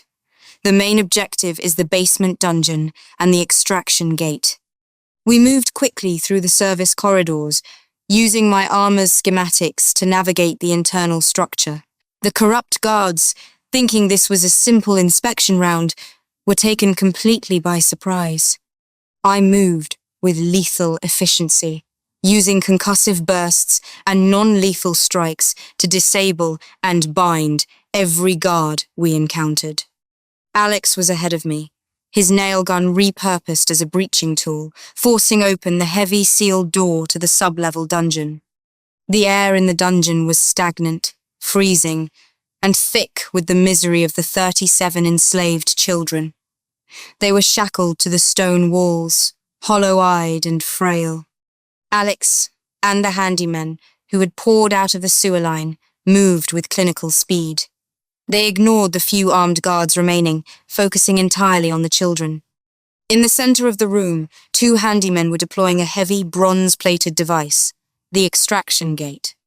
It was a massive, single-use teleportation beacon designed to stabilize and jump a large mass to a preset coordinates, the heart of the Entwine's fortified sanctuary.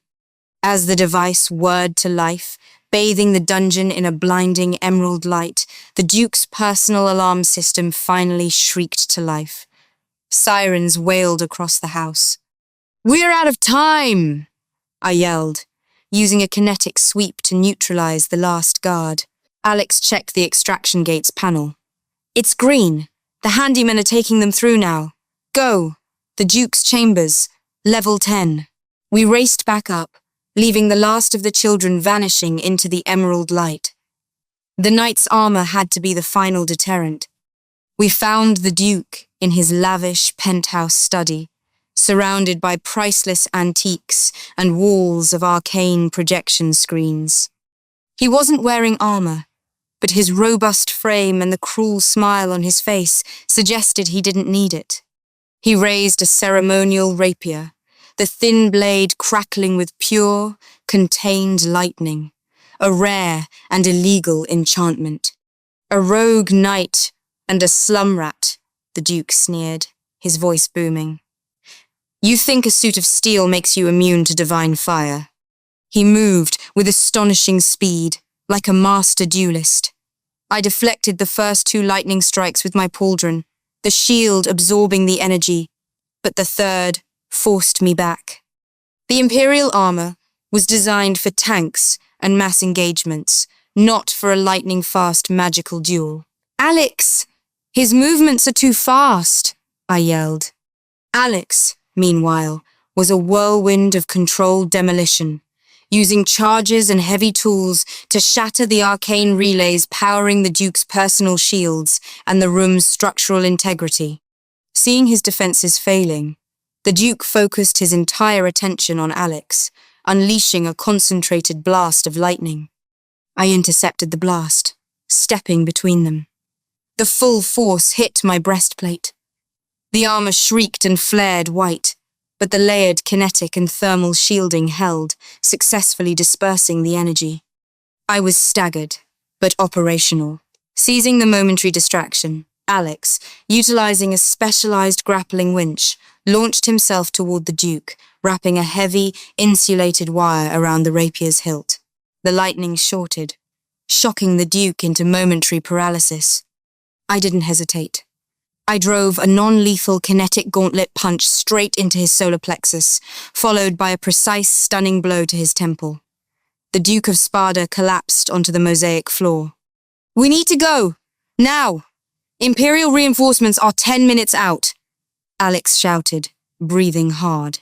We leave no evidence, I commanded, looking around the opulent room that concealed so much cruelty.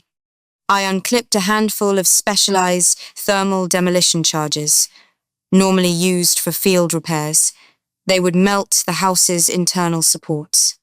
I placed them strategically around the Duke's central power core, setting them to detonate in 60 seconds.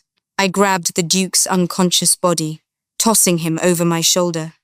The Duke gets justice, I told Alex, meeting his gaze through the darkness and smoke. Slum justice, Alex corrected, securing the last of his tools.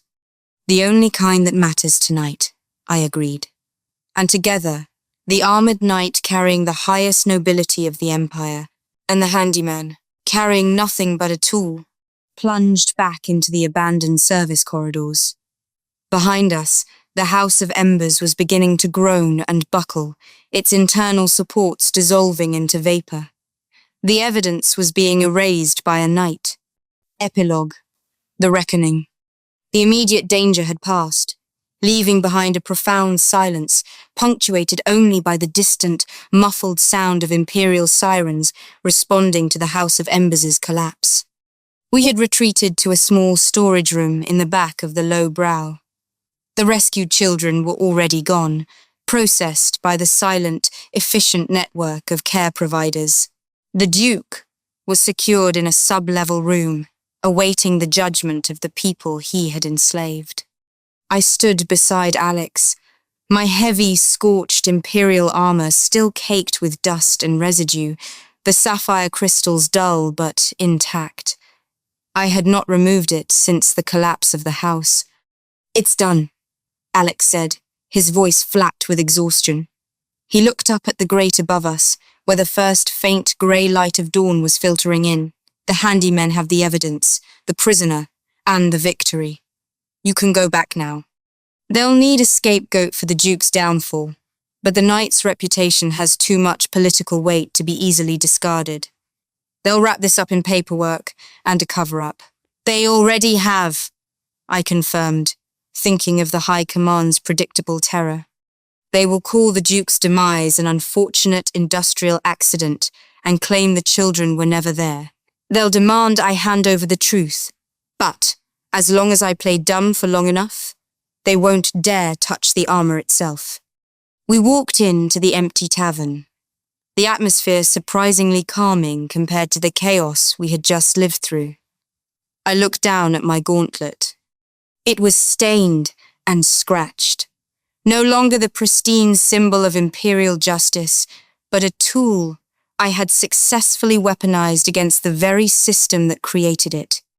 I had learned more about the Empire's rot in 48 hours than in 5 years of service. He walked over to the back of the bar, retrieving his jacket. "The sun's up. You need to be gone before they send the first official retrieval team. Make sure you have an alibi for when they come looking for you." He paused, then offered a small, thin smile that finally reached his eyes. "If you decide the glamorous life of a knight isn't for you, there's always a spot here. I need a singer who can hold a room captive." He walked back toward me, the morning light catching the stubble on his cheek. He lowered his voice to a conspiratorial murmur. "The pay is dirt cheap, but the mood is nice, and the drinks are free for employees."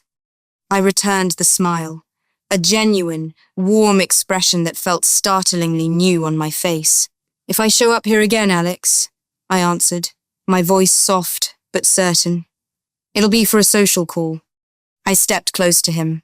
He didn't flinch, holding my gaze.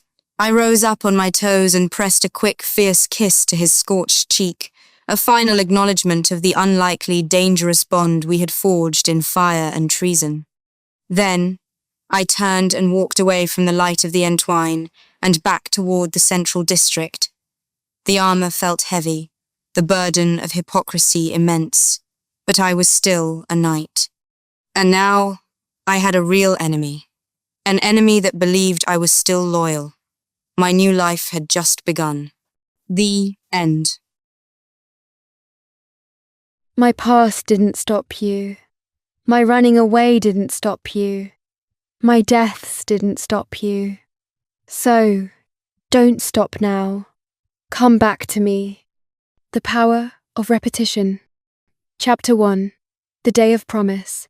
The air on the university campus that afternoon was impossibly bright, carrying the scent of fresh-cut grass and the distant, thrilling buzz of my future. I felt 19 years old, and for the first time in my life, that age didn't feel like a ticking clock toward inevitable tragedy, but a starting line. Only an hour earlier, the email had arrived. Accepted. The theoretical physics program in Vienna. The dream I'd meticulously planned since I was 13. The fortress I'd built in my mind to escape the chaos of my childhood was finally real. I was going. "We have to go to Exotica tonight, Ashi. It's mandatory." Mia, my best friend and designated chief excitement officer, was practically vibrating. She clutched my arm as we walked across the main quad with Leo and Sam, my brilliant, chaotic, and fiercely loyal circle of friends. We were heading for the cafeteria, but my feet felt lighter than the ground. "Exotica it is," I agreed, letting a genuine, full-wattage smile bloom. It felt strange to smile so easily, so freely. I used to practice smiles in the mirror, trying to erase the deep-seated sadness that clung to me like cheap perfume. Now, it was just there. It was proof that the reinvention had worked. The quiet, melancholic girl with the dark history was gone. I was Ashley, the almost physicist. The girl who had chosen to leave her whole past. The abuse, the fear, the family toxicity, the terrible ex-boyfriends behind. We were laughing about Sam's latest disastrous lab experiment when my laughter caught in my throat, freezing there like a shard of ice. My feet stopped. The world went from vibrant colour to a muted grayscale in an instant. He was sitting under a massive, sun-dappled oak in the university's quiet garden section. His back was resting against the rough bark, his long legs stretched out into the grass, a book open but forgotten on his knee. It was Jason, my childhood friend, my first confidant, the quiet, shy, chubby boy I'd grown up alongside in the shadow of my mother's toxic house, the one person who had understood my need to retreat into silence. I hadn't seen him, hadn't spoken to him, since the day I packed my car and drove across the country to start fresh after high school. I had cut ties with everyone, including him, fearing that the toxicity was contagious, or that the familiarity of our shared dark history would pull me back into the downward spiral I was so desperately trying to escape. But this wasn't the Jason I remembered. The boy was gone. The man sitting there was tall, powerfully built, his shoulders wide beneath a simple charcoal t-shirt. He had the lean, defined look of someone who spent more time moving than sitting. His hair was cropped short, highlighting the sharp angles of his jaw. He looked thoughtful. His gaze wasn't on the book or the people walking past. It was fixed on the distant horizon, as if looking into a future only he could see, or perhaps a memory only he possessed. He seemed older than his 19 years, heavy, with a weight I couldn't comprehend. "Ashley? What is it? You look like you just saw a ghost," Mia whispered, following my gaze. "I know him," I managed, my voice a dry croak. I need a minute. You guys go ahead. I'll catch up." They looked concerned, but respected my sudden need for space. I mumbled a goodbye and started walking toward the oak, my heart performing a frantic, irregular drum solo against my ribs. As I approached, he lifted his head. His eyes, those same deep, serious, brown eyes I remembered, met mine. There was no flicker of confusion or surprise, no moment of recognition dawning. He simply saw me. It was as easy as breathing, as if he had been expecting me all along, or had just seen me 5 minutes ago. "Ash," he said, his voice deeper, richer than I remembered. It was a single syllable, yet it felt like a lifetime of shared history, condensed into one familiar, intimate greeting. He still used the nickname I had shared years ago, the one that belonged to the melancholic girl. My stomach flipped. "Jason," I breathed, a wide, genuine smile breaking across my face again.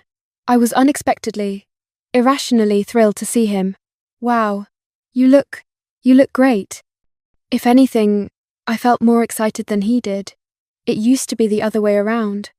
I was the one filled with quiet melancholy, and he was the one who would fill my silences with endless, gentle chit-chat, a nervous habit that was always secretly comforting. Now, the roles were reversed. I was buzzing with new life, and he was the calm, still center. He gave a slight, tired smile. "You too. You look happy, Ash." "I am. I just got accepted into Vienna." I practically spilled the words. Theoretical physics. "I'm celebrating tonight. I'm so excited." "What are you doing here? Are you studying here?" He nodded vaguely. "Something like that." "Congratulations, Ash. That's huge." I sat on the edge of the bench near the tree. "So, tell me, what's going on? You seemed miles away just now. What were you thinking about?" He shifted, picking at the bark.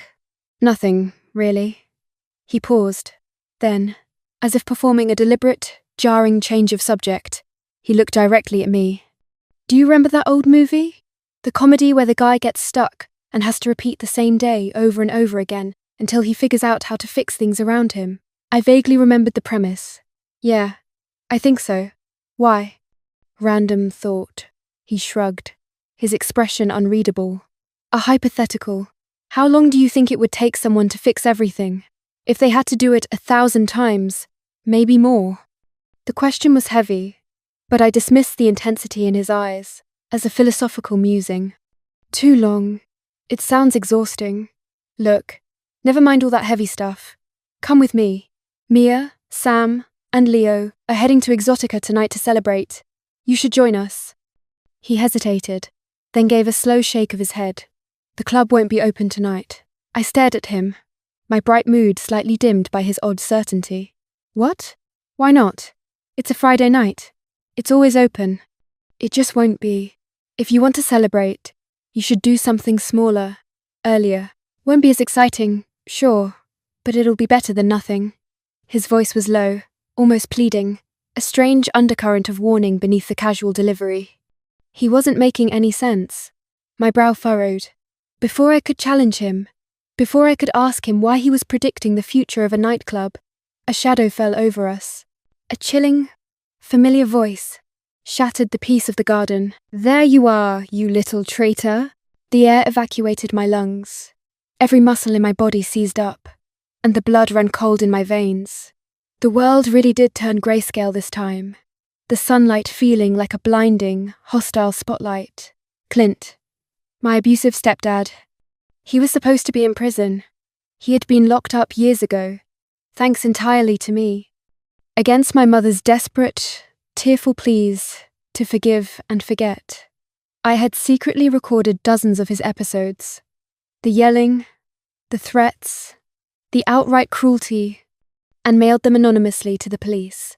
It had been the catalyst for my freedom, and the final break with my mother, who had chosen his side over mine until the very end. He was walking toward me now, a man twisted by rage, his face mottled, and his eyes wild, like a cornered animal. "You think you can just run, Ashley? Think you can put me away and go live your little perfect life?" he yelled, his voice carrying an insane, desperate edge. I told them you framed me. I told them it was all your fault. He wasn't wrong. I was the reason he was arrested. I was the one who pulled the trigger on my past. The shock paralyzed me. My legs felt like concrete pillars rooted to the ground.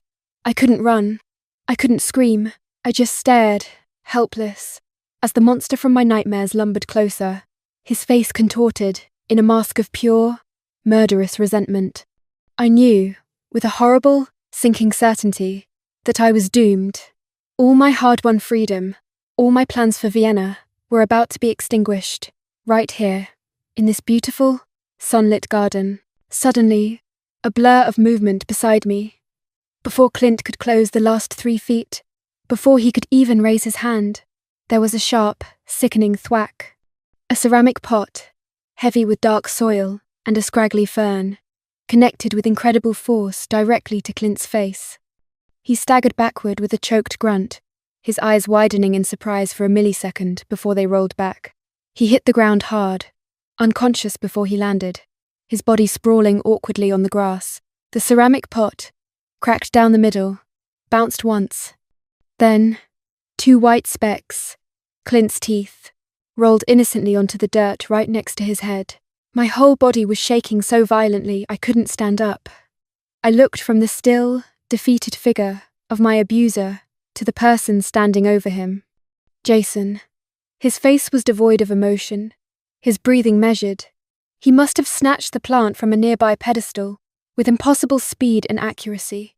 It was a move so clean, so precise, it felt almost practiced. In the next moment, 2 university security guards arrived, running fast, as if they had been watching the scene, or had received a call moments before. Their arrival was strangely, unnervingly fast. Jason didn't wait for them to ask questions. He was perfectly calm.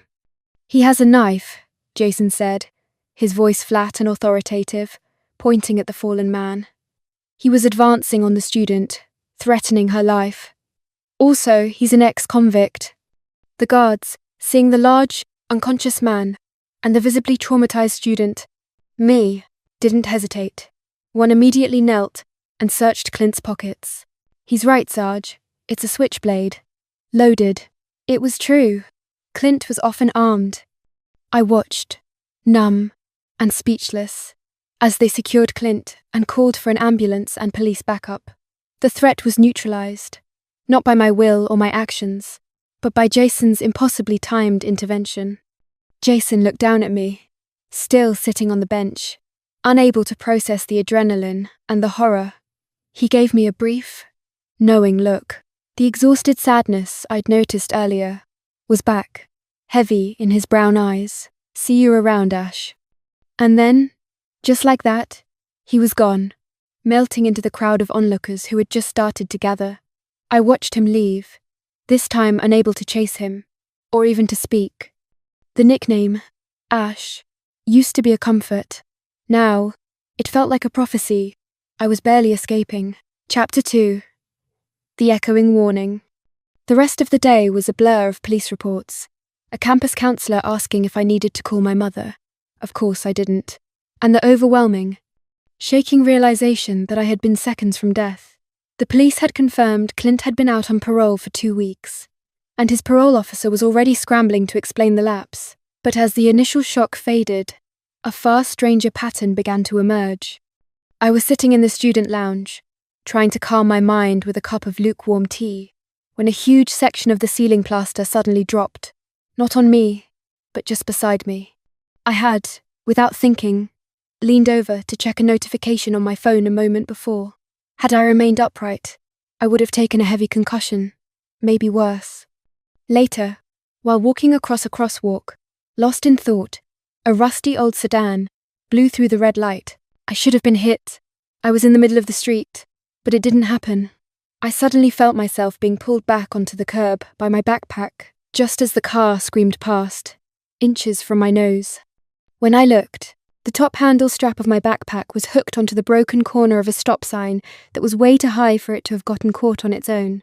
The feeling of being watched, of being shepherded, was growing heavy. I knew in my gut that these weren't mere coincidences. The third event was the most definitive. I was in the library, on the third floor, returning a book. I reached for the handle of the metal railing of the staircase to descend, when, suddenly, I saw something collide. The very spot of the railing my hand was about to make contact with. It was a hefty-looking textbook, Quantum Field Theory. The entire metal railing I had been about to touch detached from the wall with a terrible groan, crashing down 3 flights of stairs in a deafening, terrifying cascade of metal and concrete dust. In the split-second silence that followed, I saw him, Jason. He was 2 aisles over, standing perfectly still. His eyes were on me, not the railing. As soon as I caught his gaze, he gave the tiniest, almost imperceptible nod, a movement so small I might have imagined it, and then he quickly turned and walked toward the stacks, disappearing again. He had interfered. He was saving me, not just from my past, but from the universe itself. The knowledge was terrifying, yet deeply, disturbingly comforting. He was part of the past I was running from, yet he was the only thing keeping me alive in the present. The fear that I was doomed was replaced by a strange, frantic energy. My day had been laced with a horrifying series of near-death experiences, all neutralized by a mysterious protector who kept disappearing. I thought back to his strange, certain words. The club won't be open tonight. I had laughed it off. I was celebrating, after all. So, by 9 p.m., I was in a borrowed dress, standing with Mia, Sam, and Leo outside the Exotica Club. Except, it wasn't celebratory. Blue and red lights pulsed, not from the dance floor, but from the emergency vehicles clustered near the entrance. Firefighters in thick, reflective coats were cordoning off the area. "What the hell?" Mia exclaimed, dropping her purse. The club owner, a large man in a silk shirt, was outside, arguing furiously with a stern-faced fireman. "I'm telling you, it was a prank call. The place hasn't been open all day. We only just turned on the lights," the owner bellowed, his voice tight with financial panic. The 911 caller claimed there was a major gas leak and that people were fainting inside. The fire chief responded, consulting his clipboard. "We have protocol. The building is closed until we complete a full sweep." But as the argument continued, it became clear the prank wasn't quite a prank. A crew member ran out, panicked. "Chief, we found the source. There's a bad fracture in the main line. It's dangerous. The whole place is saturated." The fire chief immediately ordered the establishment closed for good until major repairs could be made. The celebratory night, the destination I was so determined to reach, was irrevocably ruined. I stood there, surrounded by my disappointed friends, a chill crawling up my spine that had nothing to do with the night air. "The club won't be open tonight." I looked up, scanning the faces of the dispersing crowd, my eyes searching for that familiar, thoughtful figure. There he was, walking away, calm and deliberate, already halfway down the block. He was wearing the same charcoal t-shirt, his hands shoved casually in his pockets. He looked like a normal student heading home, except he had just saved me from a potential explosion or suffocation. The final, fatal, accident of the day. This time, I didn't hesitate. I pushed past Mia's questioning hand and ran. "I'll be right back." Something just clicked. I chased him until I cornered him in a narrow, unlit service alley between the club and a dry cleaner's shop. The air here smelled of damp cardboard and industrial detergent. "Jason, stop!" I gasped, leaning against the brick wall, trying to catch my breath. He stopped, but didn't turn around immediately. He seemed to know I would catch up. When he finally turned, his face was shadowed, but the sadness in his eyes was palpable, a deep, well-worn exhaustion that had nothing to do with the present moment. "Hello, Ash," he said quietly. I straightened up, gathering my scattered thoughts. I couldn't confront him directly yet. The truth was too insane. I had to use his own language. "The movie," I said, forcing my voice to sound analytical. "Let's talk about the movie. The man who repeats the same day." He leaned back against the opposite wall, crossing his arms over his chest, his shadow massive against the faint light of the street. "Okay, what about him? How does he do it? He can't just decide to loop time. Something has to interfere, right?" "Right?" Jason confirmed, his voice a low rumble, an entity beyond human comprehension. "Or maybe one of those systems." He emphasized the word, the familiar reference to the fantastical novels we used to read as lonely kids. The ones where a miraculous system would show up when the user was at their absolute lowest, granting them power or a second chance. "And what's the point of the system?" I pressed. "To fix one thing? One problem?" "No, it's never just one thing. It's to solve all his pending problems. To correct the entire timeline until his outcome is genuinely good, genuinely stable. To ensure he finds what he's supposed to find." I swallowed hard. "How long would that take?" Hypothetically, he looked away, running a hand over the back of his neck. "A long time, Ash. A very long time." His voice was laced with a weary resignation that made my stomach churn. That exhaustion wasn't about our conversation. It was about the infinite, invisible work he had been doing. I couldn't keep the wall up anymore. The hypothetical was thin, transparent ice, and I was falling through. "Why do you keep saving me?" The question was raw, stripped of pretense, echoing loudly in the narrow alley. Jason flinched, his composure cracking for the first time. He took a long moment, staring down at the concrete, as if searching for the words etched into the stones. "Because you always come to me on this day, Ash. Just before you die." My breath hitched. "What?" "Every day. It doesn't matter where I go, or what I do, or how hard I try to avoid the university garden. We always run into each other at one point or another. You're always happy, certain that you can finally leave everything behind. You tell me about Vienna, about the program." His voice was soft, desolate. And then that hopeful, genuine smile, the one I always had to work extra hard for back then. It disappears in front of me once you realize you're dying. Sometimes Clint gets you. Sometimes it's a bus. Sometimes it's the gas leak. Sometimes it's the railing. Sometimes... He trailed off, shaking his head. "You've seen me die?" I whispered, the reality of the horror finally hitting me. He hadn't just saved me today. He had saved me countless times. "I've seen your smile disappear," he corrected, his voice catching slightly. "And I can't let it happen again. I can't bear that look of sudden, profound betrayal on your face when you realize the future you built is ending. I like your smile, Ash. It gives me hope too. It gave me hope when we were lonely, mistreated children huddled away from the world. And it gives me hope now." His admission, so simple and sincere, shattered the last of my resolve. He hadn't just been my protector. He had been trapped, reliving the worst moment of my life, over and over again, simply to keep my light from extinguishing. He was doing this for me. He was suffering for me. As he turned, preparing to melt away into the darkness again, to let me have my new life free of his old one, I couldn't let him go. The thought of watching him walk away, the one person who had actually fundamentally protected me, was unbearable. I moved, covering the distance between us in a single stride, wrapping my arms around his waist from behind.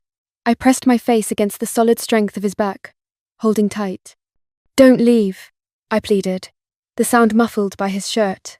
My sudden dependency was startling even to me. I was the one who had distanced myself from him, fearing that we'd end up caught in the same destructive pattern as all my past relationships: possessiveness, control, and eventual abuse. I had pushed him away because I was terrified of being vulnerable again. Now, standing here, safe in the solid circle of his warmth, the irony was a crushing weight. He wasn't the threat.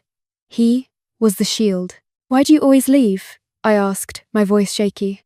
He didn't pull away, but he tensed. Because we grew apart for a reason, Ash. I'm part of the past you're trying to leave behind. No, I insisted, holding tighter. That's what I told myself. I was trying to leave behind the things that hurt me. But you never hurt me, Jason. You were the only good part. I left you because I was afraid I would pull you into my chaos. I was afraid I'd ruin you, or that I'd fall into the same predictable, downward spiral I always did with men. I pulled back just enough to look at his profile. Stay, please. I'm safer around you, and I just don't want to see you walk away anymore. A shudder ran through him. He reached back and covered my hands with his own, his skin rough and warm. I'm sorry, I whispered, tears finally blurring my vision. I'm sincerely sorry I cut you out. I was an idiot. He finally turned to face me, gently freeing himself from my embrace to cup my face in his hands, the same way he had gently covered the pot before throwing it. I never resented you, Ash. Not even for a second.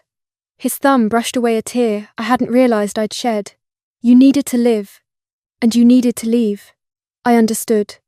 We sank down together, sitting against the cold, grimy wall of the alley, the chaotic energy of the club's closure finally fading into a dull, unimportant background hum.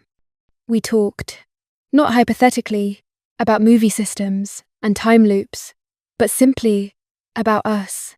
I told him about the sleepless nights studying, the crushing weight of expectation, and the terror that one day Clint would find me. He told me about his quiet life, his own career path, something involving computational logic, of course, and how seeing me happy on campus, even if it was only for a few minutes before the disaster reset, was the only thing that kept him sane. We caught up on 5 years of silence, a flood of shared memories washing away the distance between us. The conversation didn't end. It just tapered off, naturally, inevitably, as the exhaustion of the repeating day and the trauma of the past few hours finally won. I rested my head on his shoulder, his presence a heavy, immovable anchor. I didn't know when, but the next thing I knew, the surrounding darkness was no longer black, but the soft, pale grey of dawn. Chapter 3. The first real morning. A soft, cool breeze woke me. I blinked, momentarily disoriented by the smell of alley detritus and the sound of distant traffic. I was leaning heavily against a broad, solid chest. My neck was stiff, and my borrowed dress was hopelessly wrinkled. I looked up. Jason's head was leaning against the wall, his eyes open, staring blankly ahead. He looked utterly drained, his features etched with the deep, bone-weary exhaustion that had been lurking around the edges of his face all day yesterday. Or, rather, all of his repeating days. Jason? I murmured, my voice husky from sleep. He didn't respond. He just stared, unblinking. A sudden, fierce panic gripped me. Was he hurt? Was he just that tired? I scrambled up a little, checking his pulse, steady, strong, and his forehead, cool. I felt absolutely fine. I felt new. My body didn't ache with the familiar, systemic soreness that usually came from a night of trauma. I was real. I was whole. I was alive. He slowly turned his head toward me, his eyes focusing. He looked at my face, my hair, the line of my neck, the way I was breathing. The exhaustion was still there, but it was dissolving, like mist in the sun. It was replaced by something so profoundly, beautifully shocking, that I could feel the atmosphere around us change. His hands, still rough and strong, came up and cupped my face. He didn't use force. It was a touch so gentle it felt like reverence. His thumbs brushed my cheeks. Are you real? He breathed, his voice a disbelieving whisper. Are you unharmed? I stared at him, my heart melting from the intensity of his relief. I laughed, a low, spontaneous bubble of pure joy. I'm real, Jason. I'm right here. I'm fine. His eyes, which had held the weight of infinite repetitions, suddenly cleared. The decades of fatigue that had seemed pressed into his soul evaporated. His smile, the one I had waited 5 years to see again, was brilliant, unguarded, and absolutely ecstatic. It was the smile of a man who had finally won an impossible war. A triumphant laugh burst from his chest, loud and uninhibited. He didn't just stand up. He practically sprang to his feet, pulling me up with him. Before I could process the sudden motion, his strong arms were around me, lifting me off the ground. He spun me in the narrow alley, his joy infectious, echoing off the brick walls. It worked. It actually worked. You're safe. You're here. It's over. He lowered me gently, his hands still on my waist. His eyes were shining, locked on mine. At that moment, I understood the depth of what he had endured, the sheer hell of watching me die countless times, and I understood the depth of his protective love. I reached up, placed my hands behind his neck, and pulled his mouth down to mine. The kiss wasn't frantic or desperate. It was deep and confirming. It was an end and a beginning. It tasted like cold night air, the promise of dawn, and the incredible, final relief of survival. When we finally broke apart, both of us breathless, the sun had started to peek over the buildings, casting a golden light down the alley. I was smiling, the hopeful, genuine smile he had sacrificed so much to save. "So," I said, leaning my forehead against his, my hands still around his neck. I felt a perfect, solid, calm. The fear, the trauma, the constant anxiety, it was all gone, finally replaced by an overwhelming sense of belonging. Now that we have time, and this is a real day, I squeezed him gently. "You owe me a full, complete explanation." He laughed again, a sound so full of life, it made my heart ache with happiness. He brushed my hair back from my face, his eyes full of a promising, beautiful future. "I know, Ash," he said, the old nickname, now holding the meaning of a shared secret, a shared eternity. "I've got all the time in the world for that." Epilogue. The cost of a smile. Jason's perspective. The feeling of that first real morning was indistinguishable from a fever breaking. One moment, I was staring at the blank brick wall, my soul heavy with the memory of endless, identical sunrises, and the agonizing certainty that the moment I closed my eyes, the clock would reset. The next, the sight of Ashley stirring, alive, and utterly unaware of the hell I'd been through, hit me like a physical shockwave. Her laughter, that low, spontaneous bubble of joy, was the sound of a universe snapping back into true alignment. When the system found me, I was 19, broken, and convinced my life was already a waste. Ashley had died that very morning in front of me, moments after our actual chance encounter. She was happy one instant, then she was gone, and I could see in her face that she knew she would never escape that life after all. That night, I found myself lying on the floor of some street corner, having walked for hours until my legs collapsed. I didn't feel the fall. I didn't feel anything. I thought I'd been able to forget her after she left, but when I saw her again, all those feelings came rushing back. And then when she died, the shock had turned me into an empty shell. That's when it came to me. I remember the voice, cold, algorithmic, cutting through my despair with impossible logic. Subject is at maximum entropy, activating stabilization protocol. My assignment was simple, yet crushing. Correct the subject's doomed timeline. The subject, I quickly realized, wasn't me, it was Ashley. January 15th, the day of her greatest triumph, Vienna, was also the day of her inevitable, accidental death. The system had looped me, the only external factor with deep emotional ties to her, to act as the primary corrective agent. The rules were clear. I retained my memory. I could physically intervene. The pot was a brutal necessity. I'd perfected over 42 loops. I could use information I gleaned from previous loops. The gas leak at Exotica was a constant, fatal variable. But I couldn't just stop the accidents. Those were mere symptoms of a deeper instability in her life, a psychic gravity well pulling her toward disaster.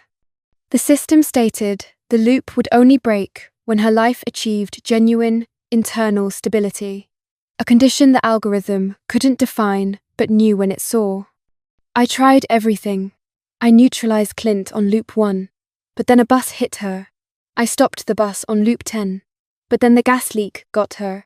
I sabotaged the gas leak early on loop 57, but then the library railing fell on her. Hundreds of repetitions blurred into one suffocating, unending day. I started carrying quantum field theory as a prop because it was the heaviest book I could grab quickly in the library, a poor man's armor against the absurd physics of my new reality. The exhaustion was absolute. It wasn't just losing sleep. It was the psychological torment of watching her hopeful, brilliant smile fade into a look of betrayal and fear, only to wake up and have to earn that smile again, knowing it was meaningless. I retreated, spending most repetitions lurking in the shadows, trying to figure out what the system actually demanded. I believed I was the final problem she had to overcome. I was the last, most dangerous link to the life of abuse she was trying to escape, and I feared that if she relied on me, the loop would simply reset because she hadn't truly achieved her independence. But I was wrong. The system wasn't looking for independence. It was looking for connection and trust. When I tried to walk away in that alley for the final time, ready to condemn myself to an eternal reset for her benefit, she stopped me. "Don't leave," she'd pleaded, her arms wrapped around my back. "I'm sincerely sorry I cut you out. I was an idiot." We'd had a similar interaction years ago, when I was still an overweight, insecure kid who kept approaching her because she kept looking sad. And I thought that, if I made her feel better, I'd feel better about myself too. One night back then, she had hugged me from behind too, barely able to wrap her arms around me. It had been her birthday that day. She had broken up with another boyfriend, and her parents had forgotten all about her yet again because they were too busy fighting. I was the only one who had bothered to go see her and give her a present. She said nothing, so I turned to leave, but she embraced me. "Every time I feel like I'm just going to sink and drown, you show up and pull me back up. I don't know what would have happened to me if you hadn't been here." Those words had meant a lot to me, even if their effect lasted for so little time. Less than a week after that, she was gone. Took her savings, a small backpack worth of clothes, and sneaked out the back door of her house while the police took her stepfather away. Never hated her for it. She did what she had to do. But I did tell myself that I needed to forget her, forget those words, and focus on moving on. Back in the now, in that alley, yet again, with her arms around me, must have been the way of the universe, to tell us how idiotic the both of us had been, the answer staring at us even before my ordeal had started. That was the variable. Her apology, her choice to acknowledge me, her past, as a source of strength rather than a weakness. Her unconditional trust, given freely, was the genuine emotional stability the timeline required. The loop didn't break when I saved her life from Clint, or the bus, or the gas. It broke when she saved my soul from eternal isolation. She chose to incorporate the past I represented into her future. She chose vulnerability, and that choice, pure, unconditional, and directed at the man who considered himself irrevocably flawed, was the final correction. The system accepted the result and vanished as silently as it came.